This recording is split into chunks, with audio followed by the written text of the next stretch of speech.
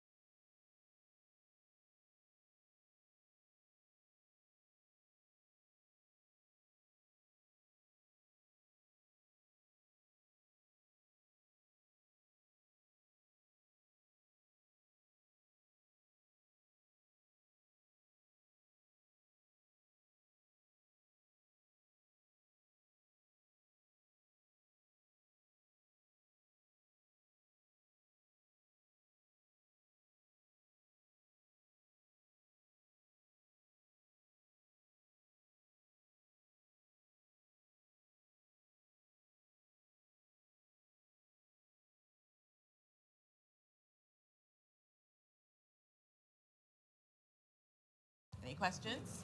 How did you become the Capital One Bank guy?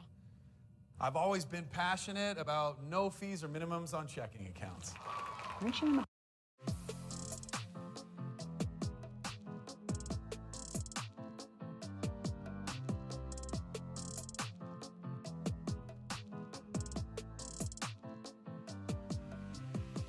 Here is a new mid-ranger from Motorola, the Edge 60 Fusion. It may not be as high tier as other Moto Edge models, but it still packs plenty of nice features. I'm Will for GSM Arena, and let's see what the Moto Edge 60 Fusion is all about in our full review.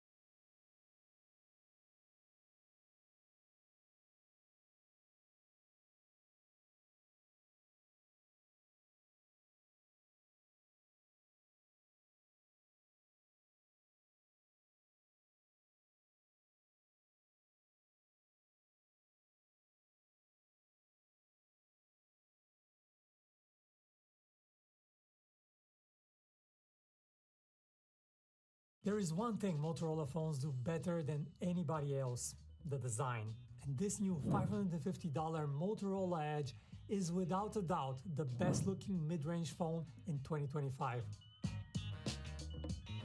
Just look at the sleek profile, the soft touch finish on the back, and just how lightweight this phone feels. But design only goes so far if you don't have the performance to back it up, so is the Motorola Edge 2025 more than just a looker, and should you buy it over the popular Android choices like the Google Pixel 9a and the OnePlus 13R? Let's start with a quick look at the specs. The dimensions show just how light and thin this phone really is. Then you have the unimpressive MediaTek chip inside and the fast charging specs. More on that later. Well, the sleek design is great, but here's the first limitation. The slightly curved screen means installing a screen protector would be a pain. Otherwise, the 6.7-inch OLED screen has nice, vibrant colors. It's plenty sharp and it's brighter than before, but not the brightest when compared to rivals. The Pixel 9a and Galaxy A56 both get much brighter outdoors, and particularly the Pixel can hit 2500 nits of max brightness outdoors. Compare this to 1400 nits on the Motorola. That's quite the difference. Well, at least the Motorola Edge is brighter than the super dim iPhone 16e, which can only hit 800 nits, which is almost impossible to see on a bright sunny day. And Apple even sells that phone at a premium. Anyway, another thing I was slightly disappointed on the Motorola was the minimum brightness. The phone is just way too bright at 3 nits, and if you're in the habit of using your phone in bed, this will be annoying. Next, the fingerprint reader. It's an optical one, so that's one other thing that might blind you at night. It's decently accurate though, but it's positioned a bit too low, so I would really prefer it to be just a bit higher for easier reach. But no other complaints besides that. One thing that is not bad though is the loudspeakers. They get quite boomy for a mid-range phone, and the quality is not bad at all on certain songs. On others, the bass is a bit lacking, but overall pretty good.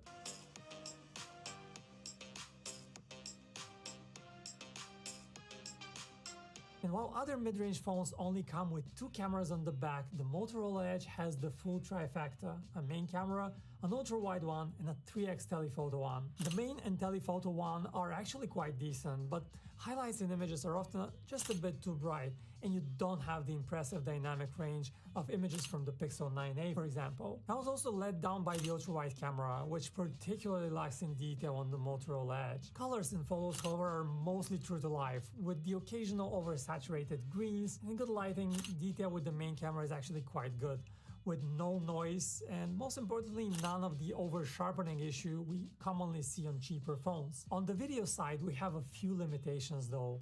First, once you hit the record button in 4K mode, you cannot switch to the ultra-wide camera. That's only available if you record in 1080p. And here's what the quality looks when compared to the Pixel 9a. Hey guys, this is a sample video taken with the Motorola Edge 2025 and the Google Pixel 9a. Here's a 4K 30fps video sample taken with the main camera of both phones. You can switch to the ultrawide on the Motorola, but you can on the Pixel 9a. Okay, I mentioned that this phone has one notable weakness, so let's talk about it. The MediaTek 7400 chip inside it is just decent, but far from perfectly smooth, and you can notice a bit of stutter here and there. It's not the end of the world, but I've seen far less stutter on the Pixel 9a or the OnePlus 13R.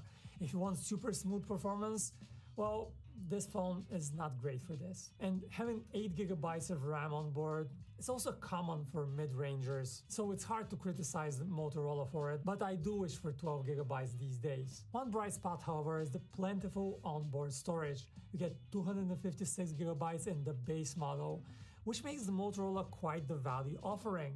You'd have to pay at least $100 more for a similar amount of storage on a Pixel or an iPhone. But keep in mind that those savings are possible because Motorola opts for the slower UFS 2.2 type of storage, while the Pixel uses the faster UFS 3.1 storage, so that also contributes to those occasional stutters on the Motorola Edge. And then battery life.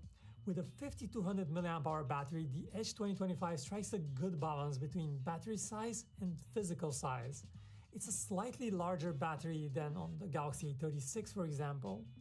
The Motorola scored above average in our testing, with a total estimated screen time of 6 hours and 45 minutes, which is a bit more than the Galaxy A36, ahead of the iPhone 16e, but not as long-lasting as the Pixel 9a, which got over 8 hours. But the Motorola Edge has one more saving grace: super fast charging times. With 68-watt charging speeds, you get 70% battery back in just 30 minutes, and we measured that a full charge only takes 53 minutes. Really impressive. Now keep in mind though that you can only achieve these speeds with Motorola's own turbo power charger, and if you just use a regular power delivery charger from the likes of Anker, you'll get much slower charging speeds. There's also support for 15-watt wireless charging, which is a nice extra. Now as for the software, it's the usual clean Android 15 skin that Motorola is known for. Yep, with all those chop chop for the LED light and twist twist to quickly start the camera, with the addition of the AI key on the left side, which launches the Perplexity-based assistant. Of course, you can always access Google's Gemini with a long press on the power button on the right, but Motorola wants you to also try Perplexity, which is interesting. Now, after using both assistants for a while, I think Gemini is a bit ahead and usually provides more detailed and helpful answers, but the difference is not that big at all. Now, I really wish I could remap this button to something more useful, and sadly, you don't have that option. You can also do a bunch of new AI stuff, like an AI annotated screenshot that takes a few long seconds to appear, or a voice notes summarized and transcribed by AI. The voice notes are my favorite AI addition here, even if that's nothing new in the overall smartphone world. I also like the little image generation tricks that Motorola has built in. You can create animated avatars out of your photos, and you might remember that Samsung has something similar, but Motorola's take actually works a lot better and gives you results that are much closer to reality. It's all a gimmick, of course, but a nicely done one. Finally, Motorola has a bad reputation with software updates, and with the 2025 Edge, it's not doing much to fix that. The official promise is for just 2 years of OS upgrades. Yikes. The Pixel 9a will have far better longevity with its promised 7 years of OS updates by Google. So let's summarize. On the Pro side, you have a gorgeous design, super fast charging, a decent camera, and a clean UI, while the cons include the short software support window, slower storage type, and occasionally choppy performance. Overall, this is not a bad phone, and it beats the Pixel 9a in design and looks, but Motorola really hasn't done much for the performance problems and the update situation. What do you think though? Is the new Motorola Edge 2025 a phone you would buy? Let me know in the comments. Choose your escape with the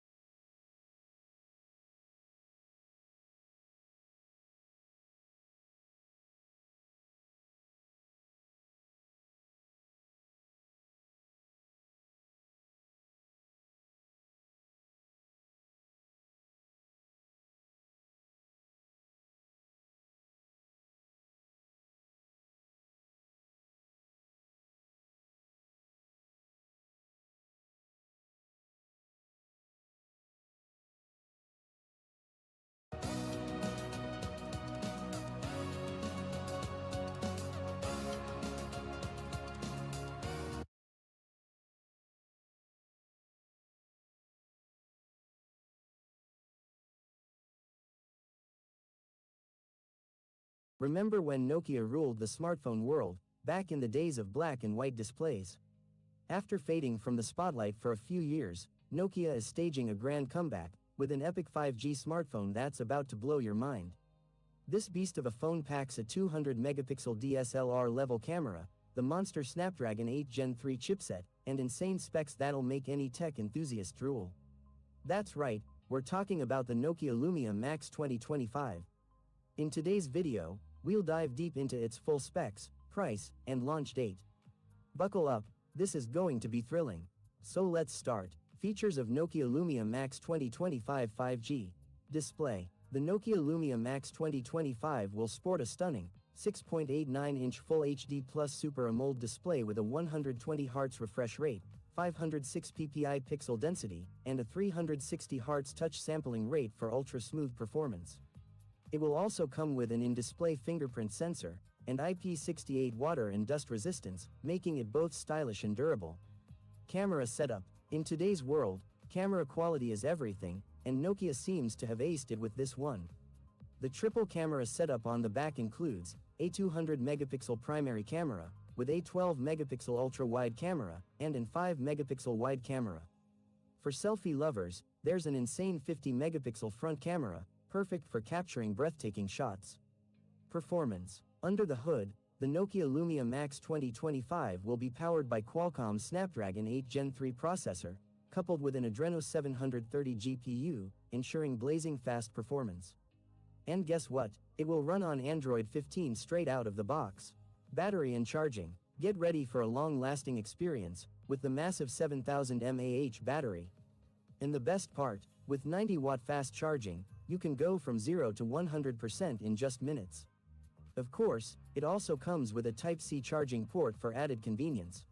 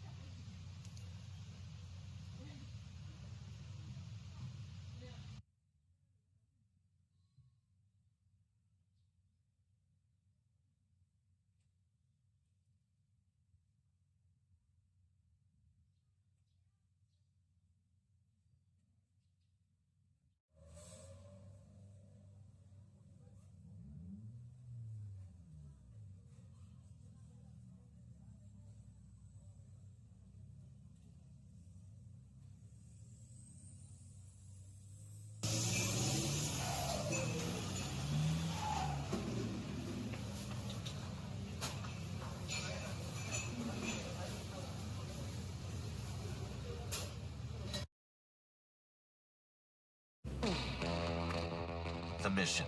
Sneak inside, give out Pepsi to enhance the food's flavor. To Will and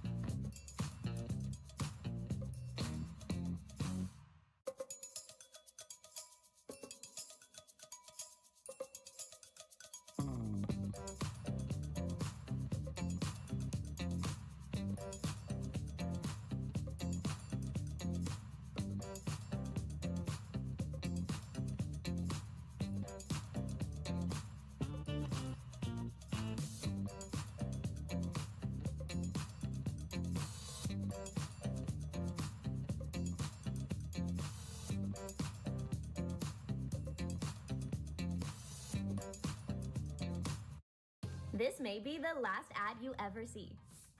Because with the free ad block extension from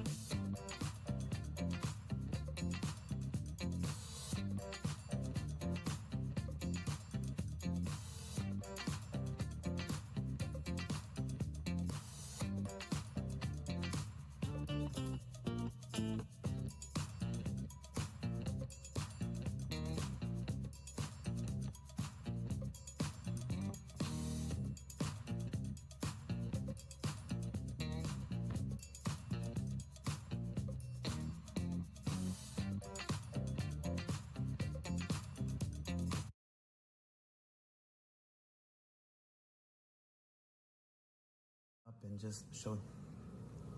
Hey, what's going on, everybody? This is Alan Anthony from Phone Tech at Work, and we've just set up the Samsung Galaxy Note 20 Ultra. Let's go into the camera settings. So let's start the video, show you what I'm talking about now.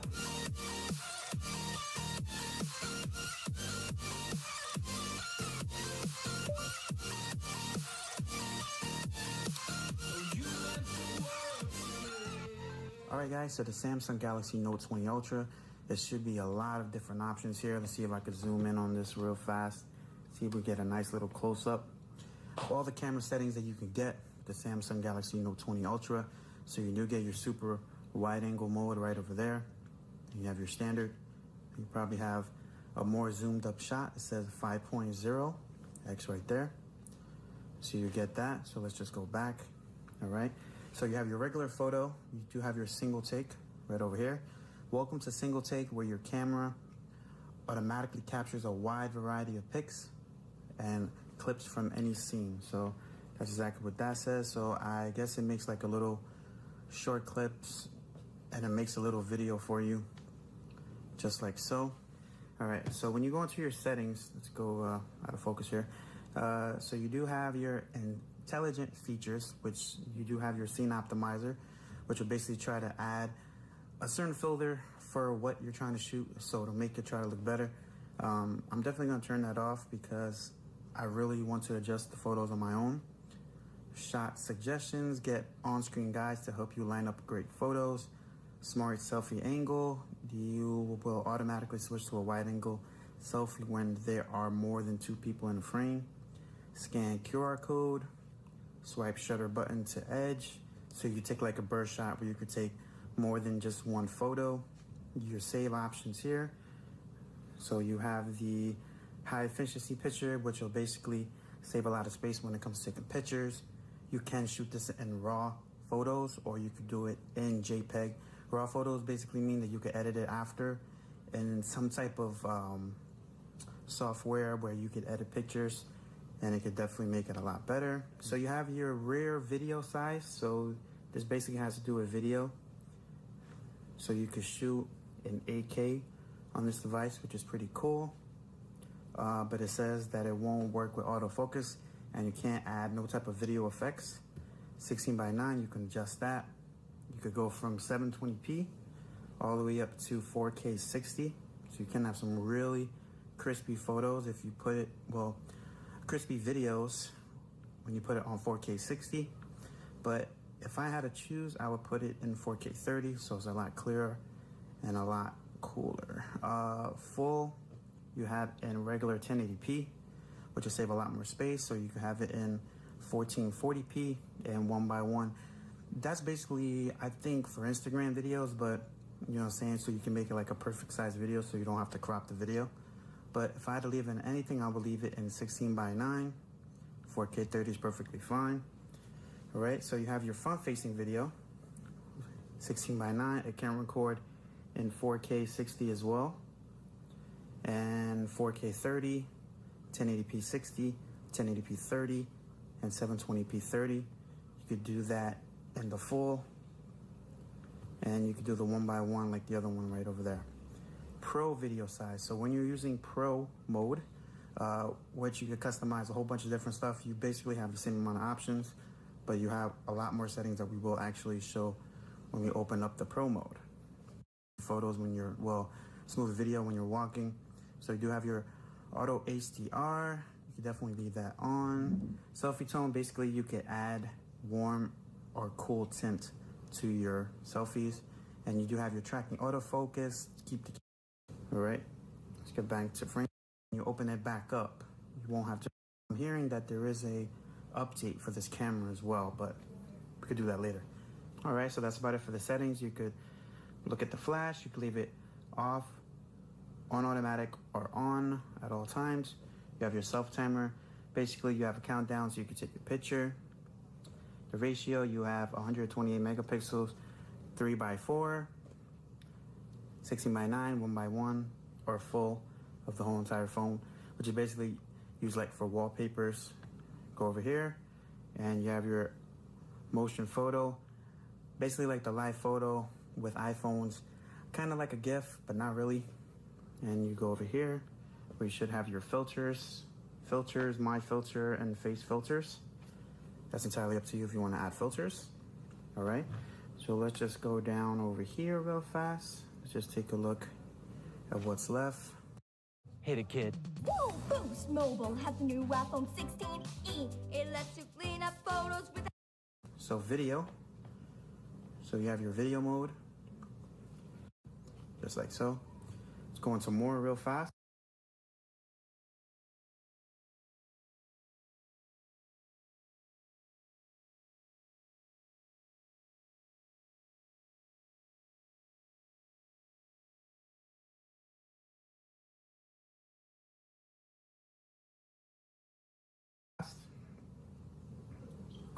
Go back up.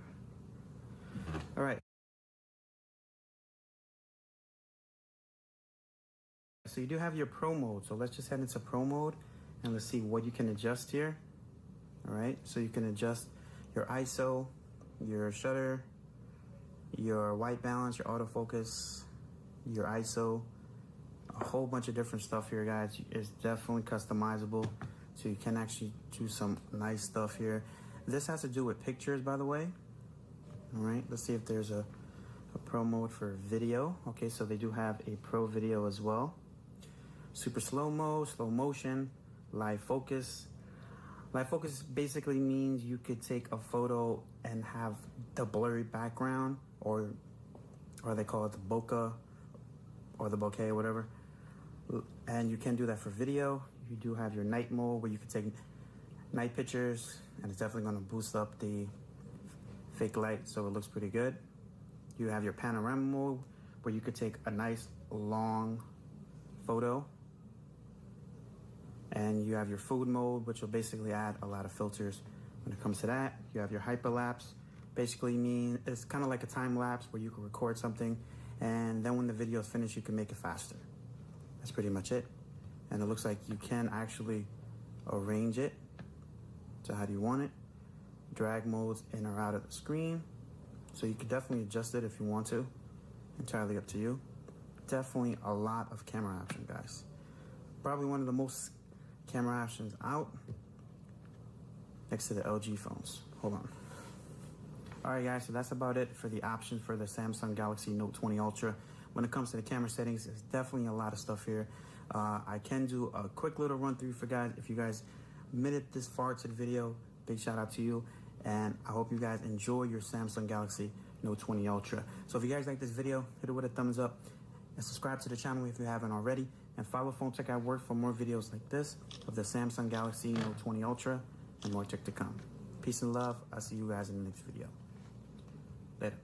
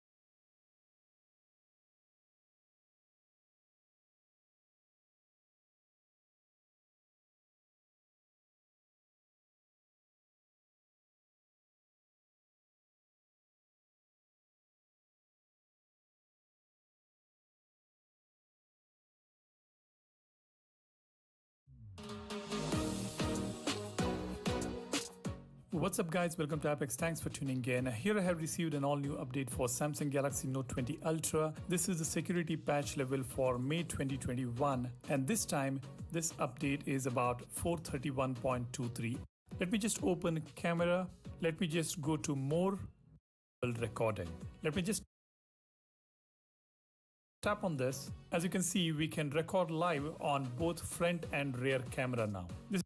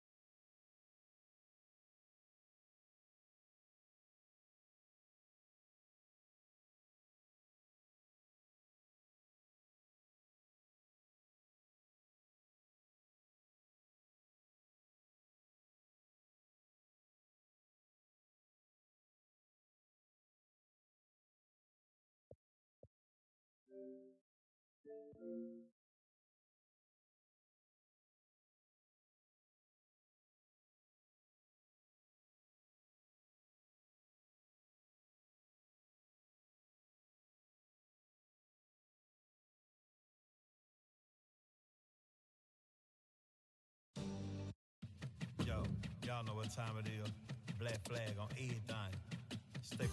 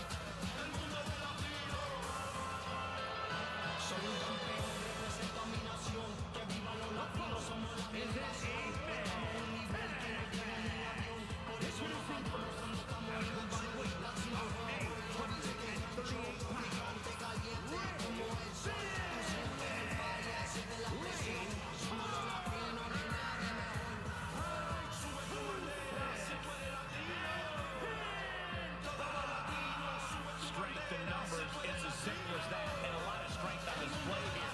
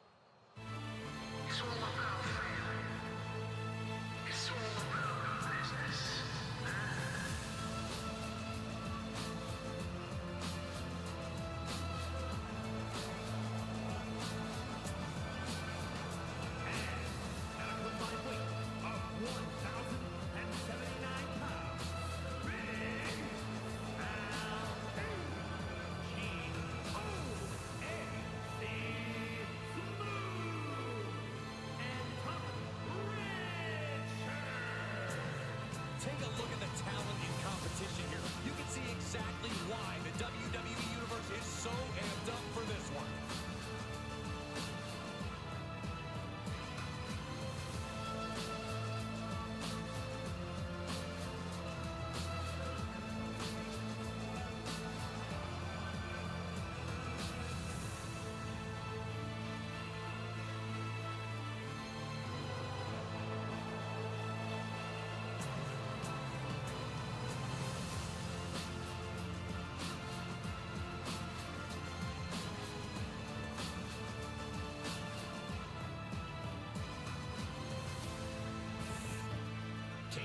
Assembled in their corners. What's going to be the key in this one? Well, teamwork makes the dream work. Mark my words, there's no room for selfishness in this environment. Watch your teammates back, and they'll watch yours. Legs caught. Lands a body shot.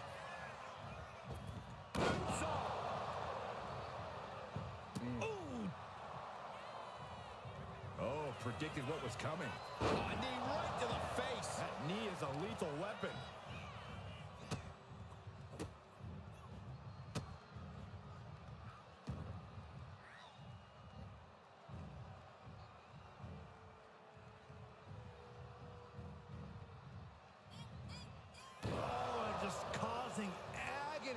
For their opponent.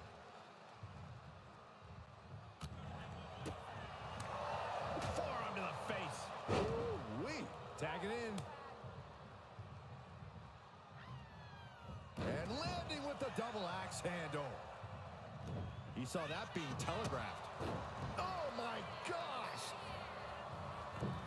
Slips away just in time.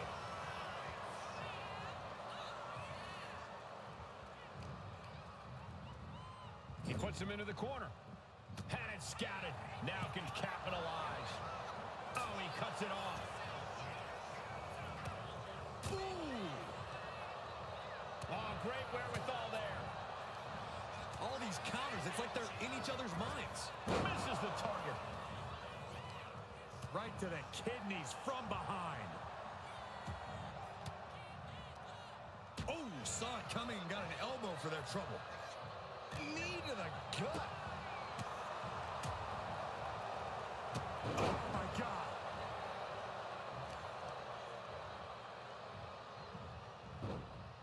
Into a monkey flip. It couldn't have felt good being shucked around like that. Oh, counters right into the breadbasket. Ooh, and he stops that offense.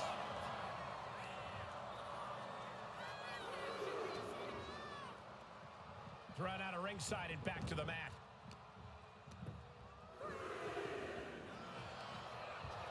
Up and... Oh, knee right to the spine. Ooh. No.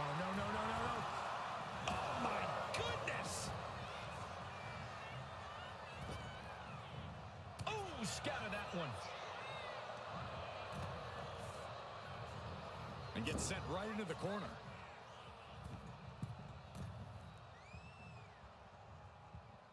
Right across the chest. His stamina is getting tested here. Bottom rope moonsault. Right into the pin.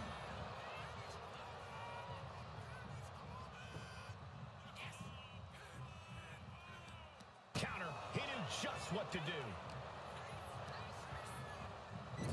He's quick to get out of the way there.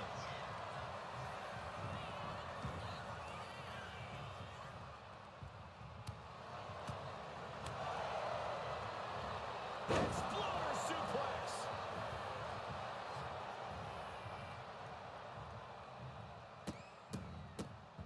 Oh my goodness. And repeated impacts like that will weaken you mentally as much as it does physically. Oh, quick way to respond with the reversal. Able to slip out of that one. Caught with a punch. Oof.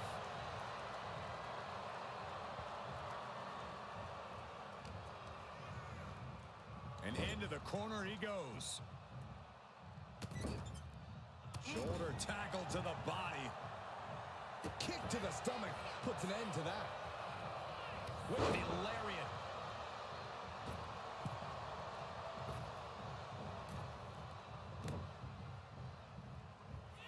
Back handspring, senton. And using the bottom rope moonsault on the mark.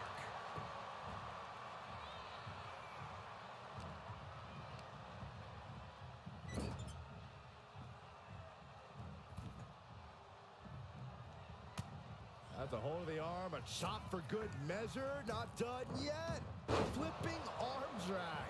It's incredible the inventiveness we are seeing on display here. He got it. Tag made. And a heck of a DDT we just witnessed.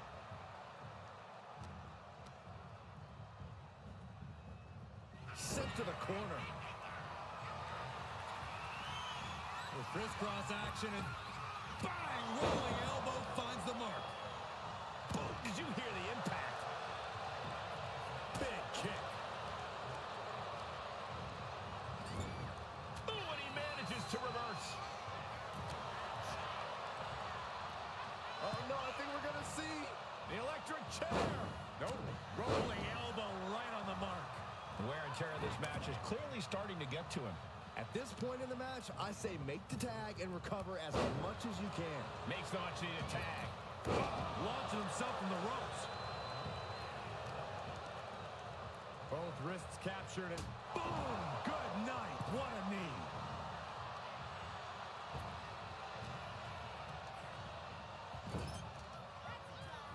There's a tag. What are we going to see here? Double team effort. Double shoulder block. Boom! Running STO plants him. Nicely done.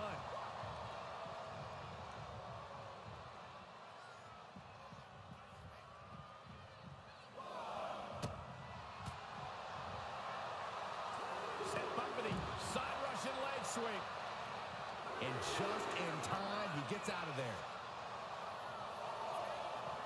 Death Valley driver. Oh!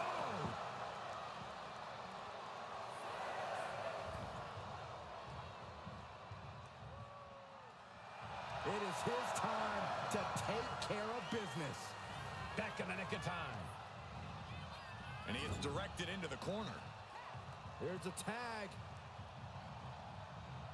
Opponent off the ropes. Double big back body drop. Stops that offense from connecting. Handspring Enziguri right on the mark. crushing the hamstring. Makes it incredibly difficult to walk. Tagged with a punch. Stop right to the gut. Arm extended, tags his teammate in.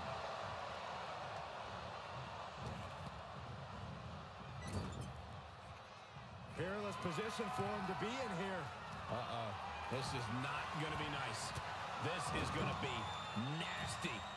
It's all about winning, no matter what it takes. And they counter.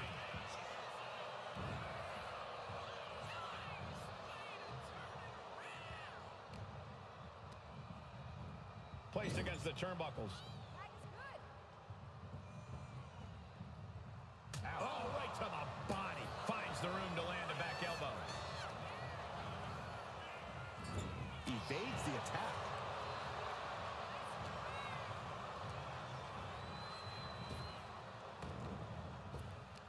Needed a midsection and a kick to the back.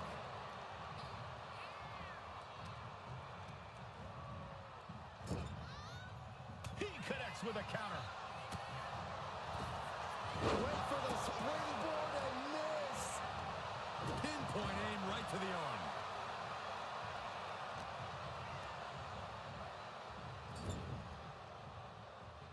Cuts the attack off.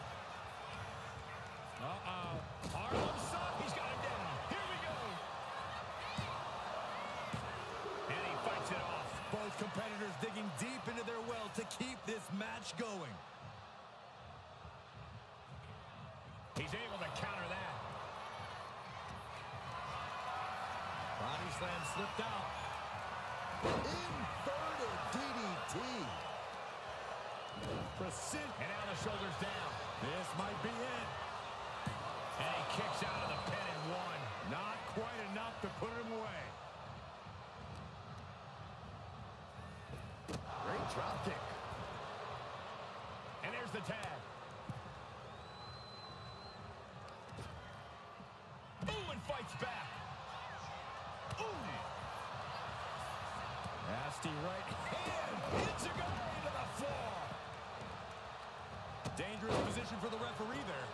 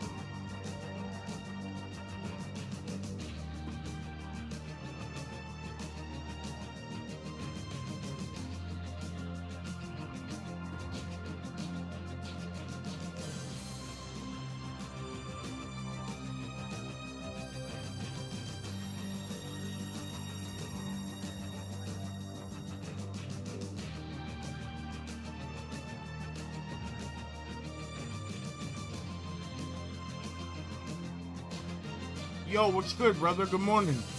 How are you?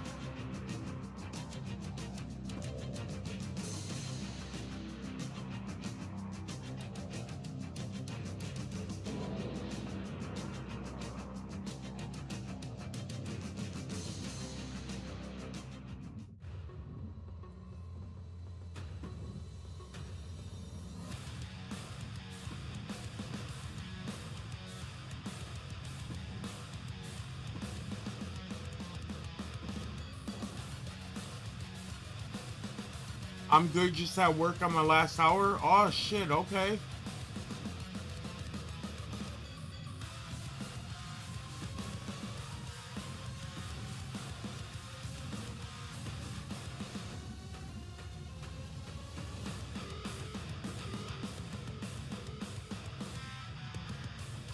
How's your day been so far, bro?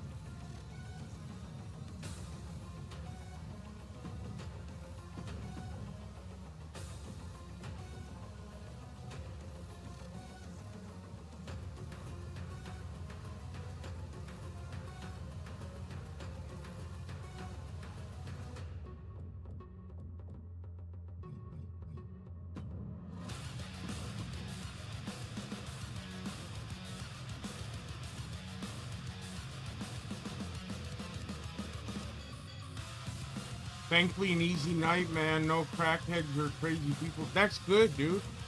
Fuck yeah. I'm glad that it's worked out for you, bro. Yeah, because that shit sucks, dude.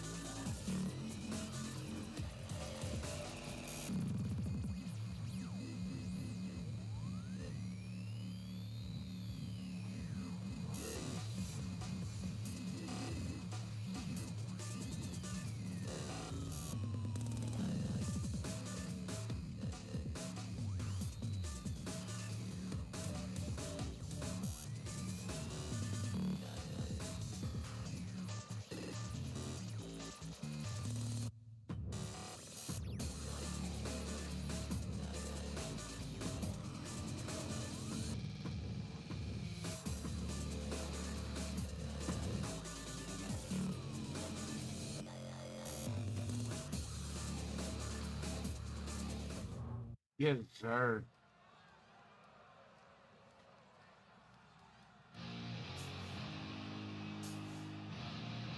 And here comes this strange individual.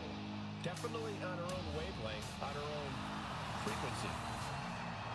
The following contest is a 2 out of 3 falls match.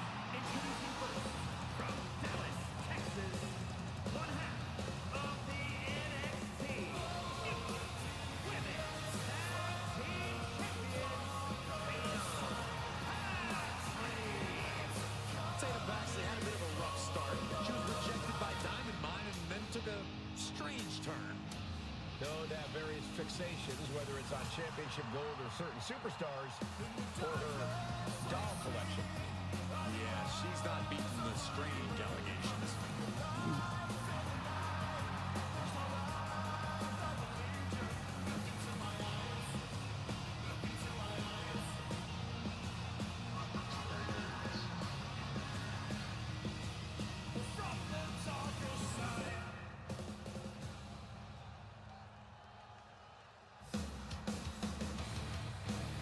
This is the woman whom many declare the best luchadora in the world.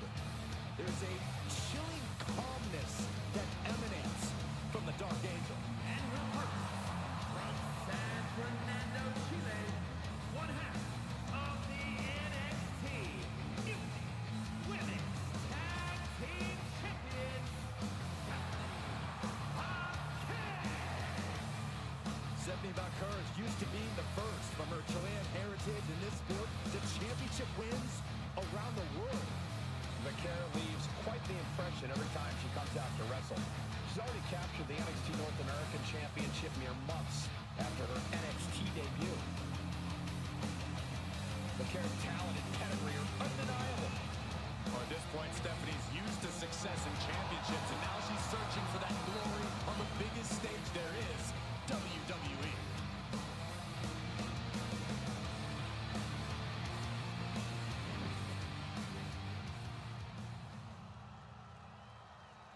It's not over until I win.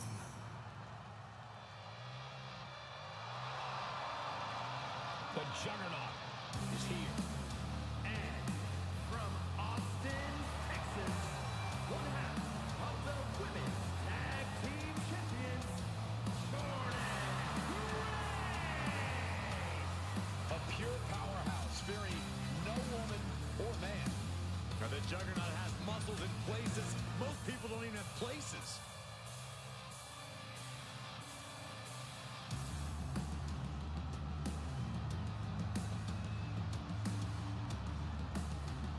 Knockout looks, always impressive and always dominant. And always with a smile on her face, especially when she's destroying someone.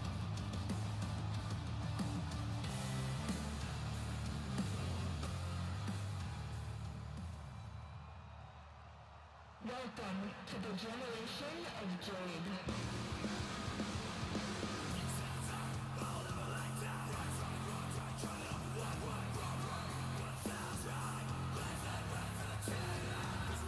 Believe the hype. Jade Cargill has arrived. A storm has arrived, and WWE will never be the same.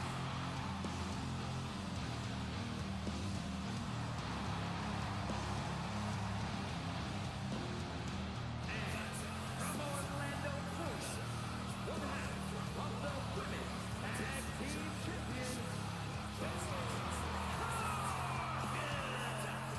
Standing at nearly 6 feet tall, Cargill comes from a college basketball background.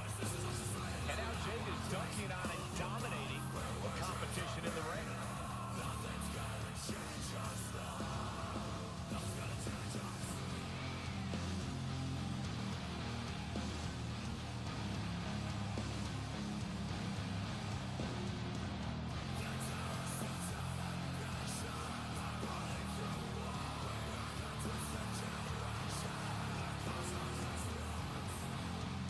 All eyes are on Jade tonight. The talk of the town, a true success, and still just getting started.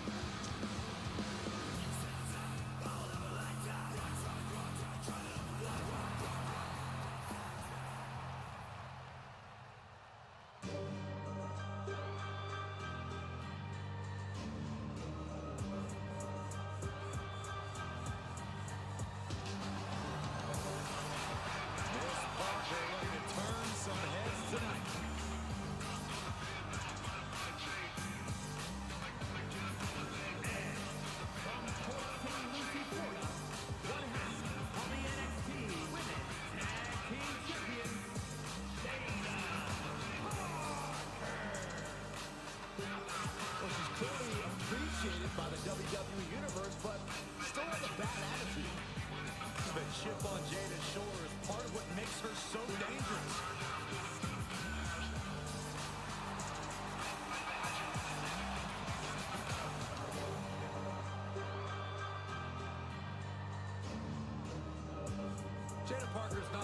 sit around and wait for opportunities. She'll snatch opportunities every single time. In her mind, it's her time.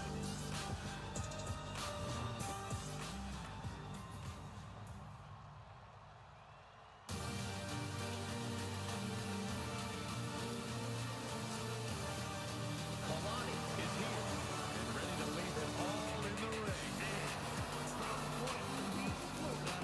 One half of the NXT Women's Tag Team Champions,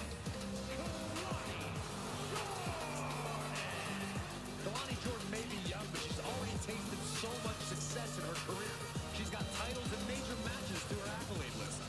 And Kalani has proven that nothing gets in her way.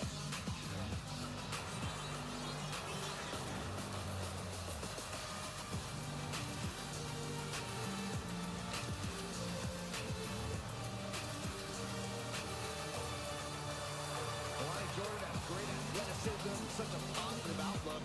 I'd say she has a very bright future here in the WWE. I agree, Byron, and unlike you, she knows when to stop smiling and start getting to work. Seriously, what is with you? It's creepy. I am so right.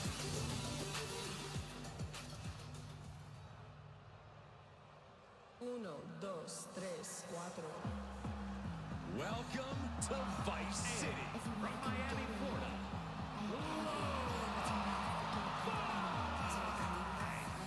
A proud Cuban with a spicy attitude. And MMA skills to match. Don't you dare make the mistake of judging Lola Vice by her size.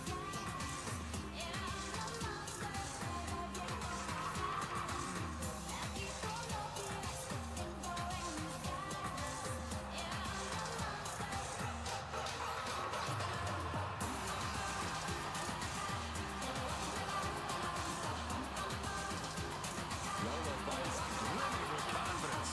She certainly has this crowd's attention.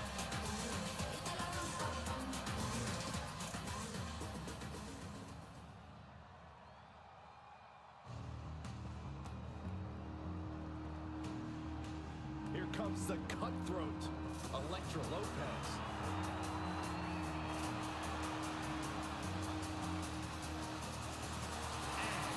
From San Juan, Puerto Rico, Elektra Lopez. Uno Lopez is willing to do whatever it takes to win, and she proved that by joining Legado del Fantasma. Lopez is not afraid to cut corners. She even prefers it. It's because Elektra does what winners do, which is why she's a winner. Elektra Lopez is not someone you want to get on the bad side. I'm going to be honest, Corey. I'm not sure Elektra has a good side. Well, she just doesn't like you. As dangerous as she is stunning. Possibly even more so. Strategy question for you, Corey. In a 2 out of 3 falls match, how does your approach change after the first fall? Well, it all depends. If you're 1-0, I think you step on the gas and try to get the decisive fall as quickly as you can afterward. If you're 0-1, you want to get the next fall, but you can't be so reckless to leave yourself open. It's confidence versus desperation, which always makes for a fun fight. Tendons and ligaments in the leg can be easily damaged by that. Oh, the knee just being torn apart now. Escapes out of that attack. Oh, man, inverted backbreaker. Ow! Tatum looking unable to get a leg up in this match. Yeah, Tatum has to plot a way to get back into this. Ooh, vicious kick to the spine. She's making her way to the top turnbuckle. From the top. Oh, drop. Oh, it's a piercing elbow. Came down like a lead balloon. Just like that. She turned it around. It's a counter for Paxley. Tag. And there's the tag. It's about time. But now to Looking for a backslide here. There it is, shoulders down. in position. She gets a quick kick out there. Anyone who thought this would be over quick has another thing coming. Uh-oh, headbutt. Nothing fancy there. If you are competing in this best of 3 falls match, would you guys be aiming for pins or submissions? I'd go for submissions. It's more discouraging for your opponent and gives you a chance to do some lasting damage. Yeah, you may be able to shake off a pin, but there's no recovery from having ligaments torn or a limb broken. A powerbomb like that will leave you with bruises and remind you of this moment for days. In a well-timed counter. Clothesline! Holy time offense there.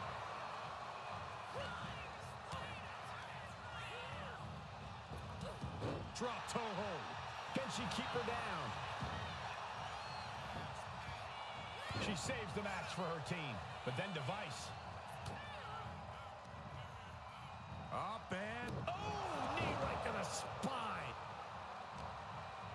Uh-oh, jawbreaker. Call the dentist. Man. And Jordan got exposed with that maneuver. Vaquer held nothing back on that attack. Oof. But here comes the fire. Super kick. Gosh.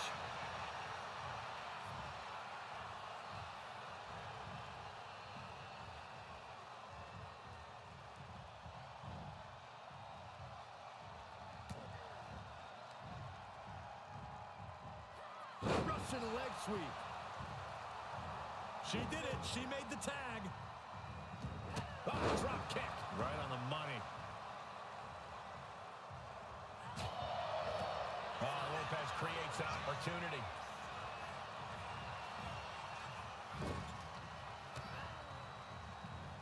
She turns it around with the reversal. What a forearm. And Stephanie has picked up the pace. Such intensity from Stephanie. Great job anticipating Stephanie. He pulls off the reversal. Quick thinking that time.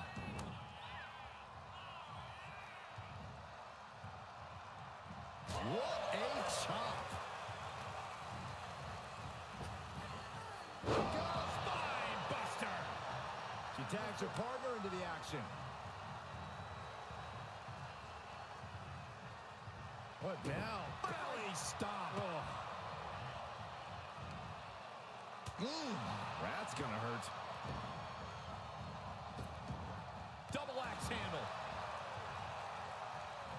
Looking to get airborne here. From the top. Diving elbow. Are you kidding me? Completely flattened, and that should do it. That has to do it. Tag.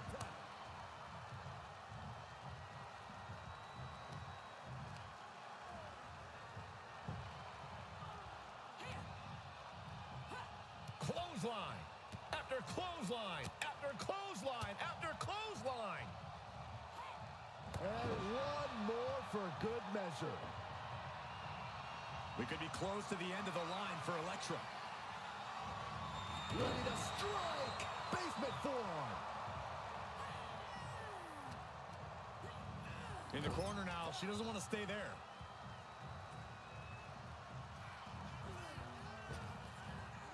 Big back body drop. And she's only taking more damage at this stage. I expect a tag soon here. Have to take the chance to get your win back deep into the match. What a shot. She gets around the attack.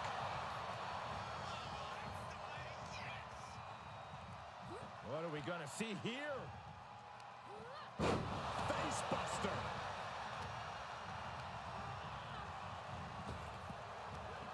Big back body drop.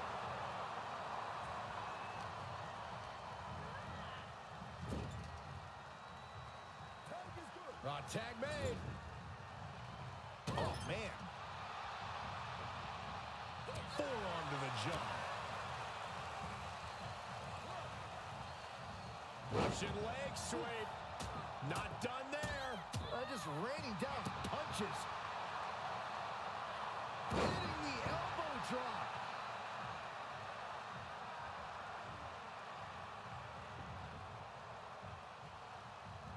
Lola turns that around.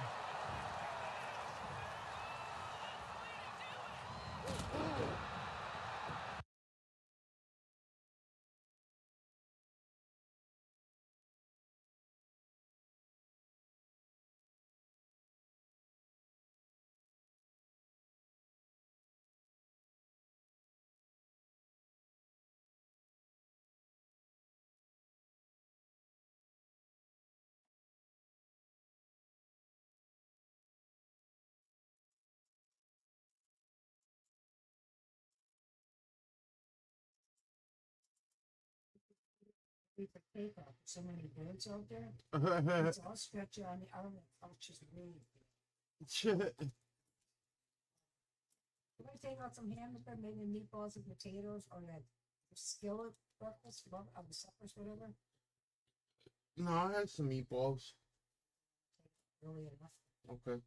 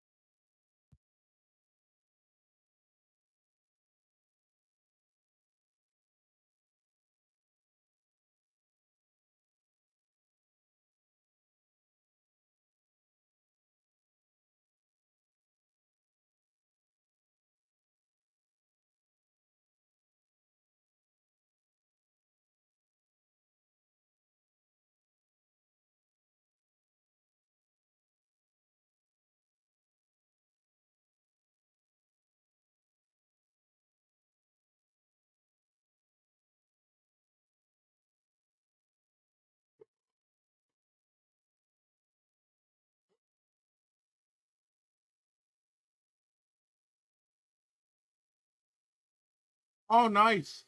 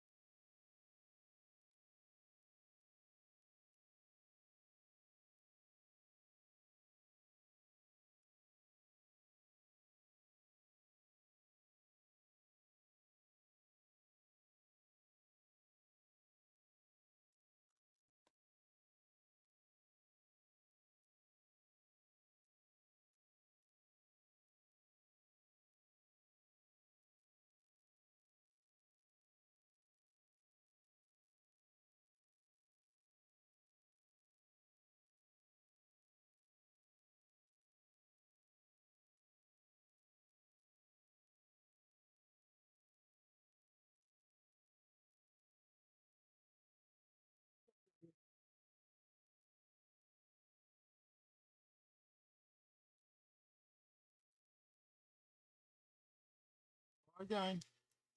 All done.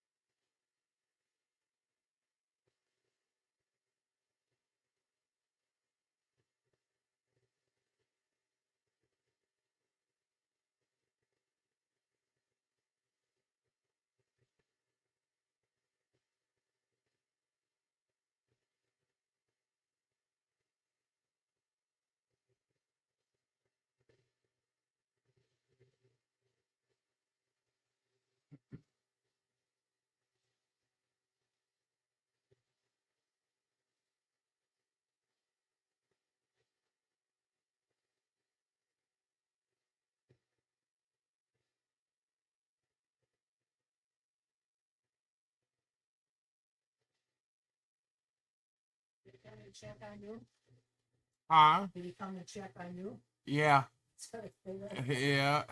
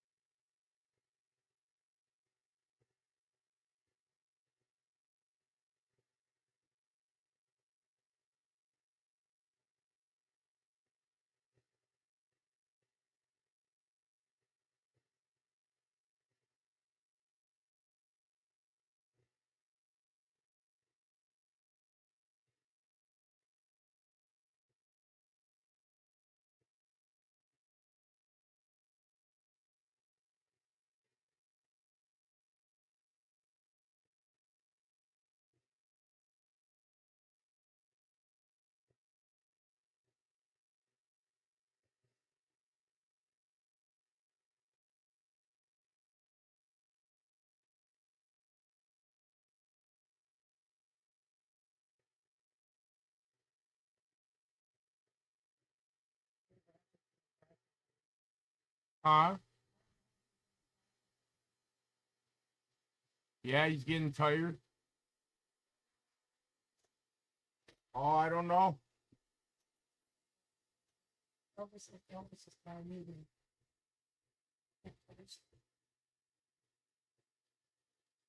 To come by you. The kids are starting to get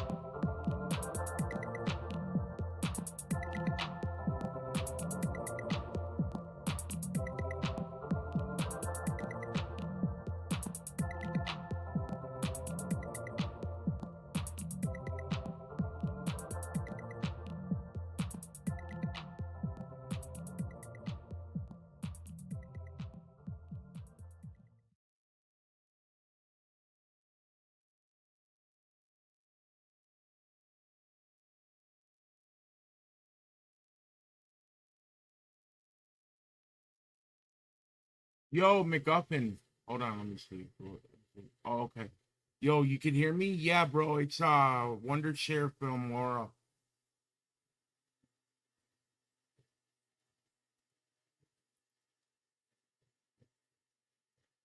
Yes, sir.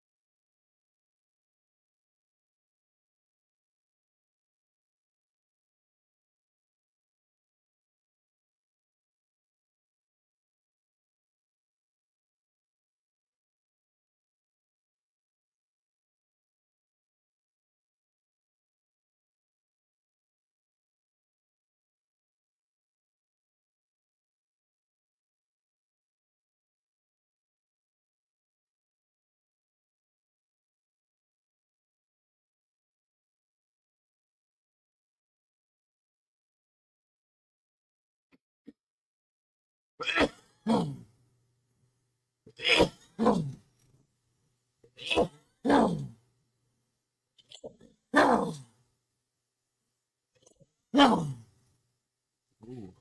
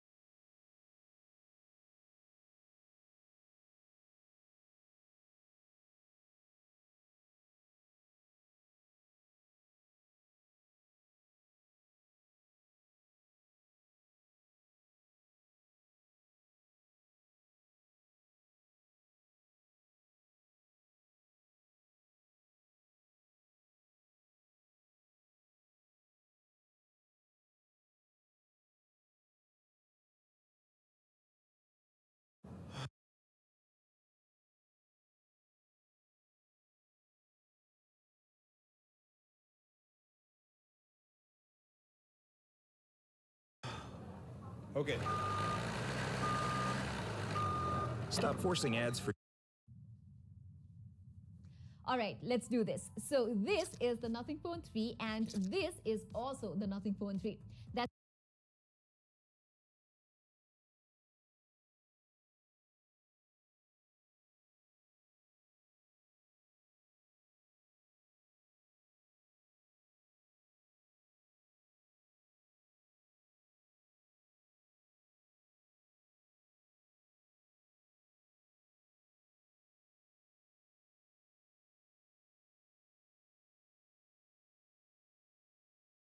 That's right. I bought two Nothing Phone 3. So if anyone from Guinness World Records is watching, please, can I get my name in your books now? Because I don't think anyone else in this world spent their money to own two of these. I'm just messing around. I didn't buy both of them. They're both review units loaned to me. And there's exactly one reason why I needed two Nothing Phone 3s in the first place. So instead of just me using the phone, gathering my experience and making a review, I wanted to do something different for Nothing's first flagship smartphone.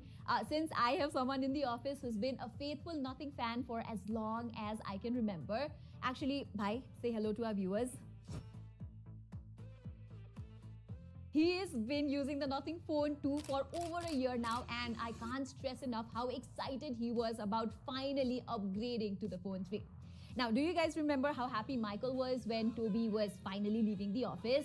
Yeah, multiply that by 10x and you might have a rough idea of how psyched he was for this guy, forwarding every little leaks and rumors to the office group chat, setting up discussions for what Nothing could be cooking, and just hyping it up like crazy to the point where his enthusiasm honestly felt a little annoying. But when the first official looking renders of the Phone 3 hit the internet, everything changed. It was like how Toby came back to the office and all Michael could do was scream, "No, God!" We even placed a bet actually on whether those leaked images were actually real. I was on the side saying those images were 100% real while he would not believe it. I think a design-first company would never design something so ugly were his exact words. Although on July 2, the very next day after the launch event, he was paying for ice cream for everyone at the office. So thanks, Nothing. Even I'm not a fan of how the Phone 3 looks, to be honest. I've had it in my pocket for almost a month now, and I thought it would grow on me after a while, but I don't think that's happening. The asymmetry of it all is throwing me off every time I look at it. I'm always a big fan of different. Different is good, but apparently there was a limit to how much different I could digest, and the Phone 3 is just too much for me. And I've got to talk about this new glyph matrix too, because the usual light show is gone, replaced by this circular monochromatic LED display called glyph matrix that's supposed to be more functional, more intuitive. I'll definitely admit that there's a lot of benefit to having a proper, rich visual interface instead of just some flashing lights. For example, this essential notifications is probably my favorite feature on the Nothing Phone 3, and it helps me stay focused by lighting up only when I get notifications from apps that are important to me. I can get super nitpicky and create my own rules for WhatsApp contacts or keywords that get to notify me, and I can also customize them with emojis or even a photo from my gallery, but they actually honestly look terrible on this tiny dot matrix display. The glyph matrix also has a few other tricks up its sleeve, including a clock, a battery level visualizer, a cool but useless viewfinder to take selfies, a couple of games like rock, paper, scissors, spin the bottle, and also a stopwatch, which might be the most stupidly designed thing I've seen recently. So the way I interact with these glyph toys, as Nothing likes to call them, is from this small capacitive button right here. The only problem with this design for a stopwatch is that I now need a stopwatch for my stopwatch because there's a whole lot of delay in starting and stopping the stopwatch. The even bigger issue I have with this glyph matrix is that it's just not as cool as the glyph lights. Now, I may be in the minority on this one, but man, it looks kind of boring compared to the full of life punk rock aesthetics of having all those light strips glow up on older Nothing phones, especially on the Phone 2. Why did you like the glyph matrix or glyph lights? Glyph light indeed. This had so much character to it, but that, see? Okay, keeping aside all my complaints for a moment, I must say this is an incredibly well-built phone with nice weight distribution and metal frames, and this is also the first Nothing phone to come with a proper IP68 rating. But for what's supposed to be a flagship phone, Nothing has sure made some bizarre compromises with the Phone 3. Like how it uses a much inferior Gorilla Glass 7i for the display instead of the newer and stronger second-gen Victus Glass, a slower USB 2.0 port instead of USB 3.2. Even the display experience here is not flagship enough.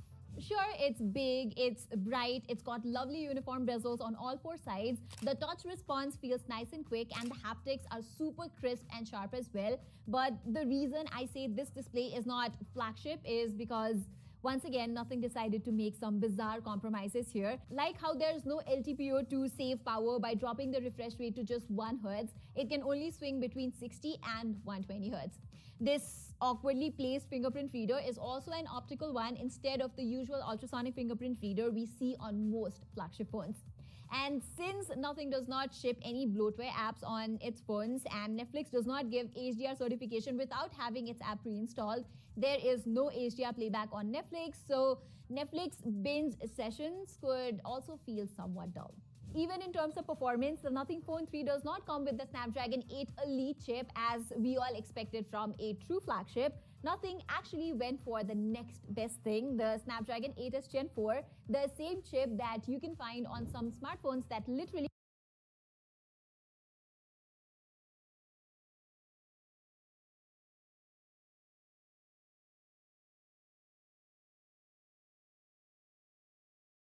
cost half as much as the Nothing Phone 3. And if you look at all sorts of benchmarks, it's obvious that Qualcomm's second best processor is a lot less underpowered than its very best in every single thing.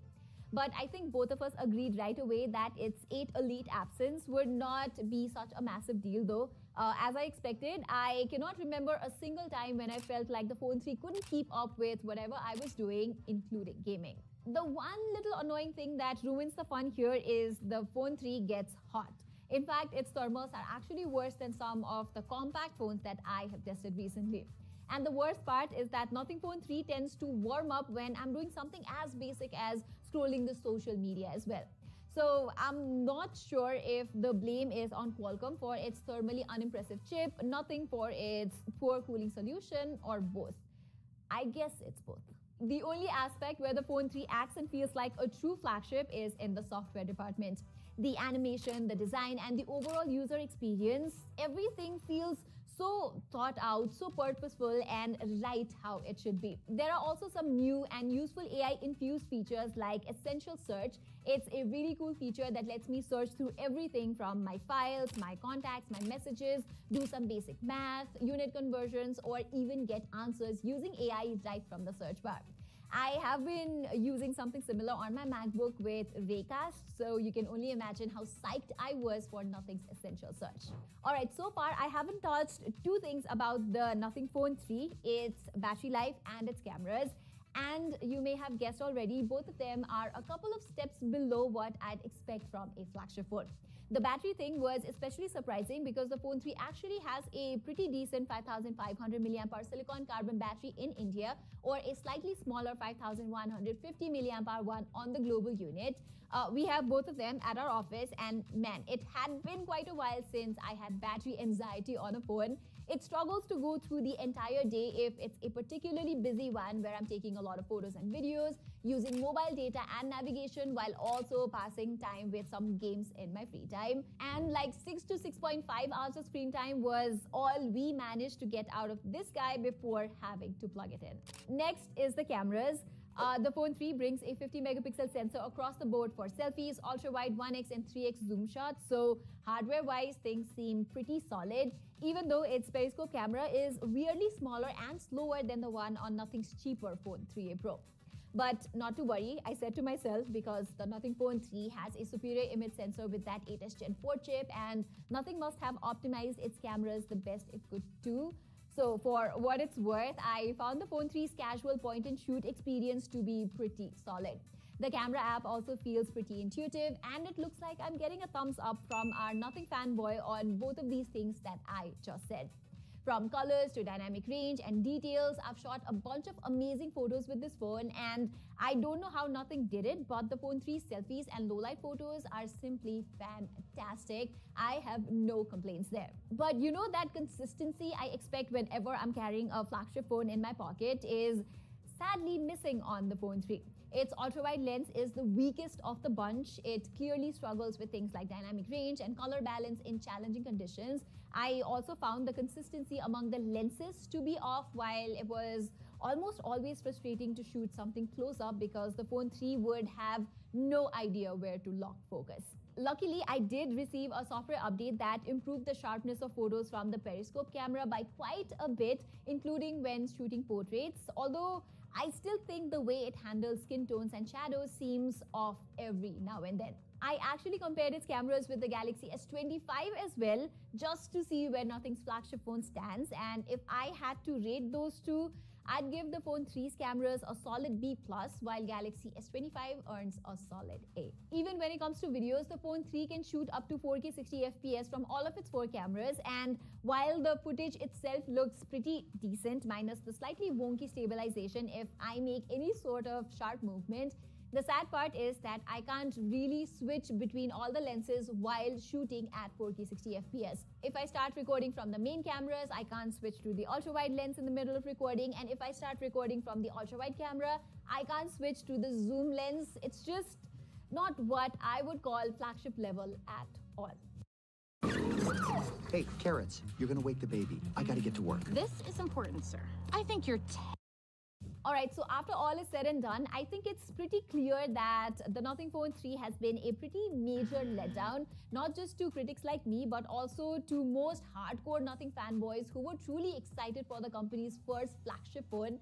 The pricing is absurd, the product itself does not live up to Nothing's flagship promises, the Phone 3 feels underplanned, underdesigned, and ultimately underwhelming.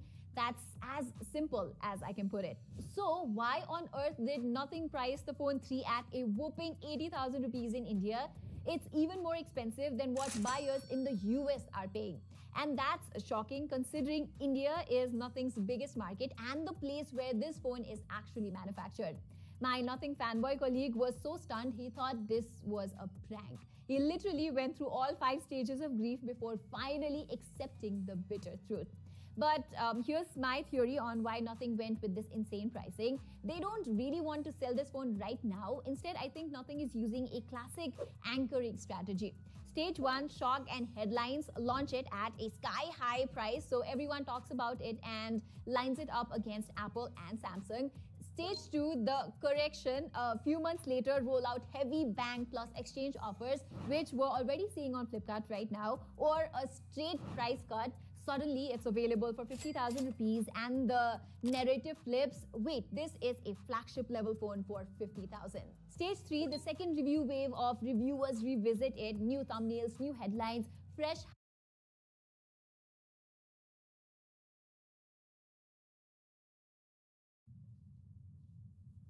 All right, let's do this. Like 6 to 6.5 hours of screen time was all we managed to get out of this guy before having to plug it in. Next is the cameras. The Phone 3 brings a 50 megapixel sensor across the board for selfies, ultra-wide 1x and 3x zoom shots. So hardware-wise, things seem pretty solid, even though its periscope camera is weirdly smaller and slower than the one on Nothing's cheaper Phone 3a Pro. But not to worry, I said to myself, because the Nothing Phone 3 has a superior image sensor with that 8S Gen 4 chip, and Nothing must have optimized its cameras the best it could do.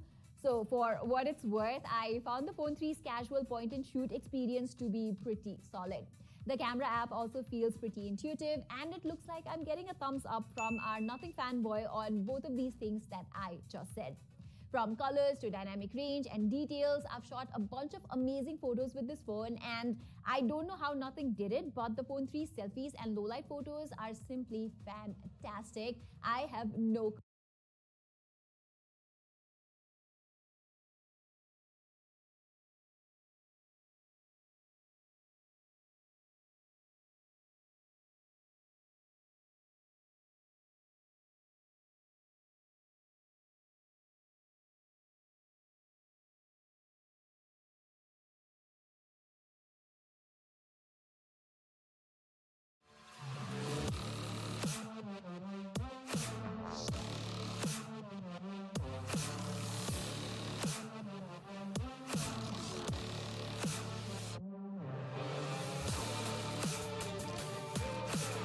Sony has a new flagship camera phone. It's the Xperia 1 Mark 7. This is the 7th generation of Sony's top phone, so what are they doing to push the boundaries this time around? I'm Will for GSM Arena, and let's find out in our Xperia 1 Mark 7 review. Oh, hold on a second. Before we jump in, I just want to take a moment to say a huge thank you. Our channel just hit 2 million subscribers. It's a massive milestone, and we're incredibly grateful for your support. Now, on to the review. Sony's Xperia flagships are well known for their advanced cameras, no-nonsense design, and dedication to doing things in a slightly different, even old-school way. This year's Mark 7 model continues that tradition and upgrades it a bit with some tweaks with the display and audio and a new chipset. And perhaps the most notable change this generation is the new ultra-wide camera, which has a large sensor and promises excellent quality. Looks-wise, the Xperia 1 Mark 7 is pretty close to the previous model. The phone is rectangular, and the back is made of Gorilla Glass Victus, which has a rough and grippy texture. The aluminum frame is slightly different from before, but still has a ribbed texture for some extra grip. The design is overall practical and comfy to hold. The ingress protection hasn't changed. The Xperia 1 Mark 7 is rated at IP65/IP68 against dust and water. And the display of the phone is again a 6.5-inch OLED with a 120Hz refresh rate and Gorilla Glass Victus 2 protection. I just MailChimp my marketing with AI to create a hyper-personalized campaign in minutes.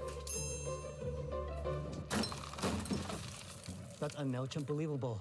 It is on MailChimp believable. In days past, the Xperia flagships had 4K displays, but in recent times they've switched to a more practical 1080p. And with this resolution, the display is still plenty sharp and looks good. There's support for 10-bit color depth here, and HDR10 video playback as well, but not Dolby Vision. The 120Hz refresh rate smooths out your movements like swiping and scrolling, and is adaptive, able to dial down when you're not interacting with it to save energy. We observed a minimum of 30 Hz here.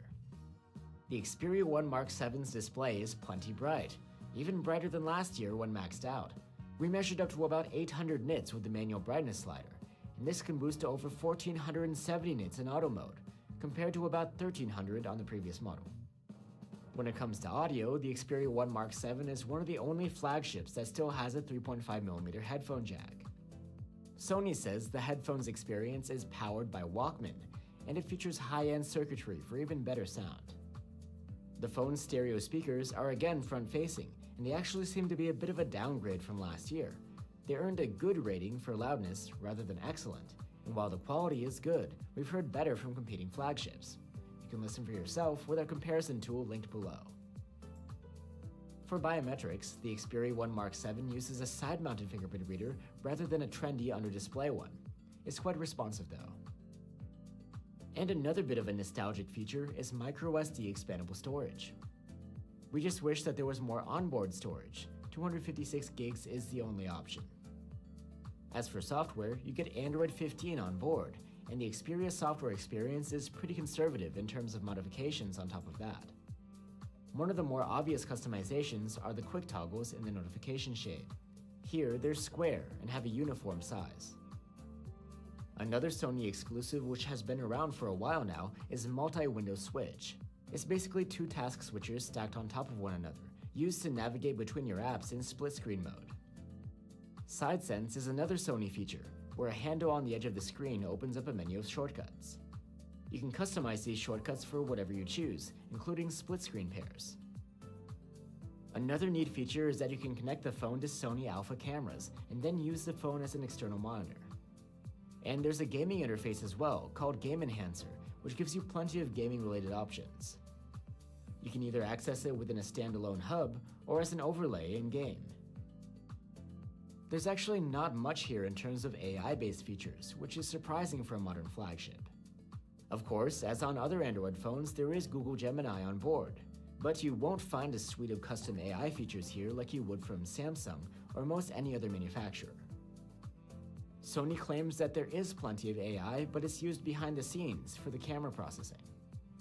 And for support, Sony promises 4 major OS releases and 6 years of security patches here. As expected for a flagship, the Xperia 1 Mark 7 is equipped with a cutting-edge chipset, in this case a Qualcomm Snapdragon 8 Elite. In benchmarks, the Mark 7 clearly outperforms its predecessor, but the scores are more on the lower end of the spectrum for Snapdragon 8 Elite equipped phones. That's not to say that this phone isn't powerful, just that some competitors are more optimized. In addition, the sustained performance here leaves more to be desired. In our prolonged stress tests, the drop in performance was pretty sharp, with the numbers dipping to about half of peak CPU performance within the first 8 minutes. The Xperia 1 Mark 7 is powered by a 5000 mAh battery, just like last year, but the previous model, with its excellent battery life, proved to be a tough act to follow. The Xperia 1 Mark 7 earned an active use score of 14 hours and 44 minutes in our tests, and don't get me wrong, that's quite good. However, last year's model was one of the best around, with a score of about 17.5 hours. Sony hasn't done anything about the charging speed here. It's still rated at just 30 watts, and the charger doesn't come in the box. With Sony's own adapter, we were able to charge the phone from 0 to 51% in half an hour, and a full charge took around an hour and a half. Pretty slow by today's standards. There is support for wireless charging and reverse wireless charging here. Finally, we have the cameras. The setup includes the same main cam and continuous zoom telephoto as before, but now there's a new, larger sensor 50 megapixel ultra-wide cam. As ever, you get a dedicated 2-step shutter button for the cameras, which is a bit larger now and with better tactile feedback. And since last year, Xperia phones have just one camera app for a more streamlined user experience. Daylight photos out of the Xperia's main camera are generally looking great. Detail is excellent overall, with nicely natural rendition of random textures and little to no noise. The look is expressive and contrasty, yet the phone maintains very good dynamic range with well-developed extremes. Photos of people are alright, but the rendition of facial detail is not our favorite. And the so-called bokeh mode can be a little too liberal with the background blur by default. The 2x zoom results from the main cam are very good in most cases. We had a bit more success outdoors, while indoor shots were a little softer, but all things considered, the 2x zoom level is more than usable. At night, the main cam continues to produce high contrast images that still manage to deliver very good dynamic range. It strikes a really nice balance between highlight preservation and shadow development. Detail is top class, with no signs of over-sharpening. White balance and color saturation are also leaving us no grounds for complaint. Now on to the telephoto cam. Like before, it has continuous zoom. It can go all the way from 3.5 times to 7.1 times zoom, and is optical all the way. At 3.5 times zoom, the camera does well overall. Detail and sharpness are okay, and there's a bit of noise, particularly indoors, but it's not too bad. Dynamic range is great, with the same contrasty look as on the main camera, and colors are easy to like as well. When shooting people at 3.5 times zoom, the results are okay. Dynamic range is nicely wide, and the exposures are tailored to your subject, and the result is perhaps a little too bright overall. Colors are nice, but the detail of the subject is a bit disappointing. Things get a little softer around the middle of the zoom range. At 5 times, the results are still good, just not exactly stellar in terms of sharpness. There is also a macro mode at 5 times zoom, which can focus from as close as 4 centimeters. There's no autofocus available in this mode, but if you're patient, it has the potential to capture some nice looking close-ups. When shooting at 7.1 times and maxing out the camera's native zoom, there's even more of a decline in sharpness, though we'd still consider the results quite good. The nighttime zoom shots from the Xperia 1 Mark 7 are alright. At 3.5 times zoom, the phone captures a good amount of detail, but the results aren't that sharp. Dynamic range and colors are pretty great though. When you zoom in further, there's a progressive decline in quality at a pixel level, though global properties remain good. Even at 7.1 times, you'll still be getting okay shots, just not ones that are too impressive. And now we have the Mark 7's new ultra-wide cam, and it's indeed quite a nice one. Its shots are super sharp and detailed, and noise is well controlled. Dynamic range is excellent, and color rendition is superb too. And at night, again the ultra-wide shots are well worthy of praise, with some outstanding detail and low noise. We're loving the colors and dynamic range too. This may be the last ad you ever see, because with the free ad block extension from Capital One Shopping, Selfies come from a 12 megapixel fixed focus front-facing cam. They have very good detail, and the colors and skin tones are quite likable. Dynamic range is excellent too. The Xperia 1 Mark 7 can record video in 4K and up to 120 FPS with the rear cameras, while the selfie cam maxes out at 4K at 60 FPS.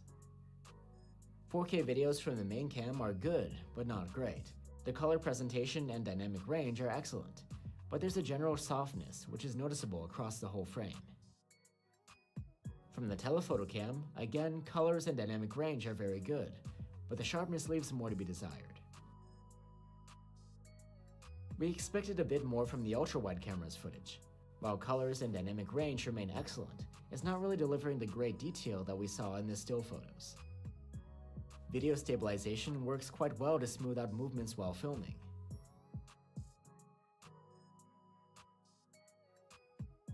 And when shooting video at night, the main camera does a reasonably good job. The telephoto cam's footage, on the other hand, is quite soft. It isn't competitive against other flagships' telephotos with their big sensors. The Xperia's ultra-wide, on the other hand, captures a bit better detail than average at night, thanks to its large sensor. So that's the Xperia 1 Mark 7. Just like last year, there's a lot of nice features, including rare ones like a headphone jack and expandable storage. The upgrades here are few though. There is a new chipset and a great new ultra-wide camera, but the battery life is actually shorter this time around, and the speakers are quieter too. And at the same time, other manufacturers are bringing plenty of innovation when it comes to AI-based features, something that's totally missing here on the Xperia. If you're a fan of Sony's approach to things and don't care about AI, then the Xperia 1 Mark 7 could be worth looking into. Just keep in mind that last year's model might be an even better deal. Thanks for watching, guys. If you're looking for alternatives, here are links to our reviews of the Xperia 1 Mark 6 and the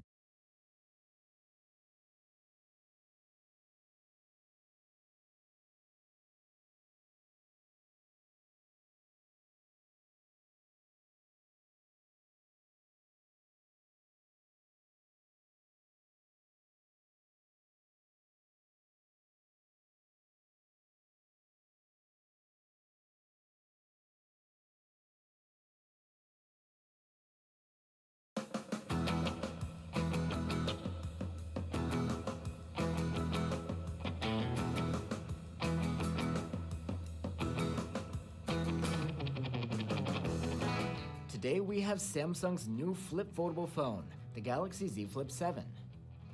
So what has Samsung accomplished this time around, and is the new model worth upgrading to?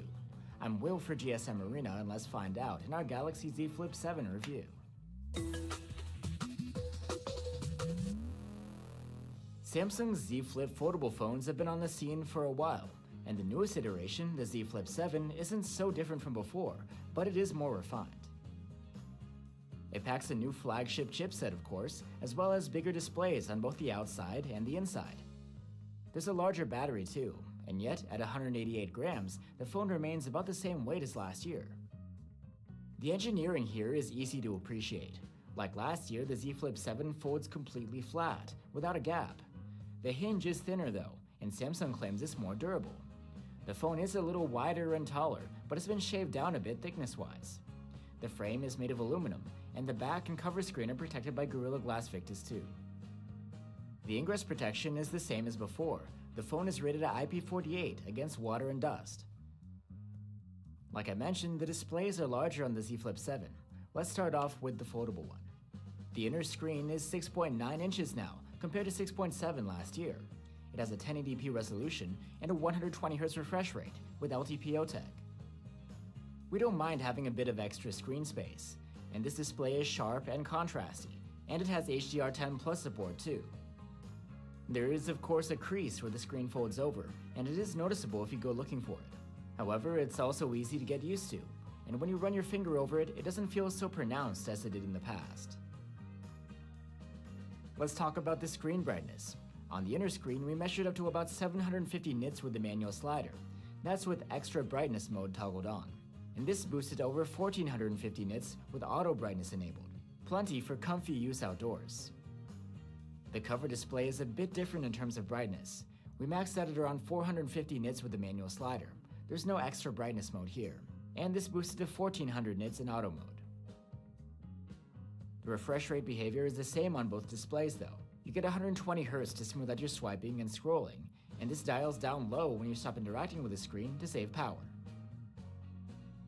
The cover screen itself is now 4.1 inches in diagonal, up from the 3.4 inches of the Z Flip 6's cover screen. The new models also has a higher resolution and a higher refresh rate. Last year's was just 60 Hz. The larger size is nice to have. The cover screen is truly edge-to-edge, with slim bezels. The screen looks good, and it's responsive. However, Samsung hasn't made any real progress in terms of the cover screen's functionality. Rather than acting like your home screen, it's a widget-based interface. You do have access to your notifications, and the Gemini AI assistant as well. What is still missing is true full-fledged app support. Only a handful of apps are supported to run natively here, including Maps, Messages, Netflix, and YouTube. You don't have a task switcher to go back and forth between these apps. If you want to use another app other than these on the cover screen, there is a separate app that you can get that can allow them to run, but apps installed this way aren't guaranteed to work properly. For audio, the Z Flip 7 has a pair of stereo speakers. They earned a good rating on our loudness charts, and the sound quality is good too. It seems fuller and deeper than last year. You can listen for yourself through our comparison tool linked below. The Z Flip 7 has a capacitive side-mounted fingerprint reader, and is fast and reliable to wake up and unlock the phone. And storage-wise, the Z Flip 7 can come with 256 or 512 gigs on board, and that's not expandable to microSD. Samsung's new foldables are the first phones to launch with Samsung's new One UI 8 out of the box. It's running on top of the new version of Android too, Android 16. As far as the layout and visuals go, the new One UI is just the same as what we've seen before. One new development is that the Z Flip 7 is the first in its lineup to support Samsung's DeX connectivity. Of course, as a flagship device, on the Z Flip 7 you can count on the full package of AI capabilities that Samsung has to offer. That includes Gemini Live, where you can use natural voice commands and the camera to communicate with the AI assistant and get context-based answers. And for support, the Z Flip 7 will be getting 7 major OS upgrades and 7 years of security patches. When it comes to the chipset, the Z Flip 7 goes in a different route than its predecessors. Rather than a Snapdragon chipset, it uses a Samsung-made Exynos 2500. This is the first time we've encountered this chipset. It's fully flagship grade, and in benchmarks, the Z Flip 7 puts up a solid performance. When it comes to graphics tests, it's able to compete with Snapdragon 8 Elite-equipped phones, but it falls behind them in CPU tests. Still, you wouldn't be strapped for raw power here. The thermal management on the Z Flip 7 isn't too impressive though, as expected from a thin, foldable form factor. In our prolonged stress tests, the phone throttled down to about half of its peak performance. As I mentioned before, the Z Flip 7 has an upgraded battery capacity. It's 4,300 mAh, compared to 4,000 last year. In our battery life testing, the Z Flip 7 earned an overall active use score of 11 hours and 52 minutes, which is better than the previous model. It's solid, but won't blow anyone away. The rated charging power here is still just 25 watts, and there's no charger in the box. With a proper adapter, we were able to charge the phone from 0 to 46% in half an hour, and a full charge took 91 minutes. Pretty far from speedy. There's also support for wireless charging here. Unlike the Z Fold 7, which got revamped cameras this year, the Z Flip 7 packs the same setup as the previous model, with a 50-megapixel main cam and 13-megapixel fixed-focus ultra-wide cam. There has been an improvement with the cover screen camera interface though. You can easily switch between things like filters, and zooming in and out can be done with a simple swipe. So let's start off with selfies then, beginning with the regular ones, taken with the 10-megapixel selfie cam embedded within the inner screen. They're a bit low on contrast and saturation, but still there's plenty of detail. Selfies taken with the main camera, using the cover screen as a viewfinder, are excellent.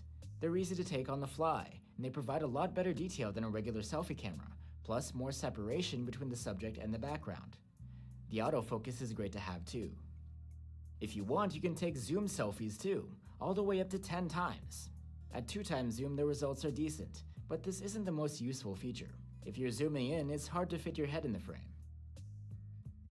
Navigating new technologies and determining what's right for your business can be a lot.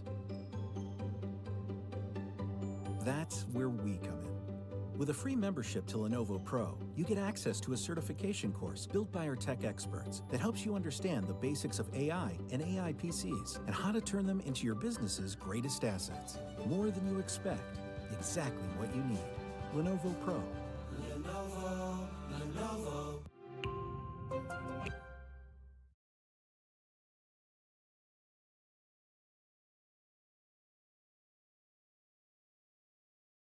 Ultra-wide selfies are quite nice to have though, for a group photo or just a different perspective. Just keep in mind the lack of autofocus here. Moving on to regular shots with the main camera. During the day, it captures pretty great photos. They have very good detail with reasonably natural rendition and well-controlled noise. Colors are generally pleasing, though a bit on the conservative side. Exposures are on point, and dynamic range is good too. People shots look great as well, with natural skin rendition and well-tuned exposure. Again though, a bit more color saturation wouldn't hurt. 2x digital zoom from the main cam will get you solid results too, though they're not as sharp as the regular photos. And people shots at 2x are worth mentioning because the phone defaults to this in portrait mode. You get a better perspective at the cost of a bit of definition. Samsung's night mode processing doesn't tend to kick in automatically in the dark. The default photos come out with very good detail, reliable white balance, and mostly good dynamic range. The photos are a bit grainy though, and shadows are dark. Night mode smooths out that grain, so images look cleaner, but it also dials up the sharpening, adding a somewhat artificial look. There's no dramatic effect on dynamic range. The ultra-wide camera does a decent job during the day. The photos come out sharp enough for this sort of camera, but since there's no autofocus, you won't get sharp results with close-up subjects, like you would on the Z Fold 7's ultra-wide. Still, the field of view is quite wide, dynamic range is good, and the colors are well matched to the main camera's output. The ultra-wide's low-light shots have good-looking colors and decent dynamic range, but there's noise and not much detail in the shadows. Night mode cleans up the noise once again and makes things look a little better. The Galaxy Z Flip 7 can record video in up to 4K resolution at 60 FPS with all of its cameras. The video quality is decent, but nothing spectacular. The main camera's clips are pretty unremarkable in terms of sharpness. The ultra-wide's clips also aren't bad. They have good dynamic range and likable colors. The electronic video stabilization on the Z Flip 7 is alright, but not quite great. Pans are smooth, but there are some faint tremors left over when walking. And in the dark, the main camera's footage is actually quite noisy. The colors and exposure are good though. So there you have it, the Galaxy Z Flip 7. We appreciate the larger displays here, and it's impressive that the phone is even thinner than last year's model, despite having a larger battery. Not much else has changed though. We wish that Samsung had made the cover screen more compatible with apps, and increased the charging speed here. Still, in the end, while this might not be worth an upgrade from the Z Flip 6, the Z Flip 7 is a refined and elegant flagship flip phone that's worth considering. Thanks for watching, guys. If you're looking for alternatives, you can check out our reviews of the Galaxy Z Flip 6 and the Moto Razr 60 Ultra. Let us know what you think, and I'll see you next time. LinkedIn Ads lets you target the right people. With the Amex Gold Card, every meal is a reward, earning you 4 times membership rewards points at restaurants and U.S. supermarkets. That's an opportunity in every bite, sip, slice, and scoop. Whether you decide to stay in or go all out. Earn rewards on everyday meals with the Amex Gold Card.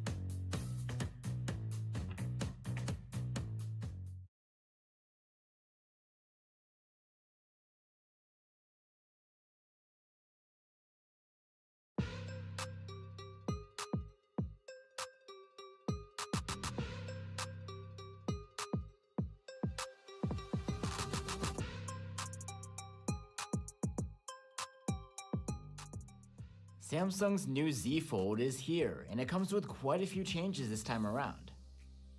So what's new, and could this be the foldable phone you've been waiting for? I'm Will for GSM Arena, and let's find out in our Galaxy Z Fold 7 review.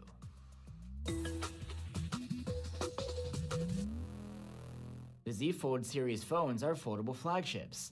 They have a large inner screen protected within a clamshell form factor, and an outer screen that you can use while the device is folded. The Z Fold 7 follows the same mold as its predecessors, but there are some nice refinements and upgrades to be found here.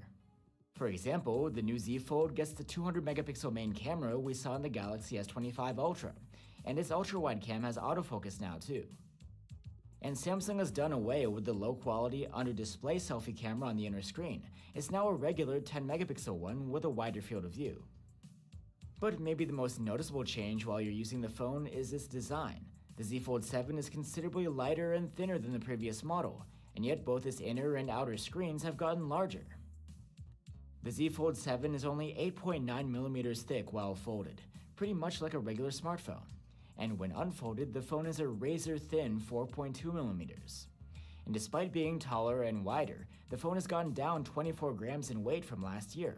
The back panel is protected by Gorilla Glass Victus 2, and the frame is made of advanced armor aluminum. The ingress protection hasn't changed since last year. You get waterproofing and dust protection. The IP rating here is IP48. Let's talk a little more about the hinge. It has a new design that's even tinier, and yet Samsung claims it's more durable.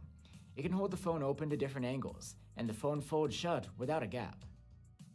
Visually, the crease where the inner screen folds over looks the same as before. It is noticeable if you look for it, but it does seem to feel a bit flatter when you run your finger over it. The inner screen itself is an 8-inch foldable OLED panel. There's a high resolution and a 120Hz refresh rate. And Samsung claims better durability thanks to thicker glass and a titanium plate layer. We do appreciate the change from 7.6 inches to 8, but unfortunately, Samsung has let go of something that we had last year, and that's S Pen stylus support. Of course, you get the black bars on the top and bottom when playing back media because of the aspect ratio. But otherwise, this display looks good. It's sharp and contrasty, and there's support for HDR10 Plus video playback too. As usual for Samsung, there's no Dolby Vision video support here. And then there's the second screen.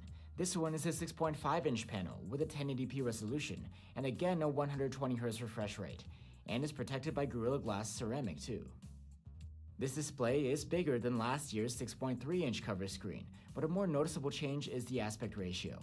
It's 21:9 now, meaning the display is wider. These are the same dimensions as a typical smartphone, as opposed to previous Z Folds, which were shaped more like a TV remote. When it comes to brightness, both displays are actually a bit dimmer than last year, but they're still plenty bright. On the inner screen, we measured to just over 700 nits maximum with the manual slider, and this boosted to about 1400 nits in auto mode. The previous model went up to 1600. And on the cover screen, it's much the same story. In manual mode, we maxed out at less than 700 nits, and with auto mode, it boosted to about 1400 nits. The refresh rate behavior of the Z Fold 7 is the same on both the inner and the outer display. The 120Hz smooths out movements on the screen while you swipe around, and thanks to LTPO tech, it's quite adaptive, able to go down as low as 1 Hz when idling to save some power. For audio, the Z Fold 7 has a pair of stereo speakers.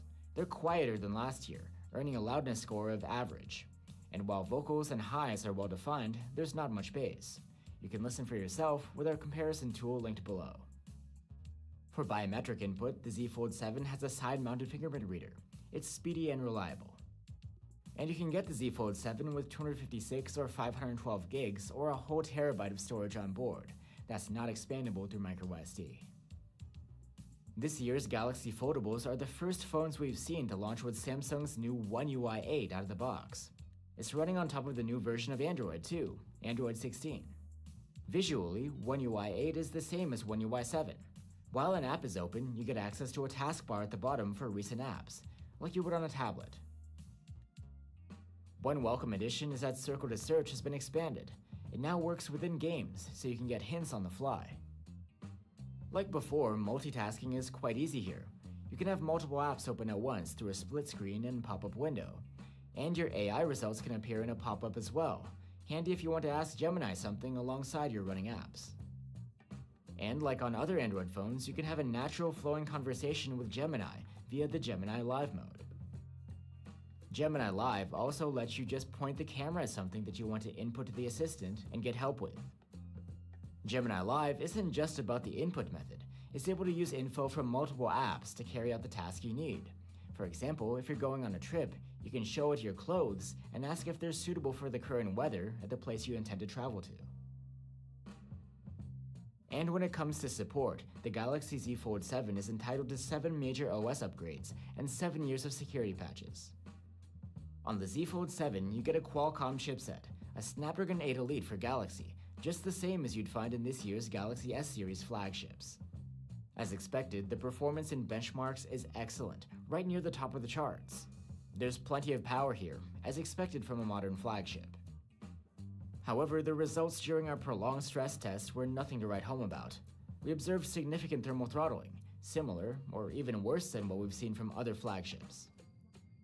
The Z Fold 7 has the same battery capacity as last year, at 4,400 mAh. The battery life is about the same too. It's okay, but not spectacular. The phone earned an active use score of 11 hours and 44 minutes when testing on the inner screen, and 12 hours and 56 minutes when using the cover screen. The Z Fold 7 has support for 25-watt wired charging, and there's no charger included in the box.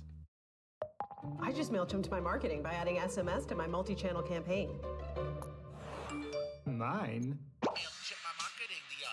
Now my ROI is through the MailChimping roof.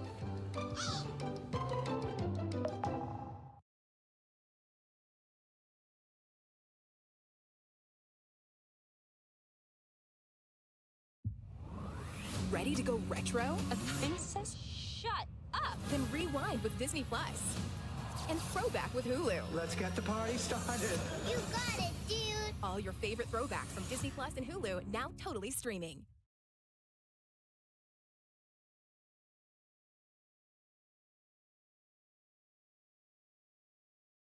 The charging speed is slightly better than last year, but is still far from fast. The phone barely replenishes half of its battery charge in 30 minutes, while a full charge takes almost an hour and a half. There's also support for wireless charging and reverse wireless charging. The Z Fold 7's main camera has gone from 50 megapixels to 200 this year, and on the back that's paired with a 3x telephoto cam and an ultra-wide with autofocus. It's no surprise that the main camera's results are basically identical to those from the S25 Ultra. It's the same hardware. We're looking at excellent stills with impressive dynamic range, plenty of detail, and excellent sharpness. Colors are more conservative than what we've seen in the past from Samsung, though they're far from muted. It's overall a well-appreciated camera upgrade, bringing Samsung's Fold in line quality-wise with the standard flagship. And here are some shots and portraits of people. They come out great. As expected, the 2x digital zoom is pretty good for the most part. We see minimal loss of sharpness and detail in closer subjects, but some foliage and fine detail in the distance gets lost. When shooting in low light, the Z Fold 7 will rarely use its night mode processing automatically. The default results are lacking in fine detail and look straight up soft. There's also a tendency for a cold white balance, which turns some light sources greenish. Contrast also needs adjusting. If you manually toggle on the night mode, it fixes the contrast, adds some much needed sharpness, and produces better colors overall. The white balance is also better, and colors look much closer to the real ones. And the noise is also seeing some improvement. Moving on to the 3x telephoto cam. In good lighting, it delivers a strong performance, resolving fine details equally well in close and distant objects. However, when the light is less than ideal, the quality deteriorates. We've seen better 3x telephoto solutions from competing foldables, mainly because the Z Fold 7's telephoto sensor is quite small. This limitation is more apparent at night. The default stills are extremely noisy, lack fine detail, and are way too soft. Toggling on the night mode fixes most of the issues though. It clears up the noise, boosts sharpness, and brightens up the scene. But even with the night mode on, we find the stills a bit on the soft side. Even though the ultra-wide camera doesn't sound impressive on paper, it produces solid photos. Its field of view is extra wide, and it still maintains good sharpness. The dynamic range might not be as wide as on the main camera, but this is one of the better ultra-wide solutions out there. And thanks to its autofocus, you can take macro close-ups with it. The results are sharp and have plenty of fine detail. The Z Fold 7 is much more willing to use its automatic night mode with the ultra-wide cam. The results aren't half bad. Images are generally clean, with wide dynamic range, and the sharpness is good for this kind of camera. One of the benefits of having a foldable device is that you have multiple options for selfies. You can shoot using the inner screen selfie cam, the cover screen selfie cam, and even the rear cameras, using the cover screen as a viewfinder. The new selfie camera on the inner screen does a good job. It's miles ahead of last year's under display camera, and we actually like the results better than the selfie cam within the cover display. Although the cover screen selfie cam has the same sensor, it has a narrower field of view, and the colors aren't as likable as they are on the inner camera. They're a bit more pale and bland for some reason. And of course, the best quality comes from using the main camera to take selfies with. You get more accurate looking colors, better detail, and some natural blur in the background behind the subject. The Z Fold 7 supports video recording at up to 8K resolution at 30 FPS with the main camera, while the rest of the cameras cap out at 4K at 60 FPS. The main camera produces excellent looking footage. It's clean, with wide dynamic range, and an impressive amount of detail. Colors are punchy, much livelier than on the stills, and contrast is just right. The telephoto camera does a solid job. Its clips have a good level of detail, and they match the overall processing of the main camera, for the most part. Although the ultra-wide camera can't record videos of the same quality as the main camera, the footage is still very good for an ultra-wide, with wide dynamic range. Still, there's a bit more to be desired in terms of sharpness, especially around the edges. The Z Fold 7 does a good job when it comes to video stabilization. Our footage was nicely smoothed out. And the low light footage from the main camera is decent. It's rather sharp, with plenty of detail in the shadows. There is some noise though. So that was the Galaxy Z Fold 7. We appreciate its thinner and lighter design, the wider cover display, and the new selfie cam and main camera. These are all pretty noticeable upgrades over last year's model. However, there have been some trade-offs as well. The speakers aren't as loud, and there's no S Pen stylus support. Still, if you're looking for a thin flagship foldable with cutting-edge software features, it's easy to recommend the Z Fold 7. Thanks for watching, guys. If you're looking for alternatives, you can check out the Google Pixel 9 Pro Fold and the Honor Magic V5. Let us know what you think, and I'll see you on the next one.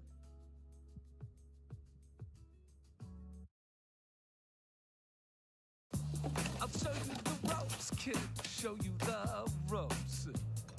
There it is. I'll show you the ropes. All the parts you need, guaranteed to fit every time. eBay, things people love.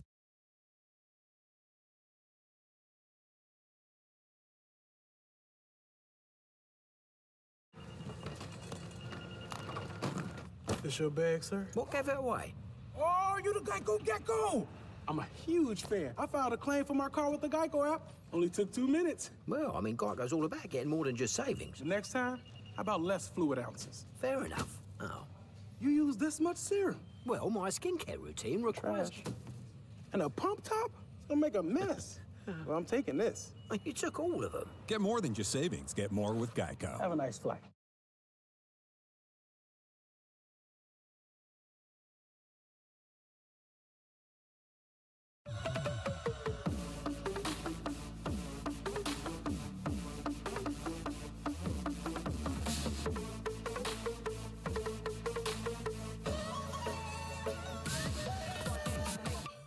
Vivo has come out with a new compact flagship, the Vivo X200 FE. So how good is this phone, and could it be a solid competitor for the likes of Samsung and Google? I'm Will for GSM Arena, and let's find out in our Vivo X200 FE review.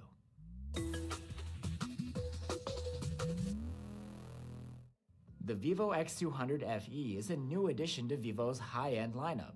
The name makes you recall Samsung's trimmed-down Galaxy FE, or Fan Edition, but this phone doesn't pull any punches.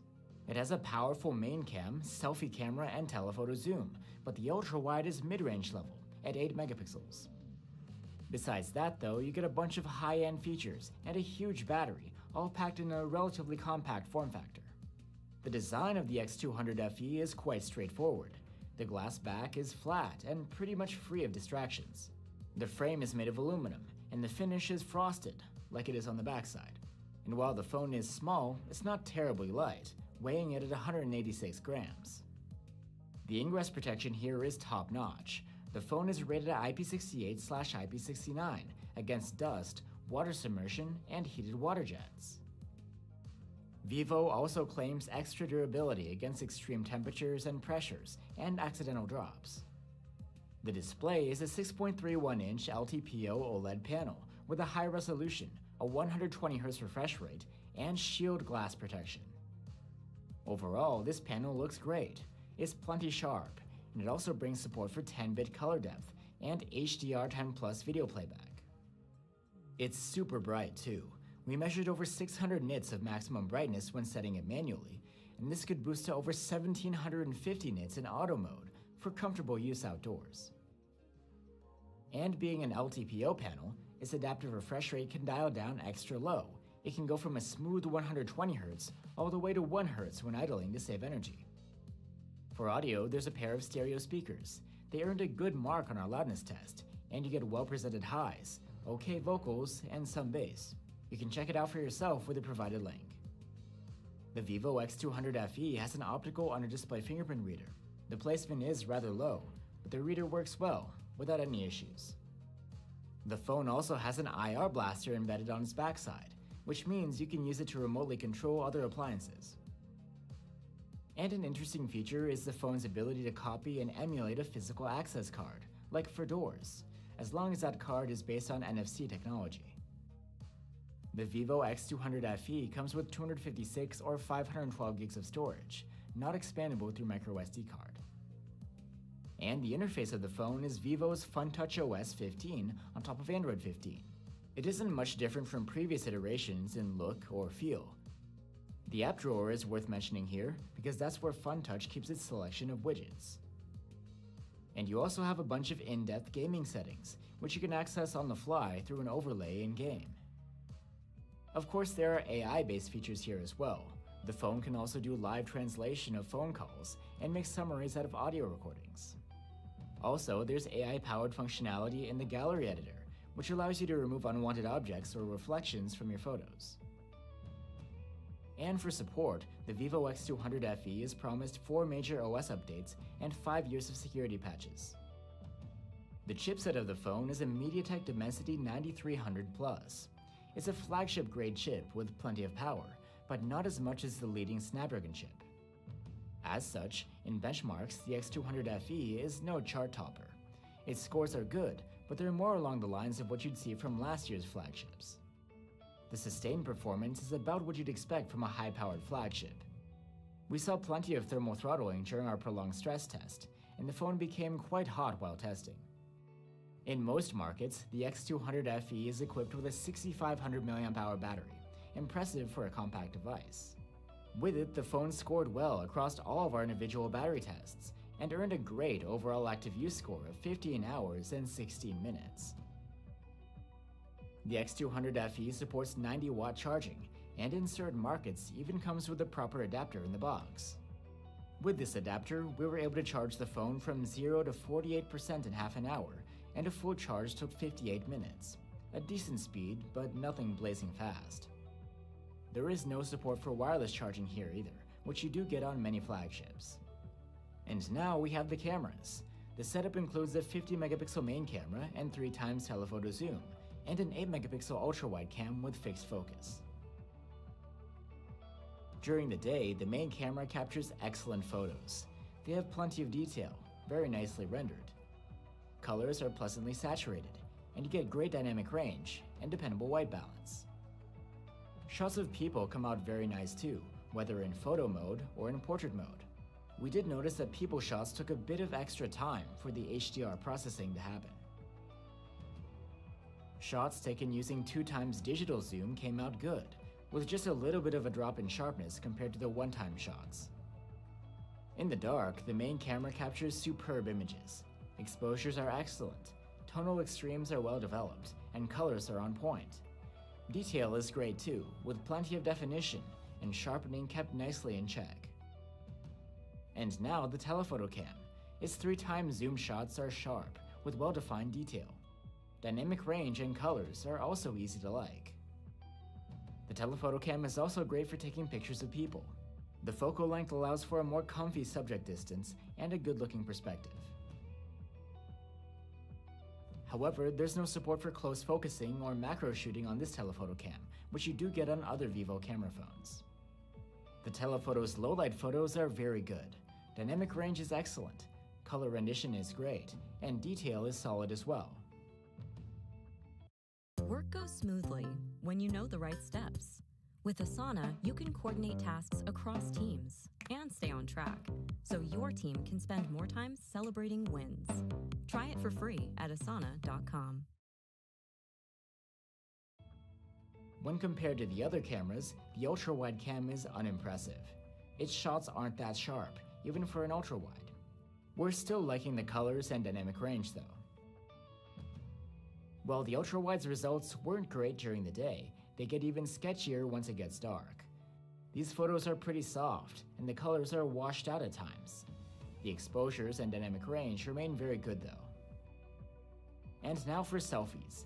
These are excellent, with lots of detail and a wide field of view. And the autofocus means your photos come out consistently sharp. Colors are a little muted for our liking though. The X200 FE can record videos in up to 4K at 60 FPS with the main, telephoto, and selfie cameras. The ultra-wide is capped at 1080p. The video quality overall isn't exactly class-leading. Clips from the main cam have good dynamic range and colors, but the detail rendition is quite heavy on sharpening. The results are very similar from the telephoto cam, with the extra sharpening lending an artificial look. And the ultra-wide cam's lower-res 1080p videos are just okay. There's always-on electronic video stabilization in all resolutions and frame rates. It does a great job of smoothing things out. And in the dark, the main camera does a decent job when capturing video. So that's the Vivo X200 FE. You get a durable build, a big battery, and excellent selfies. And with the phone's compact size, it fits easily into your pocket. It's not perfect in flagship terms. The ultra-wide camera is pretty basic, and there's no wireless charging. And while the chipset is powerful, it's not chart-topping. Besides that though, the Vivo X200 FE is quite solid, and if you're looking for a compact size, high-end phone, it's worth considering. Thanks for watching, guys. If you're looking for alternatives, you can check out our reviews of the Xiaomi 15 and the Samsung Galaxy S25. Let us know what you think, and I'll see you on the next one.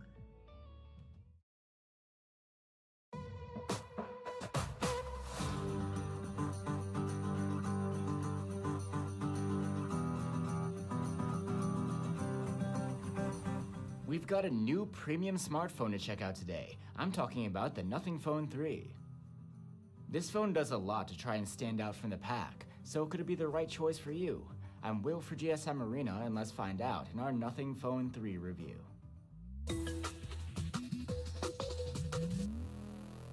It's been a couple of years since Nothing's last headliner, and they're pushing things into a more premium territory with the Nothing Phone 3. This means a higher price as well. The Nothing Phone 3 is positioned as the flagship of the Nothing lineup, with a price of around $800 for the base storage tier. So what are you getting for the higher price? There have been plenty of changes, including a new chipset and display, a telephoto zoom, a larger battery, and better ingress protection. Another change is that Nothing has switched from having LED lights on the backside, something they called glyph lighting, to having a little monochrome LED display called the glyph matrix. Besides the LED screen, the spread-out camera placement adds another element to the busy backside of the Nothing Phone 3. The back is protected by Gorilla Glass Victus, and it meets the aluminum frame at a sharp edge. Nothing is known for these sort of see-through designs, and they've made things even more complex this time around by adding vertical lines and more doodads into the mix. With Verizon Home Device Protect, when coffee meets keyboard, we cover it. When an alley-oop becomes an alley-oops, we cover it. Pet tech? Yeah, we got you. And when an install is beyond your skills, get professional installation on us. Plus 24/7 tech support and hassle-free repairs or replacements. Get the protection plan that covers all your eligible home tech for just $25 a month. Verizon Home Device Protect.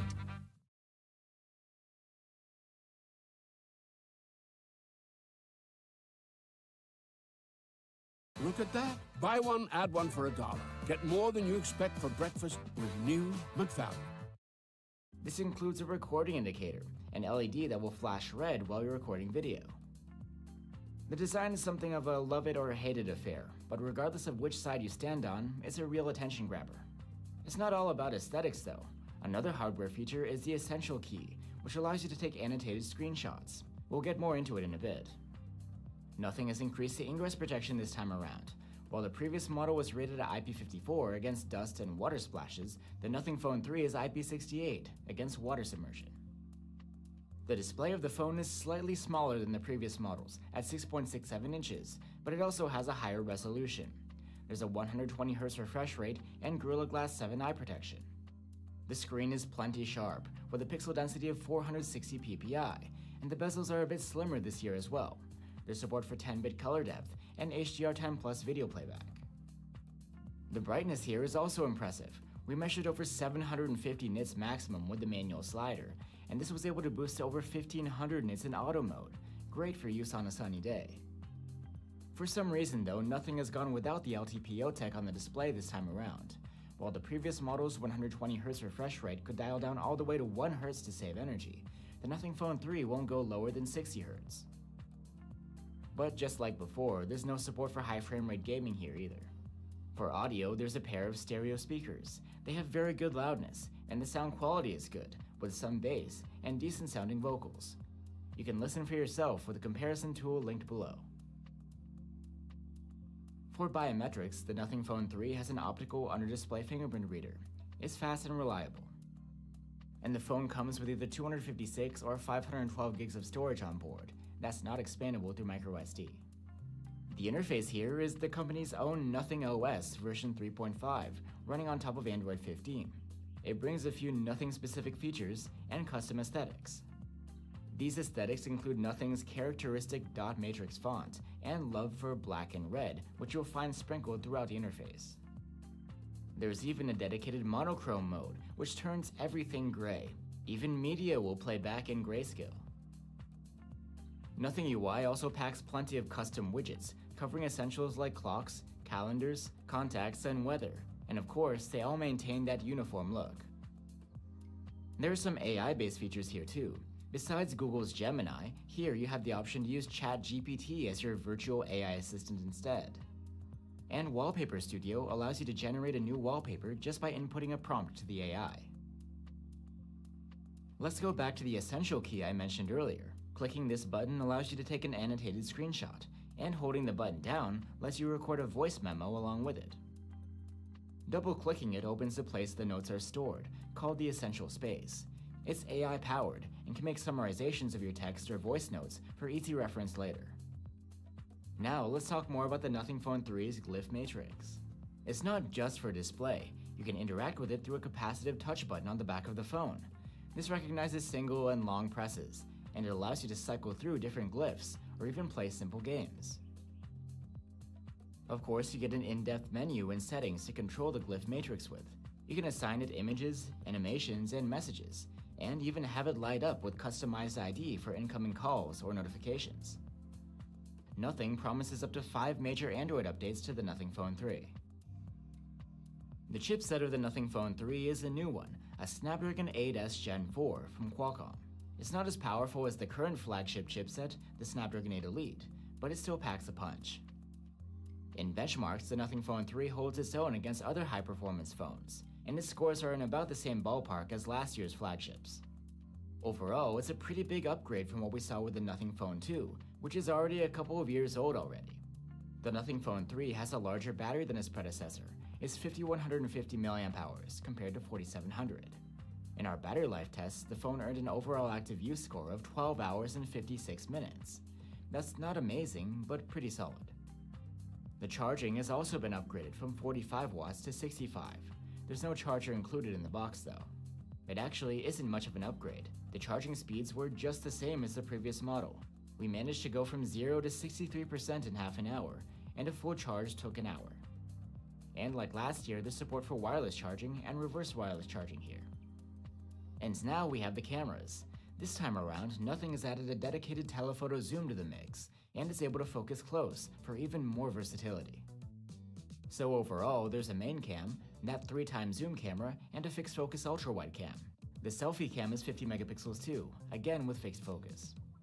In good lighting, the main camera captures solid photos with good detail and nice, natural-looking colors. The detail rendition is good, with not much overprocessing. However, we have seen sharper renditions of fine details. The main camera does a good job when it comes to portraits. Skin tones and facial features look great, and subject detection and separation are excellent too. You also get great low-light photos out of this camera. The phone uses night mode automatically, and the shots come out with good detail and plenty of added sharpening. There's very little noise, and colors look great. The dynamic range is also quite wide. Moving on to the telephoto camera. It does a solid job during the day. The photos are not exactly class-leading when it comes to sharpness, but the dynamic range and colors look great. And the telephoto cam can shoot some pretty great macro shots too, as it's capable of close focusing.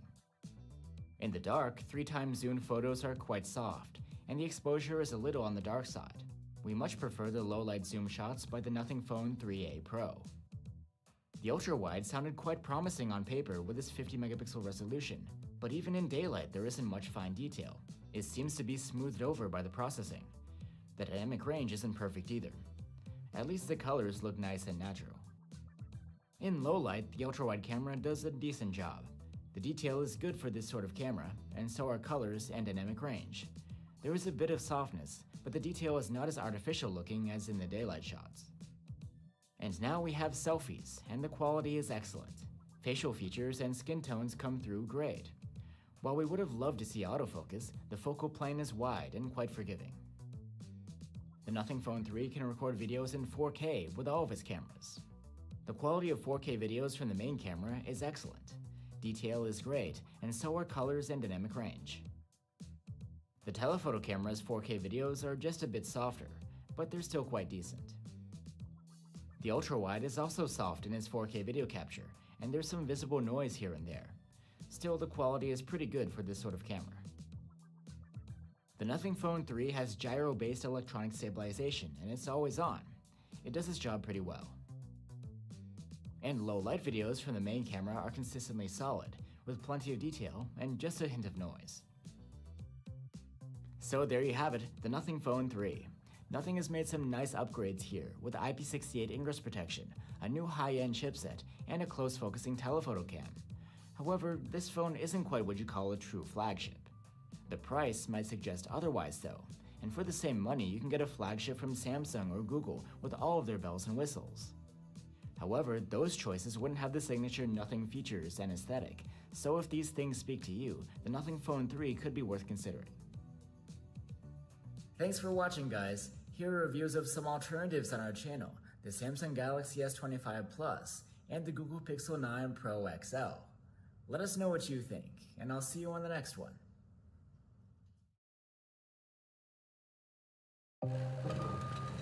LinkedIn Ads lets you target the right people. With Z-Bar, adventure always awaits. Made with organic oats and a taste kids love. Z-Bar.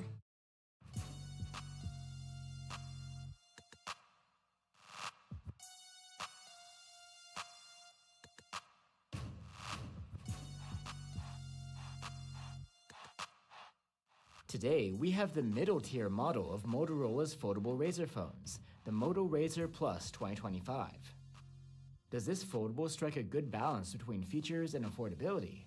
I'm Will for GSM Arena, and let's find out in our Moto Razr Plus 2025 review.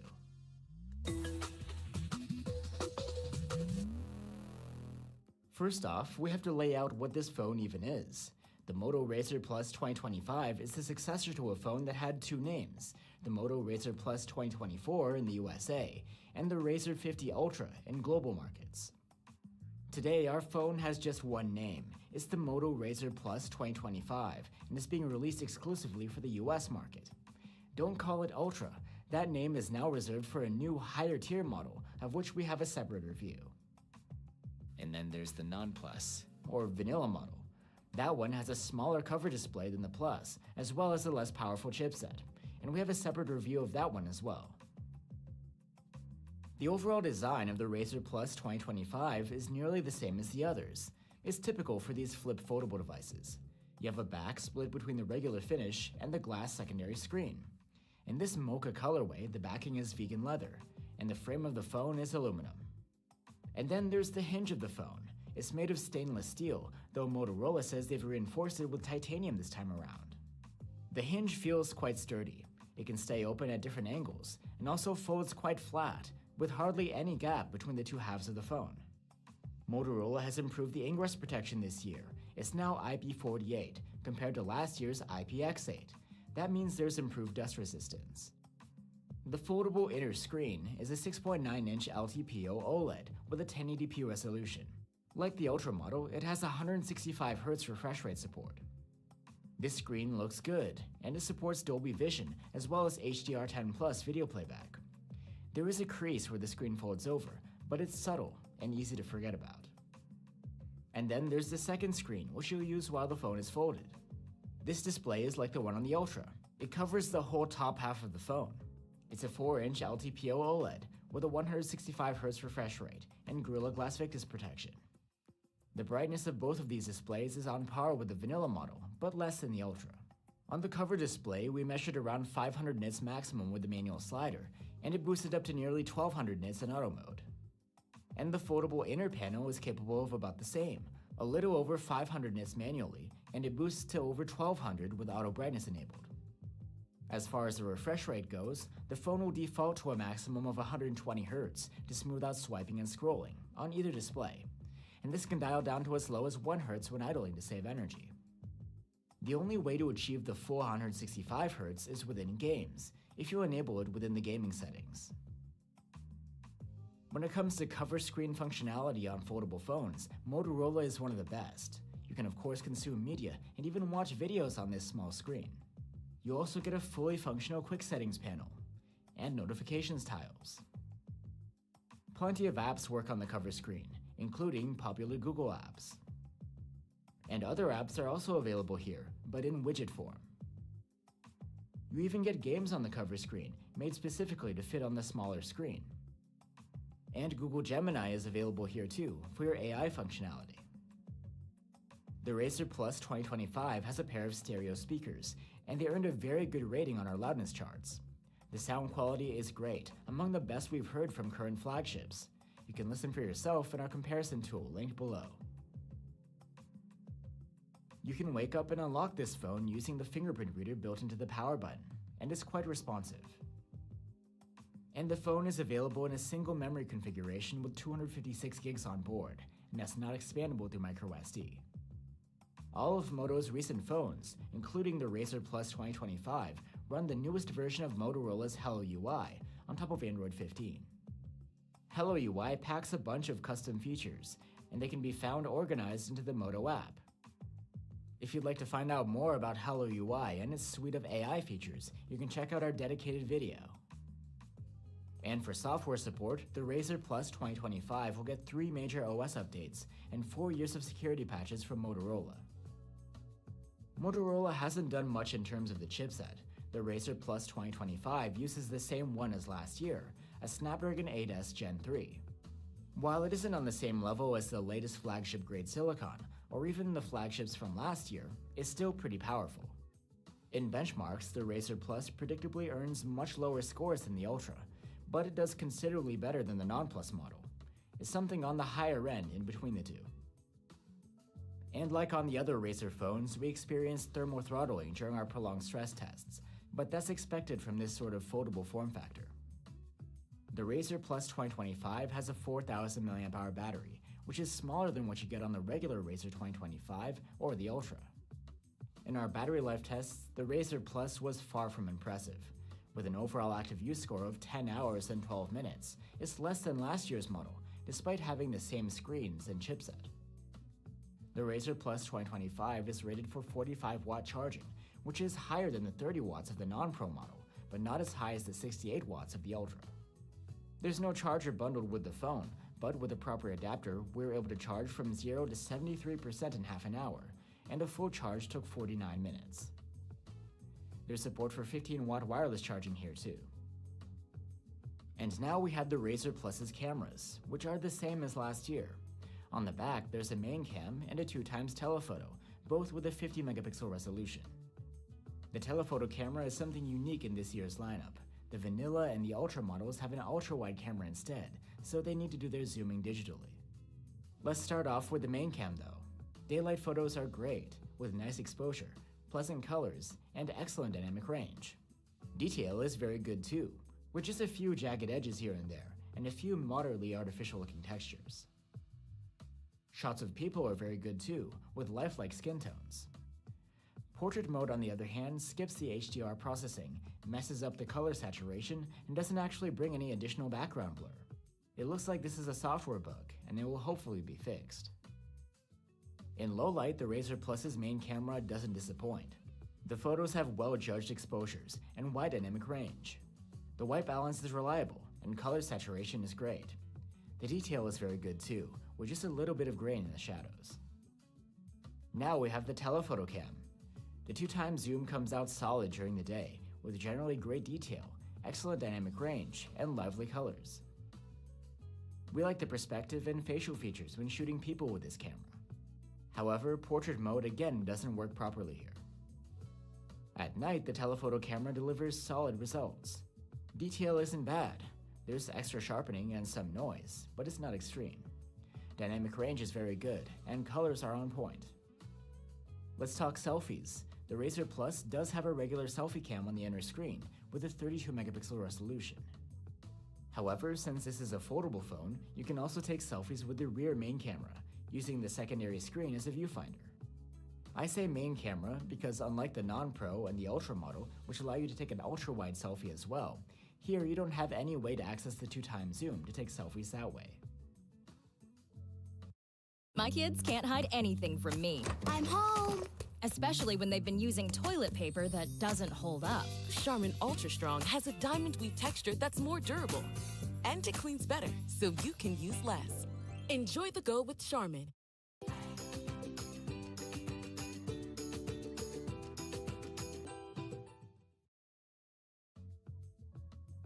Anyway, let's have a look at the shots from the regular selfie cam first.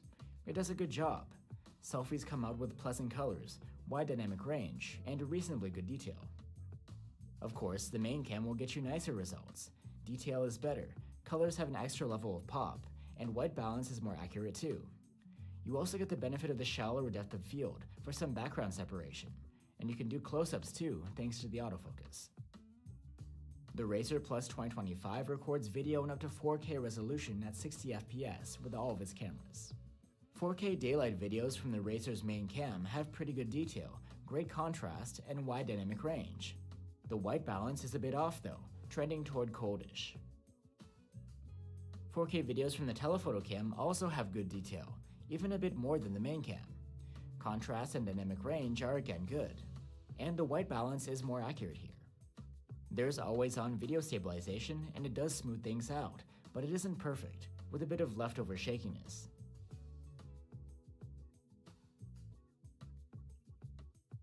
And low-light videos taken from the main camera are noisy, but still have very good detail.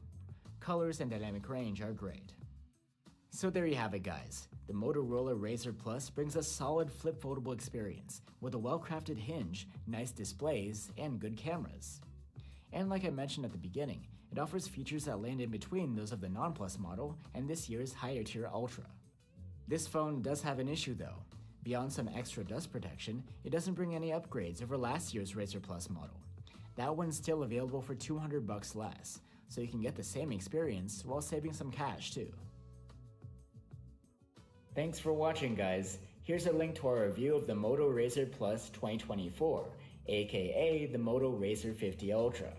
And another alternative is the Samsung Galaxy Z Flip 6. Let us know what you think, and I'll see you on the next one.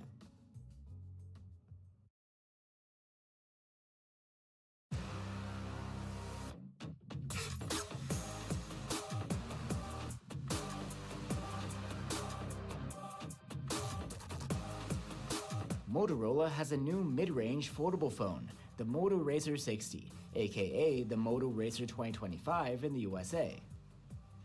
If you want to get a foldable without going into flagship territory, could this be the right phone for you? I'm Will for GSM Arena, and let's find out at our Moto Razr 2025/Moto Razr 60 review.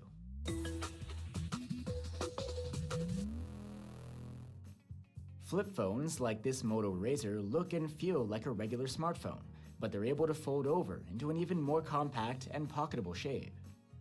The Moto Razr 2025 is also the lowest tier model in this year's Razr series. The Razr 2025 brings a few changes compared to last year's model, like a larger battery, a different chipset, and improved ingress protection. While unfolded, the back of the phone is split between the regular finish on the bottom half and the glass secondary screen on the top. In this colorway, the backing is plastic and is smooth and marble-like, and the phone has an aluminum frame. The hinge mechanisms of these foldable phones have improved a lot over the years, and what you get here is quite refined. The hinge is made from stainless steel and can stay open at different angles, which can be useful when propping up the phone. It also folds quite flat, with hardly any gap between the two halves. Like I mentioned, the ingress protection has improved. It's now IP48, which means it has some dust resistance this time around, in addition to the water protection we had last year.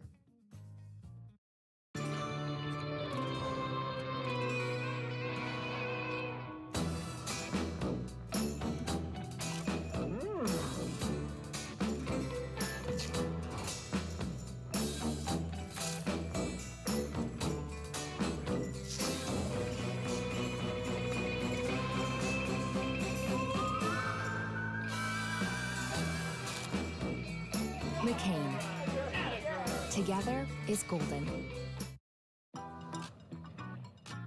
A wider smile brightens more than just your teeth. Colgate Optic White's unique hydrogen peroxide technology is engineered to remove deeper stains for a visible difference in just 3 days. So you can live life to the brightest. The Razr 60 has two displays. The main one is the 6.9-inch foldable LTPO OLED with a 1080p resolution and a 120Hz refresh rate. Then there's a second screen, which allows you to use the phone while it's folded. This one is a 3.6-inch LTPO OLED. It has about the same resolution as the main screen, despite the different size and shape, and it has a 90Hz refresh rate and Gorilla Glass Victus protection. While the Razr 2025's cover screen is quite large, it's not as expansive as the one on the Plus model, which extends pretty much all the way up to the hinge. The outer screen of the vanilla Razr is pretty bright. We measured up to around 500 nits with the manual slider, and this boosted to nearly 1250 nits in auto mode. And Moto has done well to match the brightness of the inner display. Here we measured again around 500 nits manually, and it boosted to nearly 1200 nits maximum with automatic brightness. Thanks to LTPO tech, the displays of the Razr 2025 are extra adaptive. The inner screen has 120Hz to smooth out your swiping and scrolling, and it can dial down all the way to 1Hz when idling to save energy. The cover screen doesn't go as high, maxing out at 90Hz, but it still dials down in the same way. As far as the performance goes, the inner display looks good. It's plenty sharp, and there's support for HDR10+ video playback. There is a crease where the screen folds over, and it's visible if you look for it, but it's pretty subtle. Switching between the inner and the outer screen is not that seamless. There are a few steps to go through, but in general you'll be using the inner screen as your main one anyway. That's not to say that you can't do almost everything on the cover screen too. You have access to quick toggle settings, a task switcher, and notifications, and plenty of functionality. And you can run quite a few apps here too. Not the full suite, but still several Google apps and others. And in addition, there are apps which can work on the cover screen, but only in widget form. There are also a bunch of games which are made specifically to play on the cover screen. Moto didn't forget Google Gemini either, so you have access to AI on the fly while the phone is closed. Now let's talk audio. The Razr 2025 has stereo speakers, which have very good loudness, and the sound quality is nice and clean, with pleasant vocals and some bass. You can listen for yourself with our comparison tool linked below. The Moto Razr 2025 comes with 256 or 512 gigs of storage on board, and that's not expandable through microSD. And you can wake up and unlock the phone using the side-mounted fingerprint reader built into the power button. It's snappy and reliable. Just as on other recent Moto phones, the Razr 2025 runs the newest version of Motorola's Hello UI on top of Android 15. Hello UI packs its own custom features on top of stock Android, and they can be found organized into the Moto app. If you'd like to find out more about Moto's UI and its suite of AI features, you can check out our dedicated video. And the Moto Razr 2025 will get 3 major OS updates and 4 years of security patches from Motorola. Powering the Moto Razr 2025 is a mid-range chipset, a MediaTek Dimensity 7400. It's nearly the same as the Dimensity 7300X found within last year's model, but with some slightly higher clock speeds. In benchmarks, the Razr 2025 does a solid job, but it's not particularly powerful, especially compared to other foldables like the Galaxy Z Flip or higher-tier Razrs, which are using flagship-grade silicon. We also observed thermal throttling during our prolonged stress tests that's along the lines of phones with a high-powered chipset. That's because of this phone's clamshell form factor.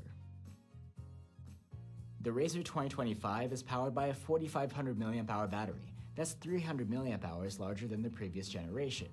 However, for some reason, the battery life is actually worse. The new Razr earned a mediocre active use score of 9 hours and 28 minutes in our tests.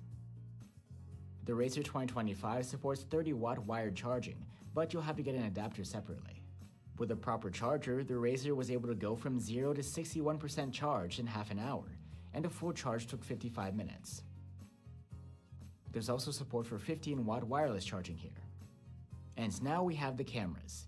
The Razr 2025 has 2 on the back, a main camera and an ultra-wide, both with autofocus. On the front, there's a 32-megapixel selfie cam, and it's actually a decent one, though maybe a bit redundant. That's because one of the useful features of a foldable phone is the ability to shoot selfies with the rear cameras, using the secondary screen as a viewfinder. The Razr's regular selfies come out quite good, with great detail, pleasant colors, and good dynamic range. The main camera's selfies are nicer though, with more detail, and there's autofocus too. You can even shoot selfies with the ultra-wide camera, for a group shot or a creative effect. Let's go back to the main cam now. During the day, it produces decent photos, with nice-looking colors and great dynamic range. Looking closer, the detail rendition is a bit artificial looking, with plenty of added sharpening, and some visible aliasing too. Portraits look good, with nice subject separation and balanced background blur. 2x digitally zoomed photos are acceptable in quality, but they won't be winning any awards for detail. In low light, the main cam captures solid images, with great colors, reliable white balance, and wide dynamic range. The detail is good, but at the same time, looks heavily processed. And now the ultra-wide cam. During the day, its photos come out with a decent amount of detail, though again not the most natural looking. Dynamic range is not bad, but the Razr can occasionally mess up the white balance, giving the photo a greenish tint. Since the ultra-wide has autofocus, you can use it to take macro close-up shots, and the results are likable. And at night, the ultra-wide's photos have good exposure, and the colors aren't half bad. Detail comes out okay in better lit areas, but soft and grainy in the shadows, and light sources come out yellowish and a bit unnatural. And now for videos. During the day, the Razr captures very good 4K clips from its main camera. Detail is good, dynamic range is wide, and colors are vivid. The ultra-wide's 4K clips are on the soft side. The white balance can be off, and there's a tendency for focus hunting too. Video stabilization is so-so on the Razr. While large movements are smoothed out, there are some leftover tremors while walking, and even when standing still.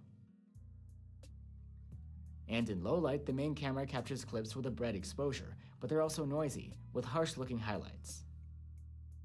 So that's the Moto Razr 2025, also known as the Moto Razr 60. It packs features you love to see on this type of device, like solid ingress protection, a well-crafted hinge system, and a bright and fully functional cover display. However, there's some bad mixed in with the good. The battery life is below average, the chipset performance is nothing special, and the camera quality leaves more to be desired. And even though the Razr undercuts the price of new competitors, it's not that cheap at the end of the day. You can get a lot more bang for your buck by going for one of last year's offerings. Thanks for watching, guys. If you're looking for alternatives, you can check out last year's Moto Razr 2024/Razr 50, or the Samsung Galaxy Z Flip 6? Let us know what you think, and I'll see you on the next one.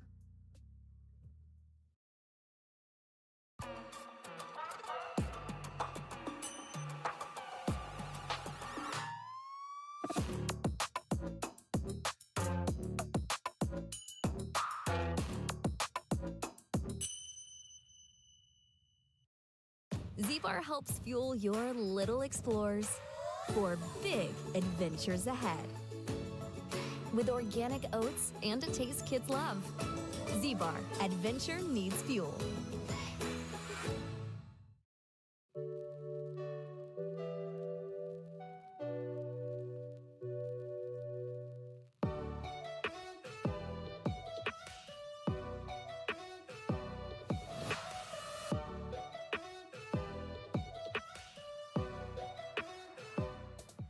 Honor has a new globally released high-end phone. I'm talking about the Honor 400 Pro. So, can it compete against other premium phones? I'm Will for GSM Arena, and let's find out in our Honor 400 Pro review.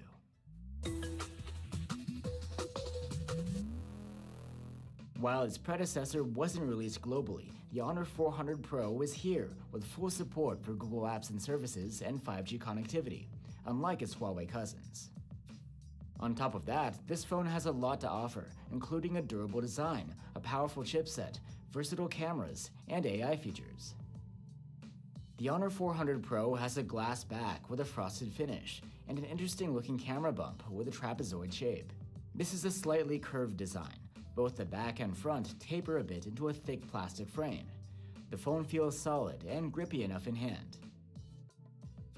Honor has souped up the ingress protection this time around.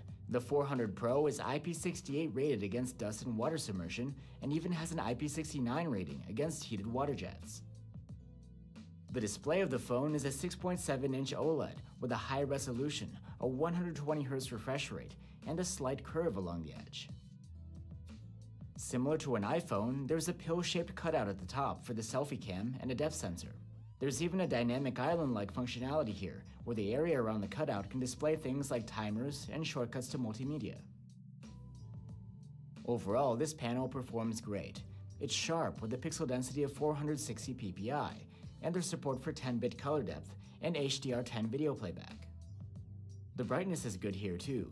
While we measure only around 600 nits maximum with a manual slider, this can boost to nearly 1500 nits in auto mode when needed, on par with other high-end phones.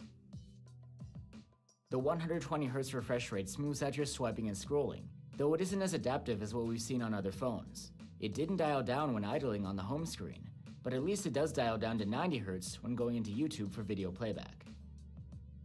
The Honor 400 Pro has a pair of stereo speakers, and they scored a mark of very good on our loudness charts. The sound quality features well-presented highs and alright vocals, but the bass is minimal.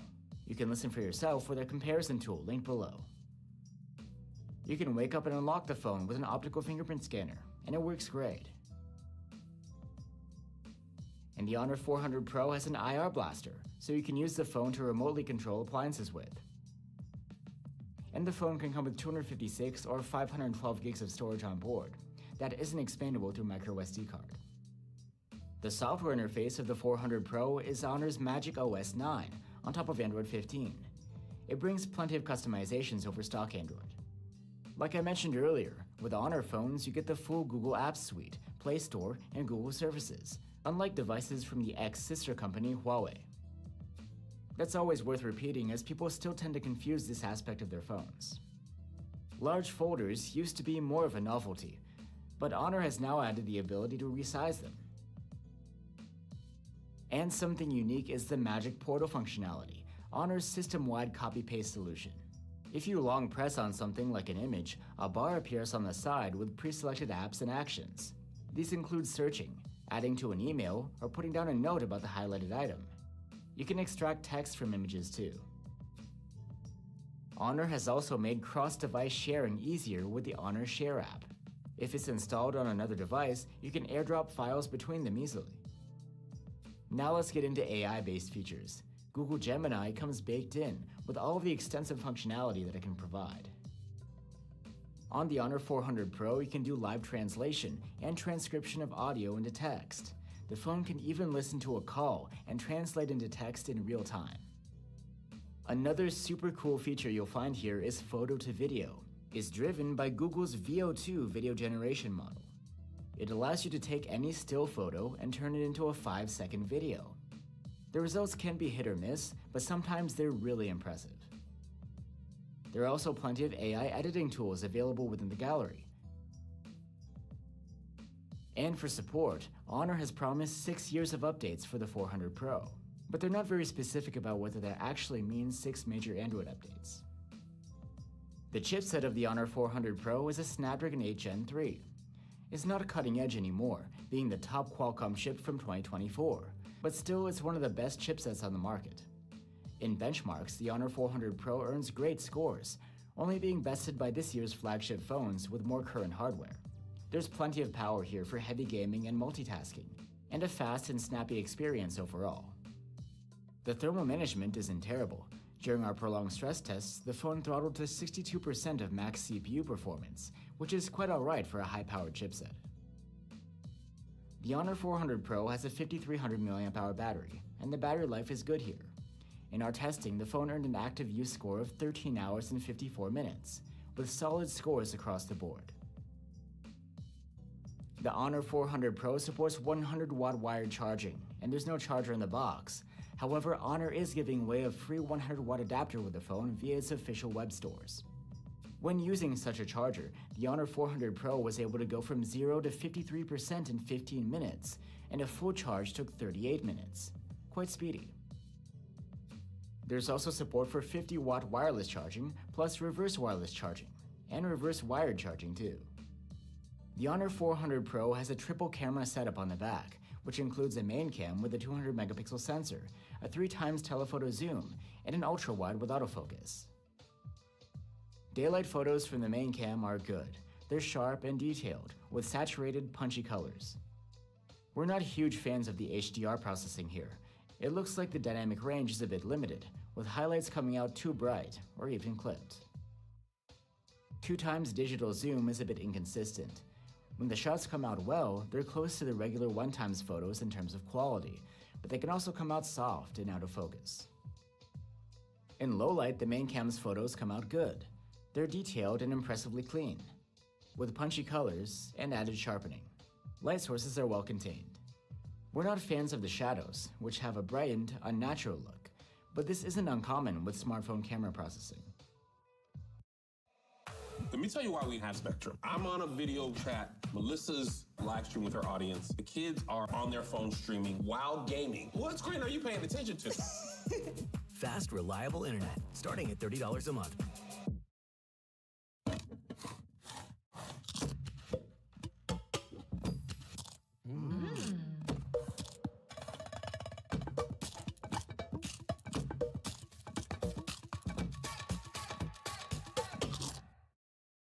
The telephoto cam's 3x zoom photos are nice, with very good sharpness and detail. The colors, contrast, and exposure match those of the main camera. Highlights are again on the edge though, and the rendition of foliage and grass could be better. There's also a 4x zoom toggle on the viewfinder.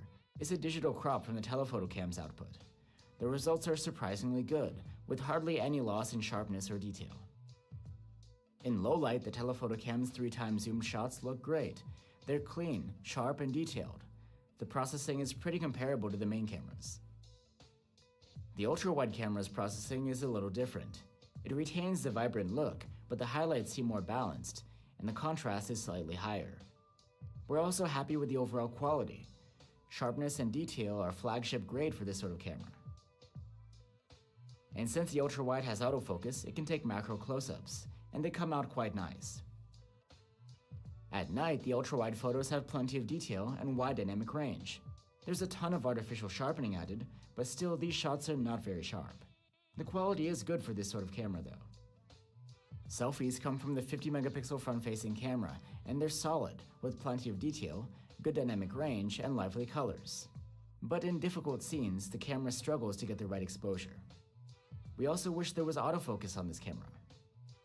The The Honor 400 Pro can record 4K videos in up to 60 FPS with the main and zoom cameras, while the ultra-wide and selfie cameras can record in 30 FPS.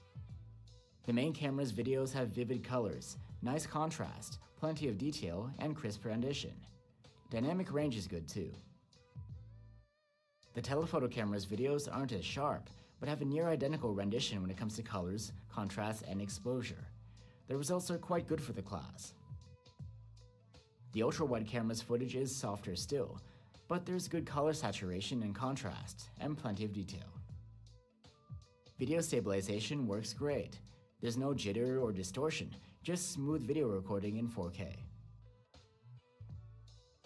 And at night, videos from the main cam have some great colors, while detail and sharpness are more than decent. So there you have it, the Honor 400 Pro. It's a great phone all around, with a bunch of high-end features and flagship-grade cameras. Our only nitpicks are that this phone has a plastic frame, and the chipset is from last year. And if the performance is important to you, you can find phones with this year's chipset for the same price. Other than that, the Honor 400 Pro is a high-end camera phone that's worth checking out. Thanks for watching, guys. If you're looking for alternatives on our channel, you can check out our reviews of the Poco F7 Ultra and the Samsung Galaxy S25 Plus. Let us know what you think, and I'll see you on the next one.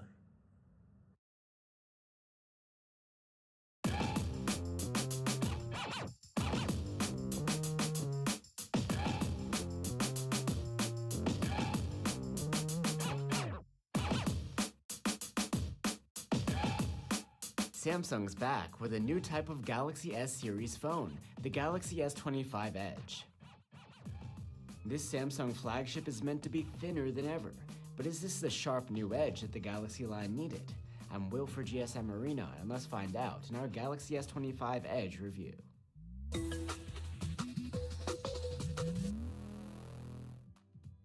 The Galaxy S25 Edge is the newest member of the S25 family, and its claim to fame is being extra thin and light for its size. Just like the Galaxy S25 Plus, the Edge is built to run a 6.7-inch screen, but it's as light as the smaller S25, and it's even thinner, 5.8 millimeters. The difference in thickness is especially drastic when comparing to the larger Galaxy S25 Ultra. There are some downgrades that had to happen to slim this phone down though. For example, its battery is smaller, and it doesn't have a telephoto cam.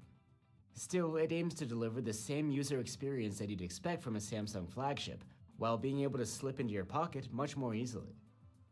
The S25 Edge has a back made of Gorilla Glass Victus 2, and it meets a titanium frame with a sharp edge. Overall, the phone feels quite light and easy to wield.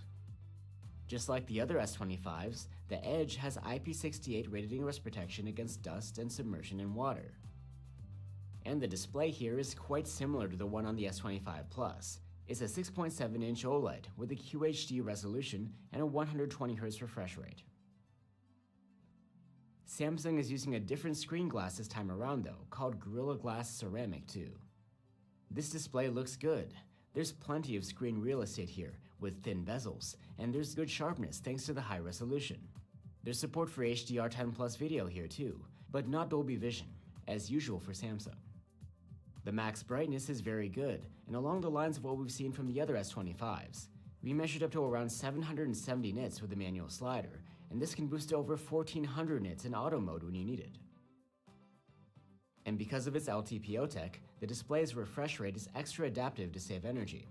It can dial down from a smooth 120Hz down to 24Hz, or even as low as 1Hz in certain situations. For audio, there's a pair of stereo speakers. They're not quite as loud as the rest of the S25 lineup, and there's less bass here as well. You can listen for yourself with our comparison tool linked below. You can wake up and unlock the S25 Edge with an ultrasonic under-display fingerprint reader. It's quite reliable and speedy. And you can get the phone with 256 or 512 gigs of storage on board. That's not expandable with the microSD card. The Galaxy S25 Edge runs on the same software as the other Samsung flagships, the latest One UI 7 on top of Android 15. It's a familiar setup with plenty of customizations over stock Android. There's an extensive suite of Galaxy AI features too, and an update which debuts on the Edge is a visual engine for the AI assistant, so you can just point the camera at an object and ask a question about it. If you'd like to dive further into the specifics of One UI 7 and its AI features, you can check out our dedicated video. And for software support, the S25 Edge will get 7 major OS updates and 7 years of security patches from Samsung. Now let's talk about the chipset. It's a Snapdragon 8 Elite for Galaxy, the same as you'd get in the other S25 models. The 4 Galaxy moniker means that it's an overclocked version of the regular Snapdragon 8 Elite, so the performance should have a bit of an edge over your typical flagship. And in benchmarks, we do see great scores from the S25 Edge, right near the top of the charts. It is slightly lower than the other S25 phones in some tests though.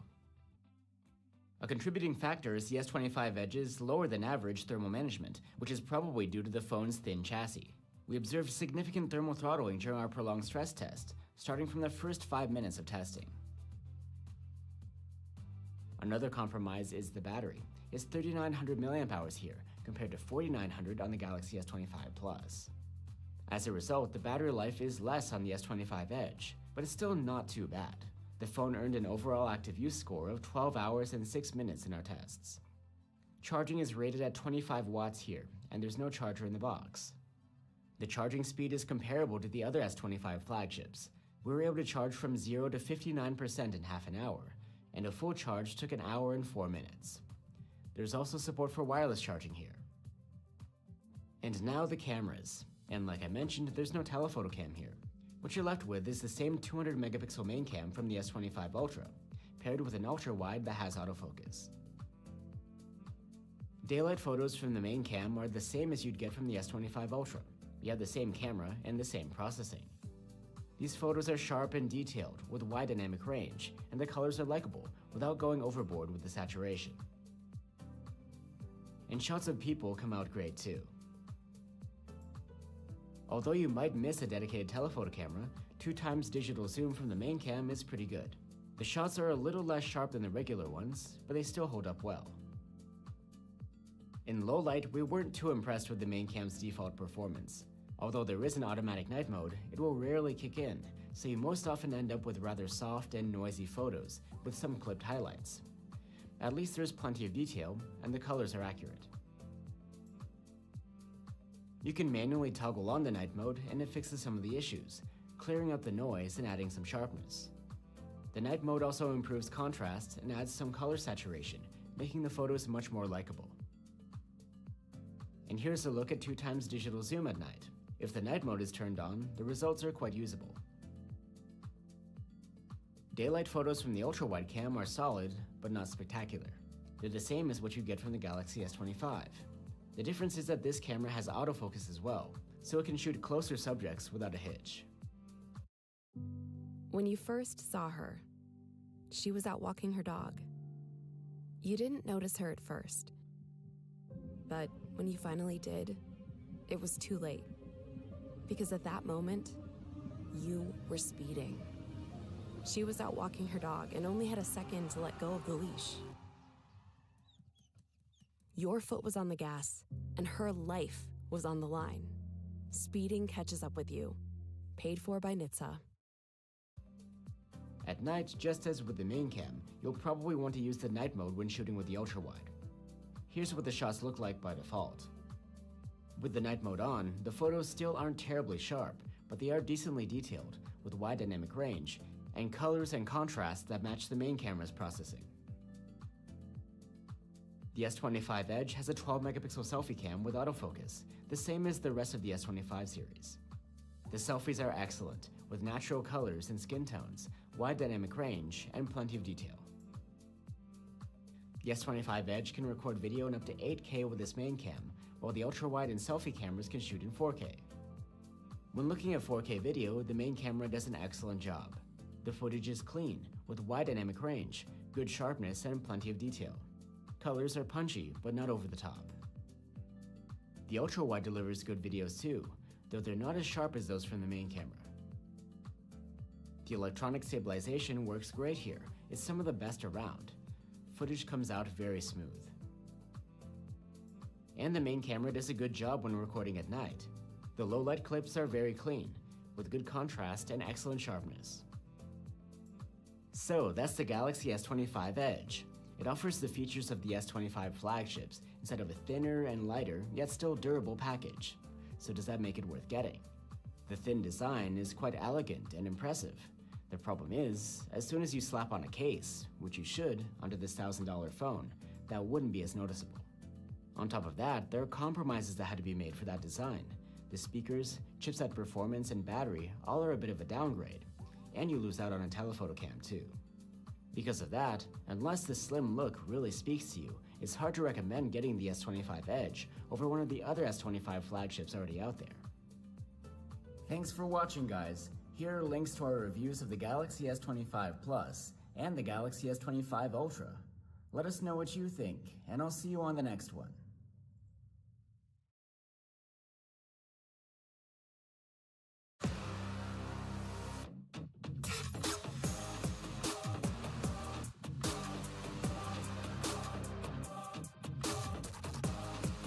This is the Moto Edge 60, a new mid-ranger with a curved screen and a 3x zoom camera. So is this phone the sweet spot in this year's Moto Edge family? I'm Will for GSM Arena, and let's find out in our Moto Edge 60 review.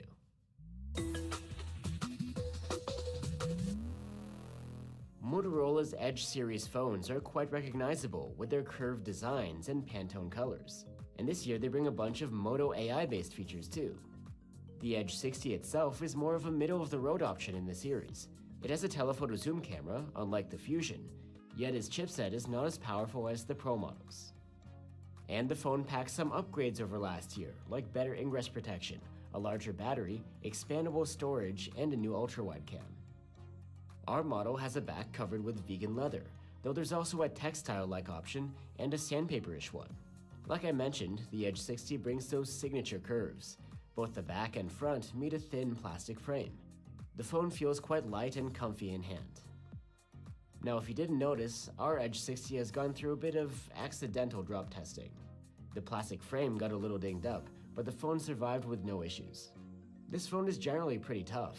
It even meets a military standard for use in extreme conditions.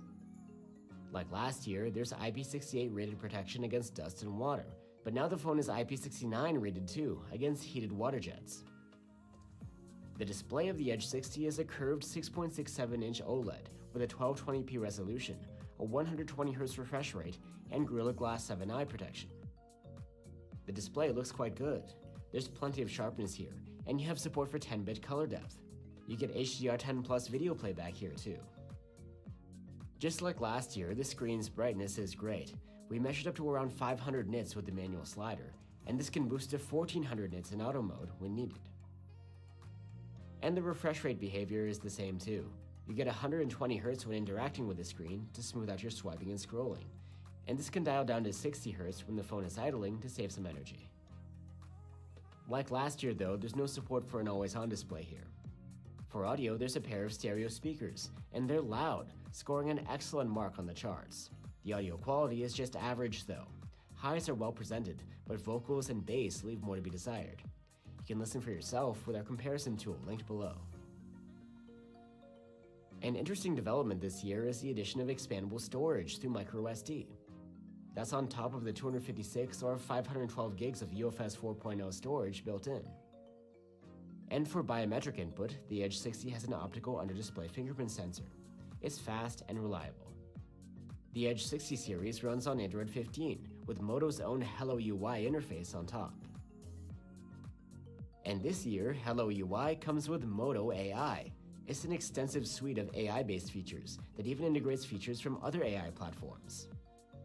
If you'd like to find out more about Moto's software experience and Moto AI, you can check out our dedicated video. And as for support, Motorola promises 3 major OS upgrades and 4 years of security patches for the Edge 60 series. Under the hood of the Motorola Edge 60 is the same chipset as the Edge 60 Fusion, a Dimensity 7300. In benchmarks, it's no chart topper, and it's worth mentioning that it's not exactly an upgrade over the chipset in the previous model, a Snapdragon 7 Gen 1 AE. The scores are roughly the same, and even lower in some tests. Still, the performance is adequate for the class, and the phone feels responsive in your daily tasks. And as expected for a modest chipset, the sustained performance is quite stable, without thermal throttling. The Moto Edge 60 is powered by a 5,200 mAh battery, a minor increase over the 5,000 mAh one inside the Edge 50. Moto has done a lot better with the battery life this time around. The Edge 60 earned a solid active use score of 13 hours and 32 minutes in our tests. That's compared to a sub 10-hour score last year.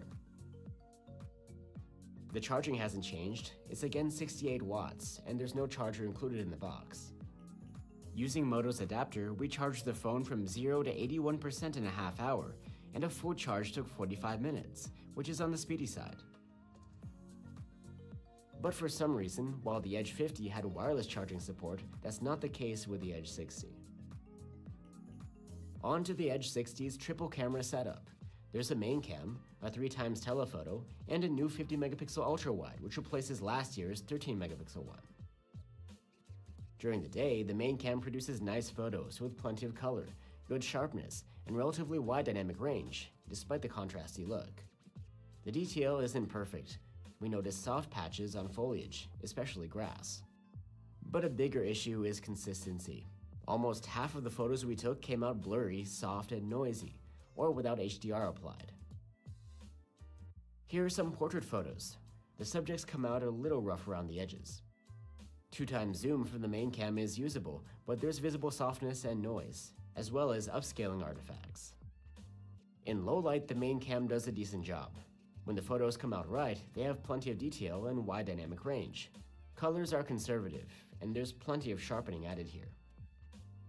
Unfortunately, we noticed the same inconsistency when shooting at night as we did during the day. Many of the photos we took were unusable, coming out foggy, fuzzy, and noisy. Now for the 3x telephoto zoom. In good lighting, it does a solid job. Though its colors are more conservative and dynamic range is more limited than the main cameras, you get a good level of sharpness and detail. And at night, the zoom camera's photos are pretty good, with enough detail, nice colors, wide dynamic range, and low noise. And here's the new ultra-wide camera. Its daylight photos look really good for this sort of camera, better than last year. They're generally sharp and have plenty of detail. And the colors are spot on. Since the camera has autofocus, it can also take macro close-ups. We're not really impressed with the end results though. At night, we expected more out of this camera. The photos come out very soft, yet with a ton of added sharpness. Detail is lacking, and dynamic range is limited, with dark shadows and some clipped highlights. Moto has swapped the selfie cam for a 50 megapixel one this year, and it does a great job. The subject is always well exposed. The colors are nice and natural, the sharpness is good, and the level of detail is impressive. Dynamic range is wide, and noise is low. The Edge 60 can record videos in 4K at 30 FPS with all of the cameras, including the selfie cam. 4K videos taken with the main camera come out sharp and detailed, with wide dynamic range and accurate colors.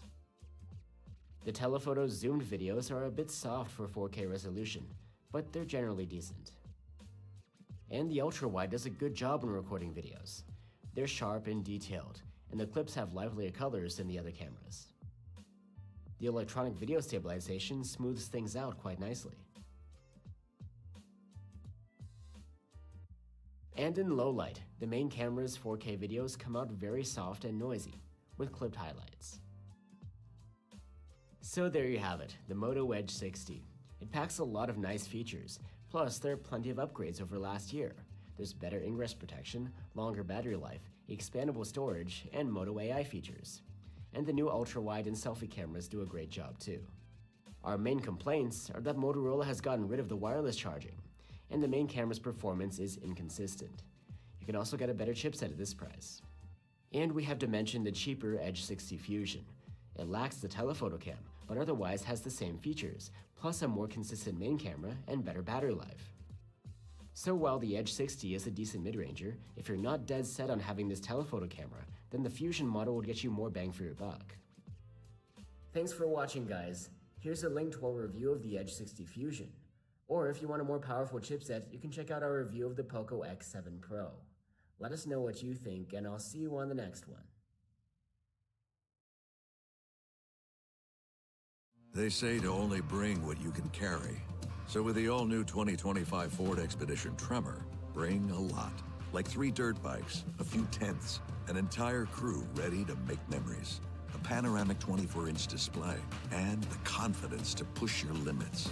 The all-new 2025 Ford Expedition Tremor. Always consult the owner's manual before off-road driving. Know your terrain and trail difficulty and use appropriate safety gear. Max payload varies based on accessories, vehicle configuration. See label on door jam for carrying capacity of a specific vehicle. Always properly secure cargo.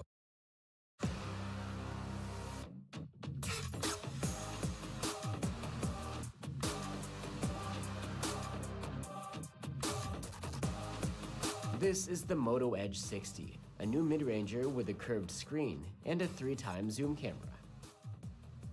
So is this phone the sweet spot in this year's Moto Edge family? I'm Will for GSM Arena, and let's find out in our Moto Edge 60 review.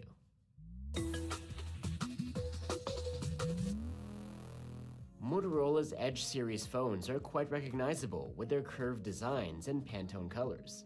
And this year they bring a bunch of Moto AI-based features too. The Edge 60 itself is more of a middle-of-the-road option in the series. It has a telephoto zoom camera, unlike the Fusion, yet its chipset is not as powerful as the Pro models. And the phone packs some upgrades over last year, like better ingress protection, a larger battery, expandable storage, and a new ultra-wide cam. Our model has a back covered with vegan leather, though there's also a textile-like option and a sandpaper-ish one. Like I mentioned, the Edge 60 brings those signature curves. Both the back and front meet a thin plastic frame. The phone feels quite light and comfy in hand. Now, if you didn't notice, our Edge 60 has gone through a bit of accidental drop testing. The plastic frame got a little dinged up, but the phone survived with no issues. This phone is generally pretty tough. It even meets a military standard for use in extreme conditions.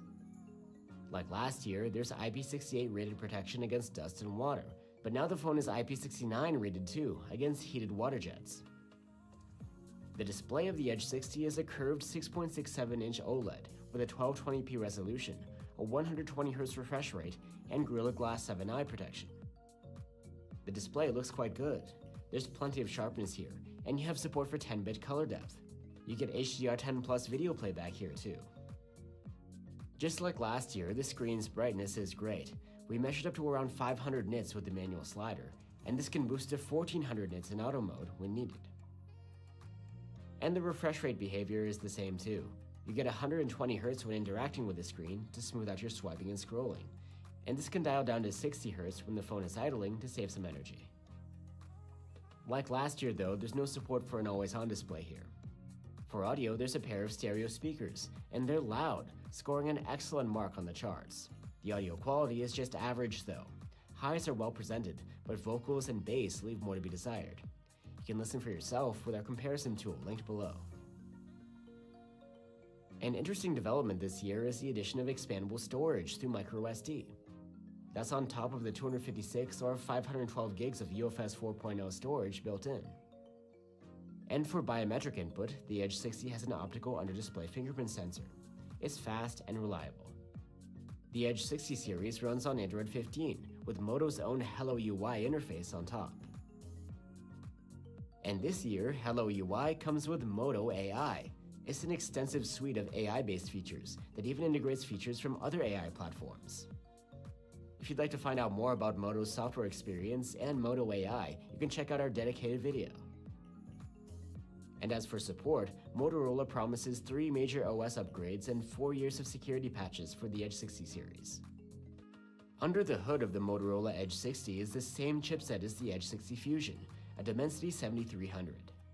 In benchmarks, it's no chart topper, and it's worth mentioning that it's not exactly an upgrade over the chipset in the previous model, a Snapdragon 7 Gen 1 AE. The scores are roughly the same, and even lower in some tests. Still, the performance is adequate for the class, and the phone feels responsive in your daily tasks. And as expected for a modest chipset, the sustained performance is quite stable, without thermal throttling. The Moto Edge 60 is powered by a 5200 mAh battery, a minor increase over the 5000 mAh one inside the Edge 50. Moto has done a lot better with the battery life this time around. The Edge 60 earned a solid active use score of 12 hours and 16 minutes in our tests, as compared to a sub-10-hour score last year. The charging hasn't changed, it's again 68 watts, and there's no charger included in the box. Using a proper Moto adapter, we charged the phone from 0 to 76% in a half hour, and a full charge took 45 minutes. That's on the speedy side for the class. But for some reason, while the Edge 50 had wireless charging support, that's not the case with the Edge 60. On to the Edge 60's triple camera setup. There's a main cam, a 3x telephoto, and a new 50-megapixel ultra-wide, which replaces last year's 13-megapixel one. During the day, the main cam produces nice photos with plenty of color, good sharpness, and relatively wide dynamic range, despite the contrasty look. The detail isn't perfect. We notice soft patches on foliage, especially grass. But a bigger issue is consistency. Almost half of the photos we took came out blurry, soft, and noisy, or without HDR applied. Here are some portrait photos. The subjects come out a little rough around the edges. 2x zoom from the main cam is usable, but there's visible softness and noise, as well as upscaling artifacts. In low light, the main cam does a decent job. When the photos come out right, they have plenty of detail and wide dynamic range. Colors are conservative, and there's plenty of sharpening added here. Unfortunately, we noticed the same inconsistency when shooting at night as we did during the day. Many of the photos we took were unusable, coming out foggy, fuzzy, and noisy. Now for the 3x telephoto zoom. In good lighting, it does a solid job. Though its colors are more conservative and dynamic range is more limited than the main cameras, you get a good level of sharpness and detail. And at night, the zoom camera's photos are pretty good, with enough detail, nice colors, wide dynamic range, and low noise. And here's the new ultra-wide camera. Its daylight photos look really good for this sort of camera, better than last year. They're generally sharp and have plenty of detail. And the colors are spot on.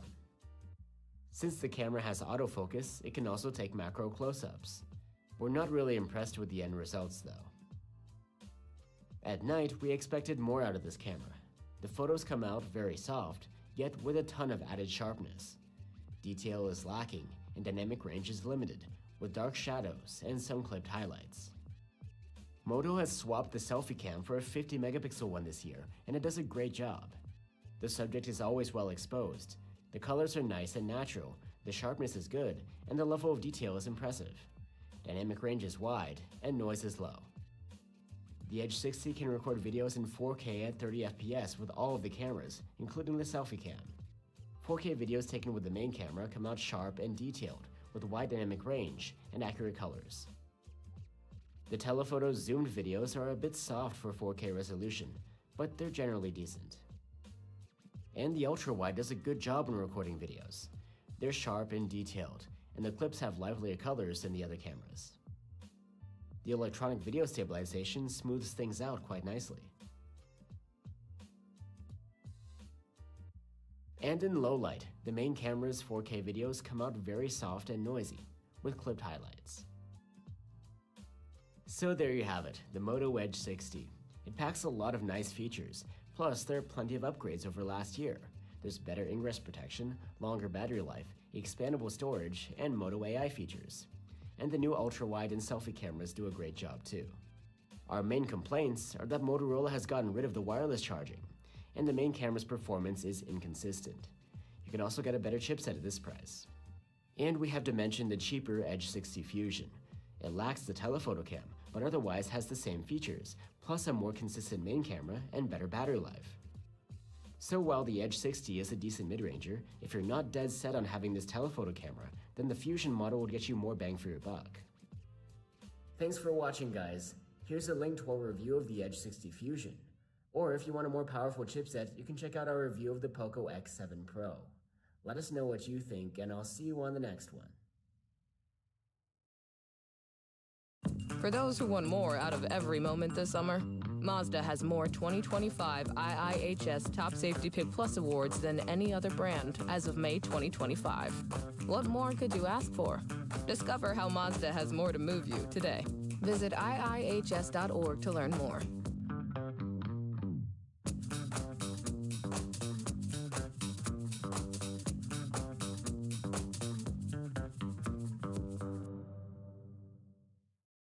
Hey, what's up guys? Will here for GSM Arena. Motorola has really polished the software of its phones lately, So in this video, we're going to go over its interface called Hello UI, as well as all of the new Moto AI features. Let's get into it.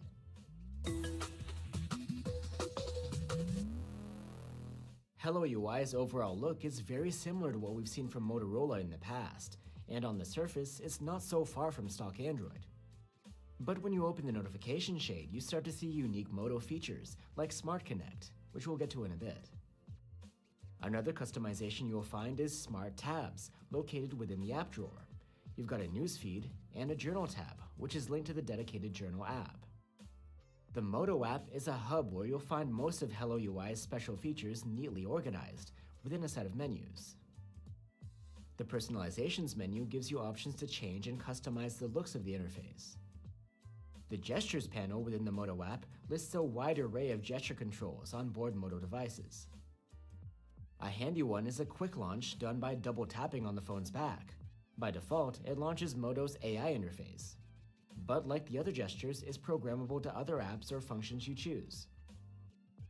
And then there's Moto Secure, which gives you control over security and permissions. You can create a secure folder from here too. The display menu gives you control of what's on your lock screen. And within Play, you can access a gaming hub, as well as settings for media playback. There's even a tips menu, which can tell you all about the different Moto features. Now let's get back to Smart Connect. This is the dedicated hub for the features that involve connecting the phone to a PC, tablet, or standalone displays through a cable or wirelessly. Through this, you can cast your display or exchange files easily. There's also a wireless desktop-like environment available when you connect to a smart PC or monitor, complete with a dedicated gaming mode. When connected like this, you can use the phone as a trackpad or controller. Something new to Smart Connect is Voice Command powered by AI. It recognizes natural language to do things like search for a file across connected devices. Now is the time to get into the AI-based features, and there's no shortage of those here. Like on other Android phones, there's Google Gemini, with all the features you know and love. But Motorola also provides its own AI assistant called Moto AI. Moto AI is easy to access. Besides an icon on the home screen and the double tap gesture, you'll always find it within the app drawer too. Some Moto phones even have a dedicated button for it, and the new Razr phone allows for hands-free access while the phone is propped up. On the surface, Moto AI provides chatbot functionality that's similar to what you get from Gemini, but some of these features have their own Moto flavor, and they're a bit different. Pay Attention is Moto's name for its audio transcription and summarization function.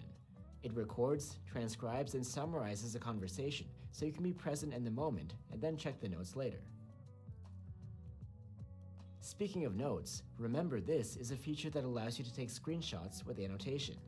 You can later ask Moto AI to recall the details when you need them.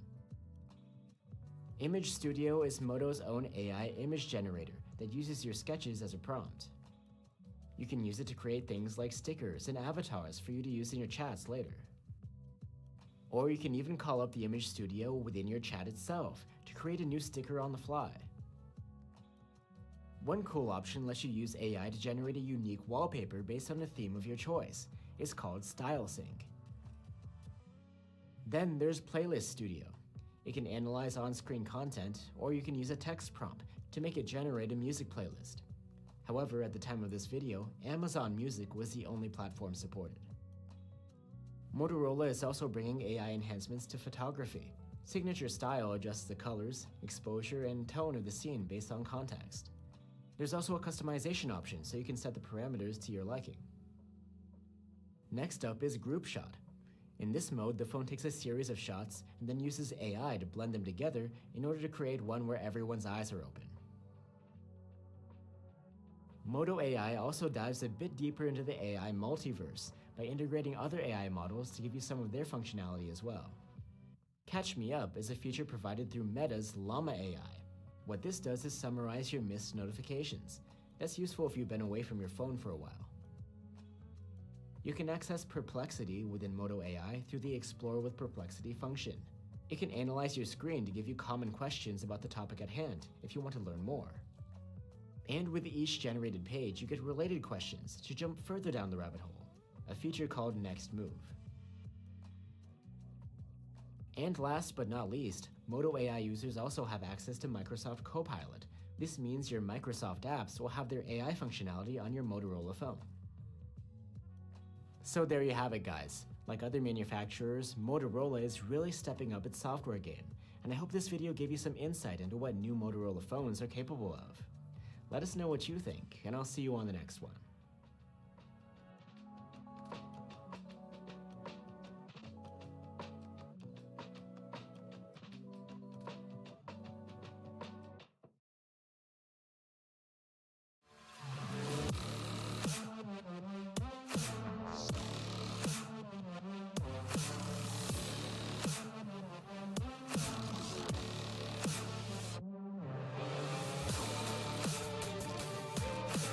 Sony has a new flagship camera phone. It's the Xperia 1 Mark 7.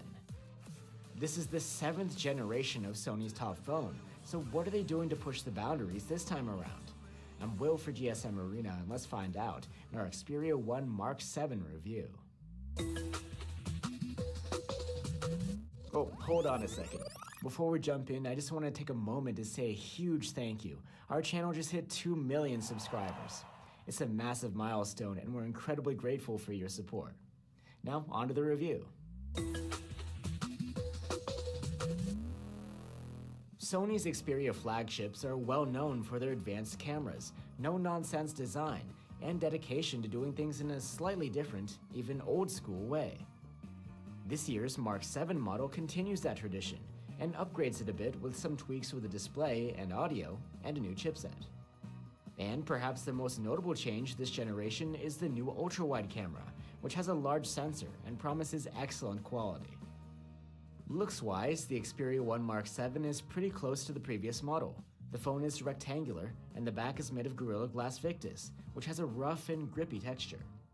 The aluminum frame is slightly different from before, but still has a rib texture for some extra grip. The design is overall practical and comfy to hold. The ingress protection hasn't changed. The Xperia 1 Mark 7 is rated at IP65/IP68 against dust and water. And the display of the phone is again a 6.5-inch OLED with a 120Hz refresh rate and Gorilla Glass Victus 2 protection. In days past, the Xperia flagships had 4K displays, but in recent times they've switched to a more practical 1080p. And with this resolution, the display is still plenty sharp and looks good. There's support for 10-bit color depth here, and HDR10 video playback as well, but not Dolby Vision. The 120Hz refresh rate smooths out your movements like swiping and scrolling, and is adaptive, able to dial down when you're not interacting with it to save energy. We observed a minimum of 30Hz here. The Xperia 1 Mark 7's display is plenty bright, even brighter than last year when maxed out. We measured up to about 800 nits with the manual brightness slider, and this can boost to over 1470 nits in auto mode, compared to about 1300 on the previous model. When it comes to audio, the Xperia 1 Mark 7 is one of the only flagships that still has a 3.5mm headphone jack. Sony says the headphones experience is powered by Walkman, and it features high-end circuitry for even better sound. The phone's stereo speakers are again front-facing, and they actually seem to be a bit of a downgrade from last year. They earned a good rating for loudness rather than excellent, and while the quality is good, we've heard better from competing flagships. You can listen for yourself with our comparison tool linked below. For biometrics, the Xperia 1 Mark 7 uses a side-mounted fingerprint reader rather than a trendy under-display one. It's quite responsive though. And another bit of a nostalgic feature is microSD expandable storage.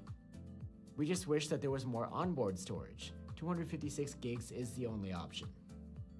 As for software, you get Android 15 on board, and the Xperia software experience is pretty conservative in terms of modifications on top of that.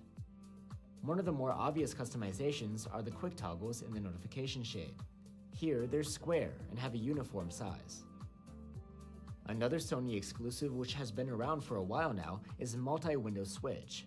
It's basically two task switchers stacked on top of one another, used to navigate between your apps in split-screen mode. SideSense is another Sony feature, where a handle on the edge of the screen opens up a menu of shortcuts. You can customize these shortcuts for whatever you choose, including split-screen pairs. Another neat feature is that you can connect the phone to Sony Alpha cameras and then use the phone as an external monitor. And there's a gaming interface as well, called Game Enhancer, which gives you plenty of gaming-related options. You can either access it within a standalone hub or as an overlay in-game. There's actually not much here in terms of AI-based features, which is surprising for a modern flagship. Of course, as on other Android phones, there is Google Gemini on board, but you won't find a suite of custom AI features here like you would from Samsung or most any other manufacturer. Sony claims that there is plenty of AI, but it's used behind the scenes for the camera processing. And for support, Sony promises 4 major OS releases and 6 years of security patches here. As expected for a flagship, the Xperia 1 Mark 7 is equipped with a cutting-edge chipset, in this case a Qualcomm Snapdragon 8 Elite. In benchmarks, the Mark 7 clearly outperforms its predecessor, but the scores are more on the lower end of the spectrum for Snapdragon 8 Elite equipped phones. That's not to say that this phone isn't powerful, just that some competitors are more optimized. In addition, the sustained performance here leaves more to be desired. In our prolonged stress tests, the drop in performance was pretty sharp, with the numbers dipping to about half of peak CPU performance within the first 8 minutes. The Xperia 1 Mark 7 is powered by a 5,000 mAh battery, just like last year, but the previous model, with its excellent battery life, proved to be a tough act to follow. The Xperia 1 Mark 7 earned an active use score of 14 hours and 44 minutes in our tests, and don't get me wrong, that's quite good. However, last year's model was one of the best around, with a score of about 17.5 hours. Sony hasn't done anything about the charging speed here. It's still rated at just 30 watts, and the charger doesn't come in the box. With Sony's own adapter, we were able to charge the phone from 0 to 51% in half an hour, and a full charge took around an hour and a half. Pretty slow by today's standards.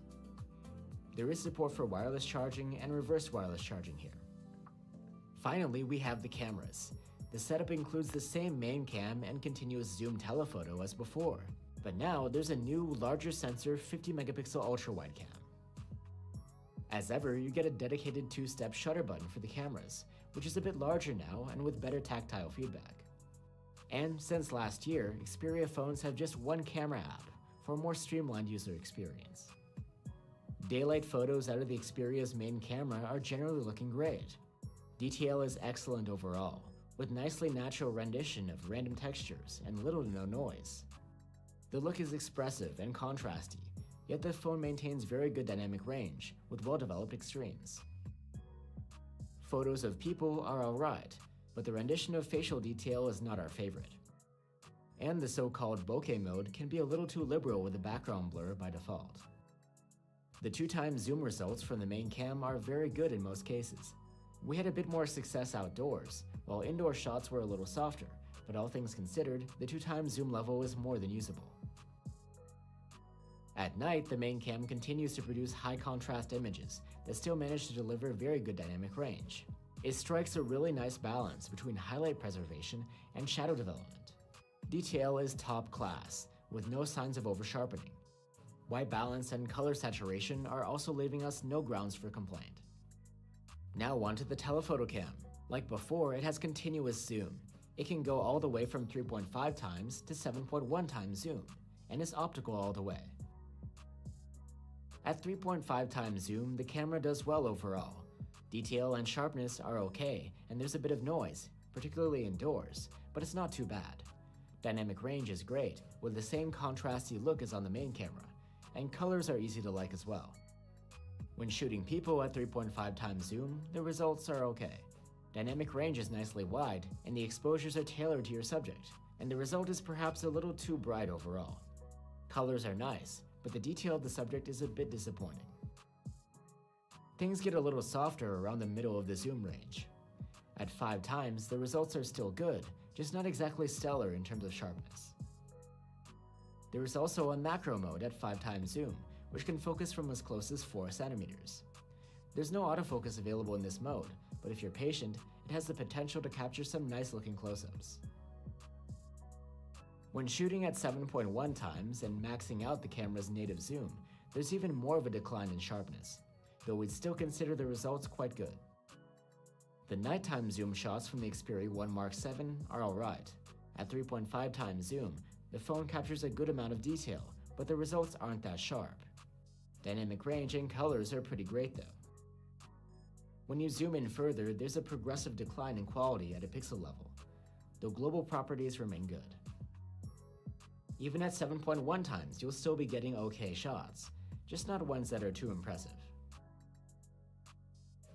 And now we have the Mark 7's new ultra-wide cam, and it's indeed quite a nice one. Its shots are super sharp and detailed, and noise is well controlled. Dynamic range is excellent, and color rendition is superb too. And at night, again the ultra-wide shots are well worthy of praise, with some outstanding detail and low noise. We're loving the colors and dynamic range too. Selfies come from a 12 megapixel fixed focus front-facing cam. They have very good detail, and the colors and skin tones are quite likable. Dynamic range is excellent too. The Xperia 1 Mark 7 can record video in 4K and up to 120 FPS with the rear cameras, while the selfie cam maxes out at 4K at 60 FPS. 4K videos from the main cam are good, but not great. The color presentation and dynamic range are excellent, but there's a general softness which is noticeable across the whole frame. From the telephoto cam, again, colors and dynamic range are very good, but the sharpness leaves more to be desired. We expected a bit more from the ultra-wide camera's footage. While colors and dynamic range remain excellent, it's not really delivering the great detail that we saw in the still photos. Video stabilization works quite well to smooth out movements while filming.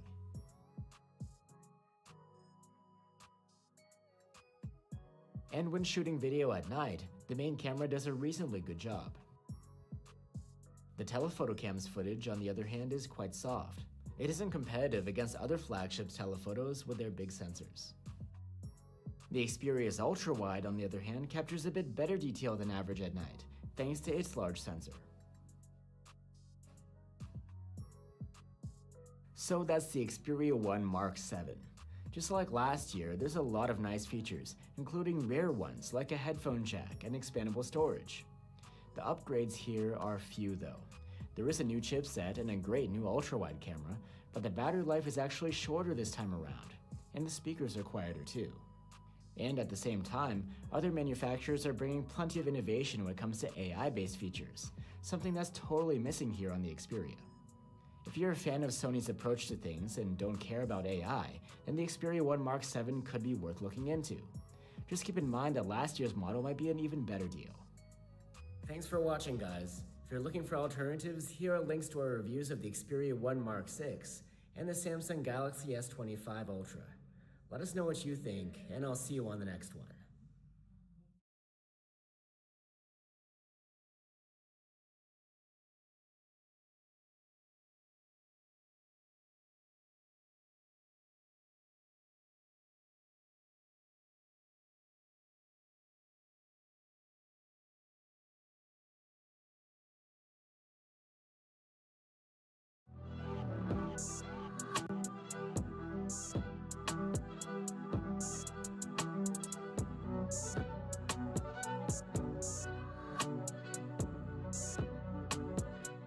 Motorola's version of a Note phone is back. I'm talking about the Moto G Stylus 2025. It's a mid-range phone with stylus support, so could it be the right choice for you? I'm Will for GSM Arena, and let's find out in our Moto G Stylus 2025 review.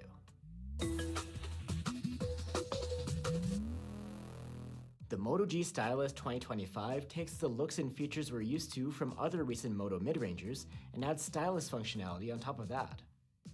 This stylus is about the same size as Samsung's S Pen, and just like Samsung's, it's without Bluetooth functionality, so to use it, it has to touch the screen itself. The Moto G Stylus 2025 brings upgrades this year, like a higher res screen, ingress protection, an updated chipset, and faster charging. All I wanted to do was help kids and families. Bank of America. And just like the previous model, this specific phone is only being released in North American markets, though Motorola also has the Edge 60 stylus for the Indian market with a slightly different chipset. Here you get a familiar design, with the back covered in eco leather. It's a pretty flat back that meets the plastic frame with a bit of an edge. A nice touch is how the eco leather flows up over the camera housing. The phone is grippy and easy to wield. A nice new addition is IP68 rated wrist protection. Last year's model didn't have any official IP rating at all. Plus, the phone even meets a military-grade standard for use in extreme environments. Like I mentioned, the phone's display has a higher resolution this year, at 1220p. It's a 6.7-inch OLED with a 120Hz refresh rate. The screen looks nice and sharp, and it has support for 10-bit color depth as well. And this time around, there's Gorilla Glass 3 protection. Like last year though, there's no support for HDR video playback. The max brightness here is excellent. We measured around 510 nits with the manual slider, and with auto brightness mode on, this can boost up to nearly 1900 nits, more than enough for comfy use outdoors. And swiping and scrolling here are quite smooth, thanks to the 120Hz refresh rate, which can dial down to 60Hz when the screen is idling to save energy. The Moto G stylus has a 3.5mm jack for headphones, just like last year. There's also a pair of stereo speakers, and they're quite loud, earning an excellent mark on the charts. The sound quality is just average though. Vocals are lacking and there's not much bass. You can hear for yourself through our comparison tool linked below. The phone has an optical under-display fingerprint reader, and is speedy and accurate. And the Moto G stylus comes with 256 gigs of storage on board, and that is expandable through microSD. Just as you see on any other recent Moto device, the interface of the phone is Moto's latest Hello UI 15 on top of Android 15. Besides the Android-specific features, it also packs plenty of custom Moto ones, many of which you can find organized within the Moto app. And the features that involve connecting the phone to a PC, tablet, or display, either wired or wirelessly, are found within the Smart Connect hub.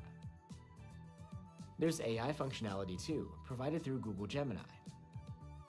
For some reason, Motorola's fancy new Moto AI functionality doesn't make an appearance on this phone.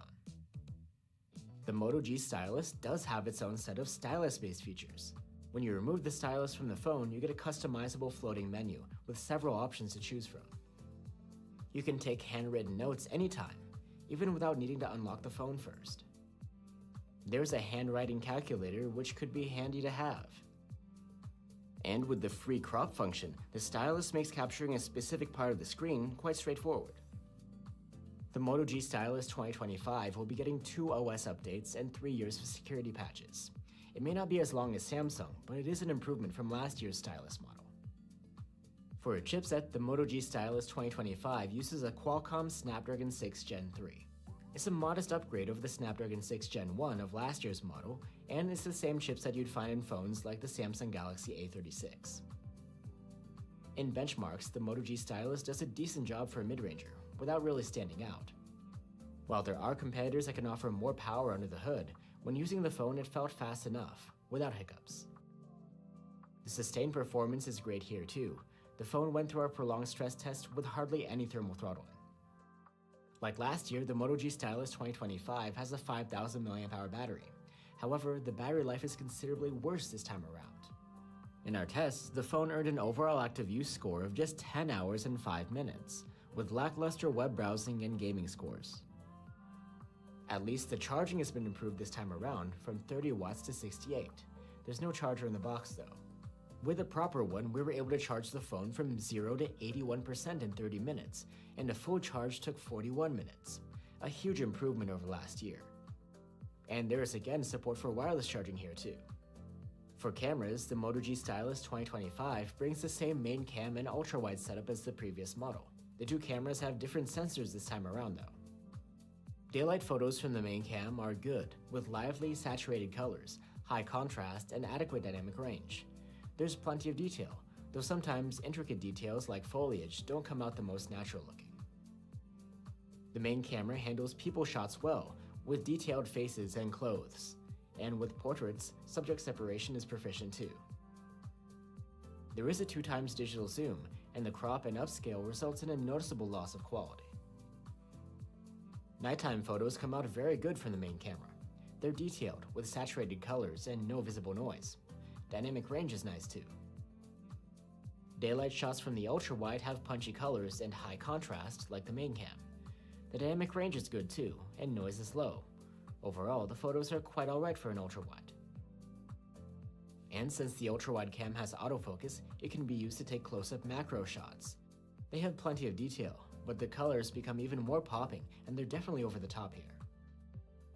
And at night, the ultra-wide takes photos with bright exposure and nice color saturation. The detail is mediocre though, and there's a lot of visible noise. Still, it's a pretty good showing for the class. Selfies come out at 8 megapixels from a 32 megapixel front-facing camera. They're really good, detailed and sharp, with accurate colors, wide dynamic range, and good contrast. The subject is always well exposed, with natural facial details. The Moto G Stylus supports 4K video recording with all of its cameras. 4K clips from the main cam have enough detail, lively colors, and average dynamic range. And 4K videos from the ultra-wide camera actually are similar in overall quality. Electronic stabilization is supported in 4K, and it does a very good job. And the low-light videos from the main camera have good exposure levels, acceptable detail, saturated colors, and low noise. So that's the Moto G Stylus 2025. It's a mid-ranger packed with plenty of features, and that's not even counting the extra perk of having a stylus always handy. We're also happy that Moto has added ingress protection and improved the charging here. The only real shortcoming is that the battery life is below average. If you can live with that, the Moto G Stylus 2025 is well worth checking out. Thanks for watching, guys. If you want the stylus support for cheaper, you could consider the 2024 model. And a North American alternative with better battery life is the Samsung Galaxy A36. Let us know what you think, and I'll see you on the next one.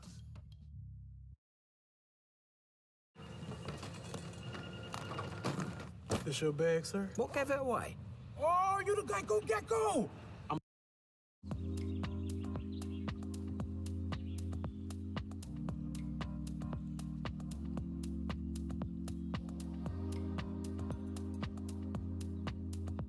There's a new mid-range Pixel phone on the scene.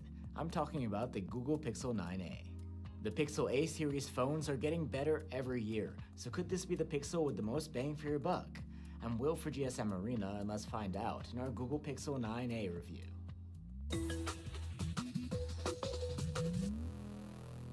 Google is offering the Pixel 9a as a less expensive alternative to the regular Pixel flagships, but it doesn't sit so far behind them feature-wise.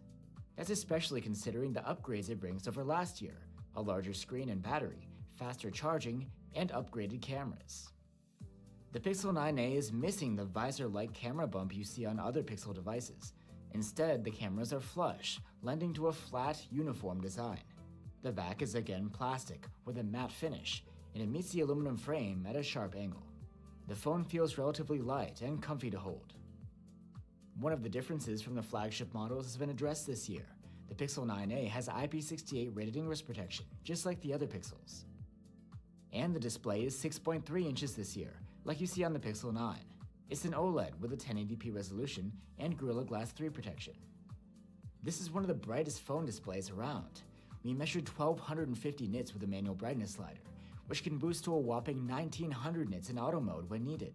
That's plenty for great usability outdoors. The display's bezels are noticeably thicker than the more expensive Pixels, betraying the phone's mid-range nature, but otherwise it looks good. The screen is plenty sharp here. Swiping and scrolling are quite smooth too, thanks to the 120Hz refresh rate, and is able to dial down to a minimum of 60Hz when the screen is idling to save energy. For audio, the Pixel 9a has a pair of stereo speakers. They earned a loudness score of good in our testing, and the quality of the sound is decent, with clean mids, but nothing standing out for bass or highs. You can listen for yourself through our comparison tool, linked below. For biometric input, there's an under-display optical fingerprint reader. It's fast and reliable. And the phone can come with 128 or 256 gigs of storage on board, and that isn't expandable through microSD. The Pixel 9a comes with Android 15 pre-installed, and like on other Pixel phones, it's a clean Android experience, with a few Pixel-exclusive tweaks. What used to set the Pixels apart were their cutting-edge AI-based features, but now you can find many such things on any recent Android phone. On the Pixel 9a, Google's Gemini Assistant takes center stage for providing AI functionality, and it works just the same way on the Pixel as it does anywhere else. The Pixel Studio is something unique. It's a hub for generating custom visuals using AI. It doesn't support realistic image generation involving people, but for anything else, it's quite usable. In Google Photos, the Magic Editor provides plenty of AI-based editing tools. These allow you to erase objects from your photos or change the color of the sky. And there are AI features within the Camera app as well. With Add Me, you can add someone into a group photo after the shot was taken, or even clone the subject of a photo for an interesting effect. And Best Take allows you to swap faces or objects from one photo to another, to get a better expression, for example. There's plenty of software support for the Pixels. Google promises 7 years of timely updates for the Pixel 9a. The chipset of the Pixel 9a is the same one that you get on the flagship Pixels, a Tensor G4 made by Google itself. And just as we saw on those phones, in benchmarks, the raw performance here is quite a ways behind what you'd get from a phone running on a high-end Snapdragon chip. Still, in everyday use, the Pixel 9a feels fast and snappy, and when playing games, the experience didn't feel noticeably slower.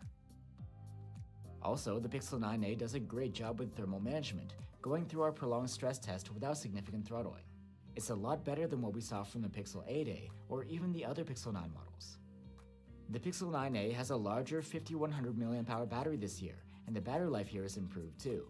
Overall, the phone earned a solid active use score of 12 hours and 30 minutes in our tests. Google has upped the charging too, from 18 watts to 23.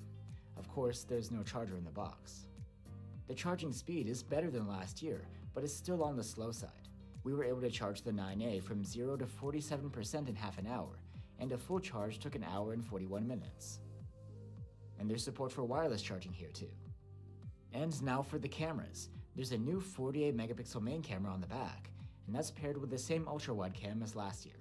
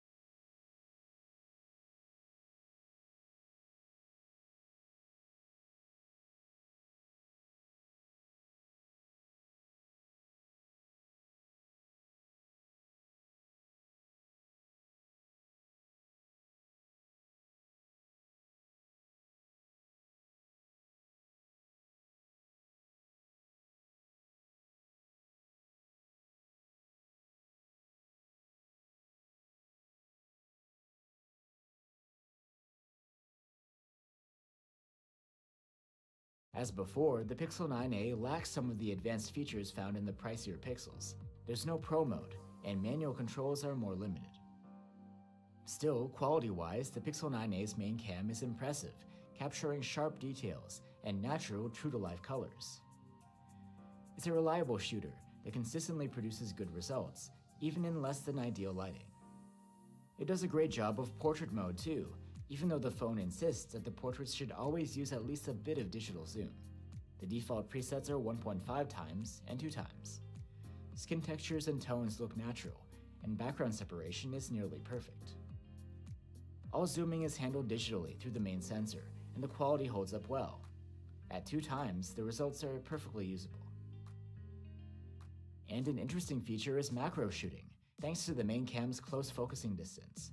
Just bring the phone close to your subject, and it will automatically recognize and capture it as a macro shot.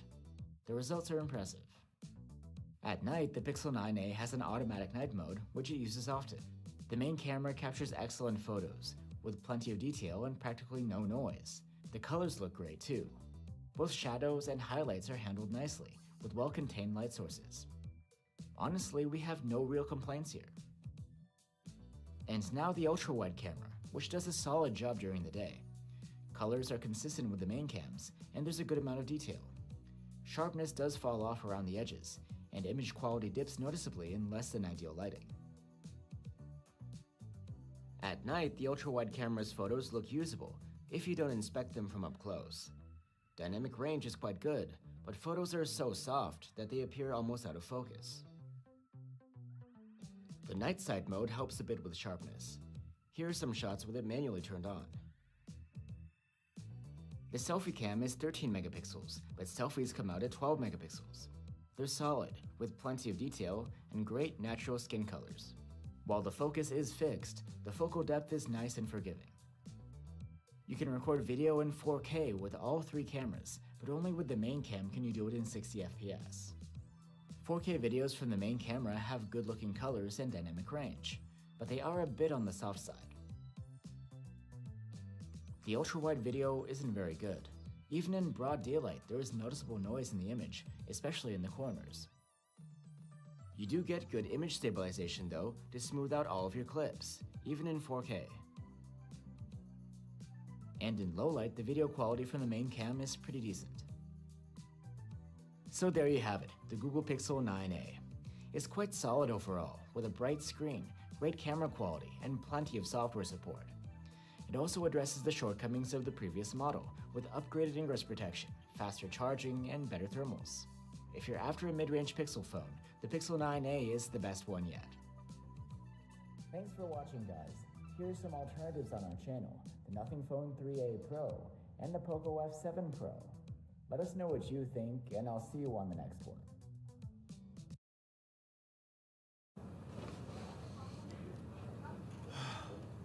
Okay.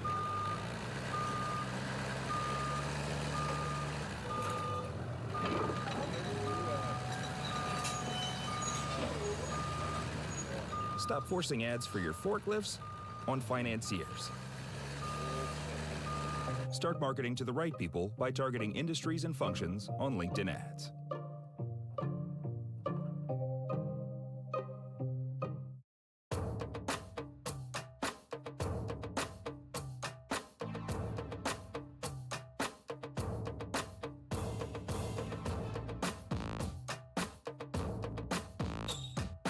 Motorola has a new feature-packed foldable phone. It's the Moto Razr 60 Ultra, also known as the Razr Ultra in the USA. These sorts of phones just keep on improving, so what's new this time around? I'm Will for GSM Arena, and let's find out in our Moto Razr 60 Ultra review. Flip foldables like the Moto Razr 60 Ultra have a neat trick up their sleeve. They look like a regular smartphone, but then you can fold them closed to take up less space. Moto's been making these phones for a while now, and there are some interesting upgrades with the new model. These include a higher res screen, a flagship chipset, an ultra-wide camera with macro capabilities, and a larger battery. We have our Razr 60 Ultra in Pantone Scarab, which is a dark green hue and is combined with a suede-like material called Alcantara, covering the back. Other options include wood and vegan leather. The unfolded back is split between the glass screen on the top and the backing below. As before, the hinge is made from stainless steel. It can hold the phone open at different angles, which does have its uses for things like vlogging. The frame is made from aluminum, and like the hinge, it matches the green colorway, a nice touch. Between the backing, the colors, and the form factor, this phone has a unique look that you won't find anywhere else. There is a new hardware key this time around. It's a dedicated button for calling up the phone's AI assistant, and it can't be reassigned. You can also summon the AI by double tapping on the back of the phone. The Razr 60 Ultra has ingress protection rated at IP48. That means it has some dust resistance compared to last year's IPX8, which had none. The main display is a foldable 7-inch OLED with a high 165Hz refresh rate. And this year, there's a higher resolution too, an improvement over last year's 1080p. There is a crease, of course, where the screen folds over, but it's subtle and easy to forget about if you're not looking for it. Then there's the second screen, which you'll use when the phone is folded. It remains the same as last year, a 4-inch 1080p LTPO OLED with matching capabilities to the inner one plus Gorilla Glass Victus protection. Again, Moto has done well to match the two displays when it comes to brightness. The foldable inner screen maxes out at around 490 nits with the manual slider, and this can boost to about 1490 nits in auto brightness mode. The cover screen is about the same, achieving 500 nits manually, and boosting to about 1520 nits in auto mode. It's a decent showing, but we wish manual mode was a bit more lax and allowed for higher max brightness. While both panels are 165Hz, the only time we saw the phone using that was within games, if this refresh rate was selected within the gaming settings. Otherwise, the screens will max out at 120Hz, which is the standard these days for smoothing out swiping and scrolling. And thanks to the LTPO tech on both displays, their refresh rate will dial down to 1 Hz when idling to save energy. The inner display is quite sharp, sharper than your typical 1080p, and you get support for 10-bit color, HDR10+ video, and Dolby Vision on both the inner and outer screens. Switching between the two screens, even while playing a video, is relatively seamless if you don't have a lock screen to go through. Otherwise, it would take a few steps. Besides video playback, there's plenty of functionality on the cover screen. You have access to quick toggle settings and a task switcher. And there's a shortcut you can use to access your notifications. You can run quite a few apps here, not the full suite, but still several Google apps and others. Of course, Moto didn't forget Google Gemini, so you still have access to AI functionality while the phone is closed. You can even play certain games on the cover screen. And there are other apps which can work here as well, but only in widget form. Let's talk about audio. The Razer 60 Ultra has a pair of stereo speakers with very good loudness. The audio quality is very good too, with good bass, great vocals, and well-presented highs. You can check it out for yourself through the comparison tool linked below. The Moto Razer 60 Ultra comes with 256 or 512 gigs of storage on board, and that's not expandable through microSD. And you can wake up and unlock the phone using the side-mounted fingerprint reader built into the power button. It's fast and reliable. As we've seen on other recent Moto phones, the Razer 60 Ultra's interface is the newest version of Motorola's Hello UI on top of Android 15. It packs plenty of additional features on top of stock Android, and they can be found organized into the Moto app. One new addition to Hello UI is Smart Tabs, found within the app drawer. These include a news feed and a new space for your notes, which are sourced from the Journal app. While you do have Google Gemini on board, Moto has also developed its own AI assistant, called Moto AI. Using shortcuts like the dedicated AI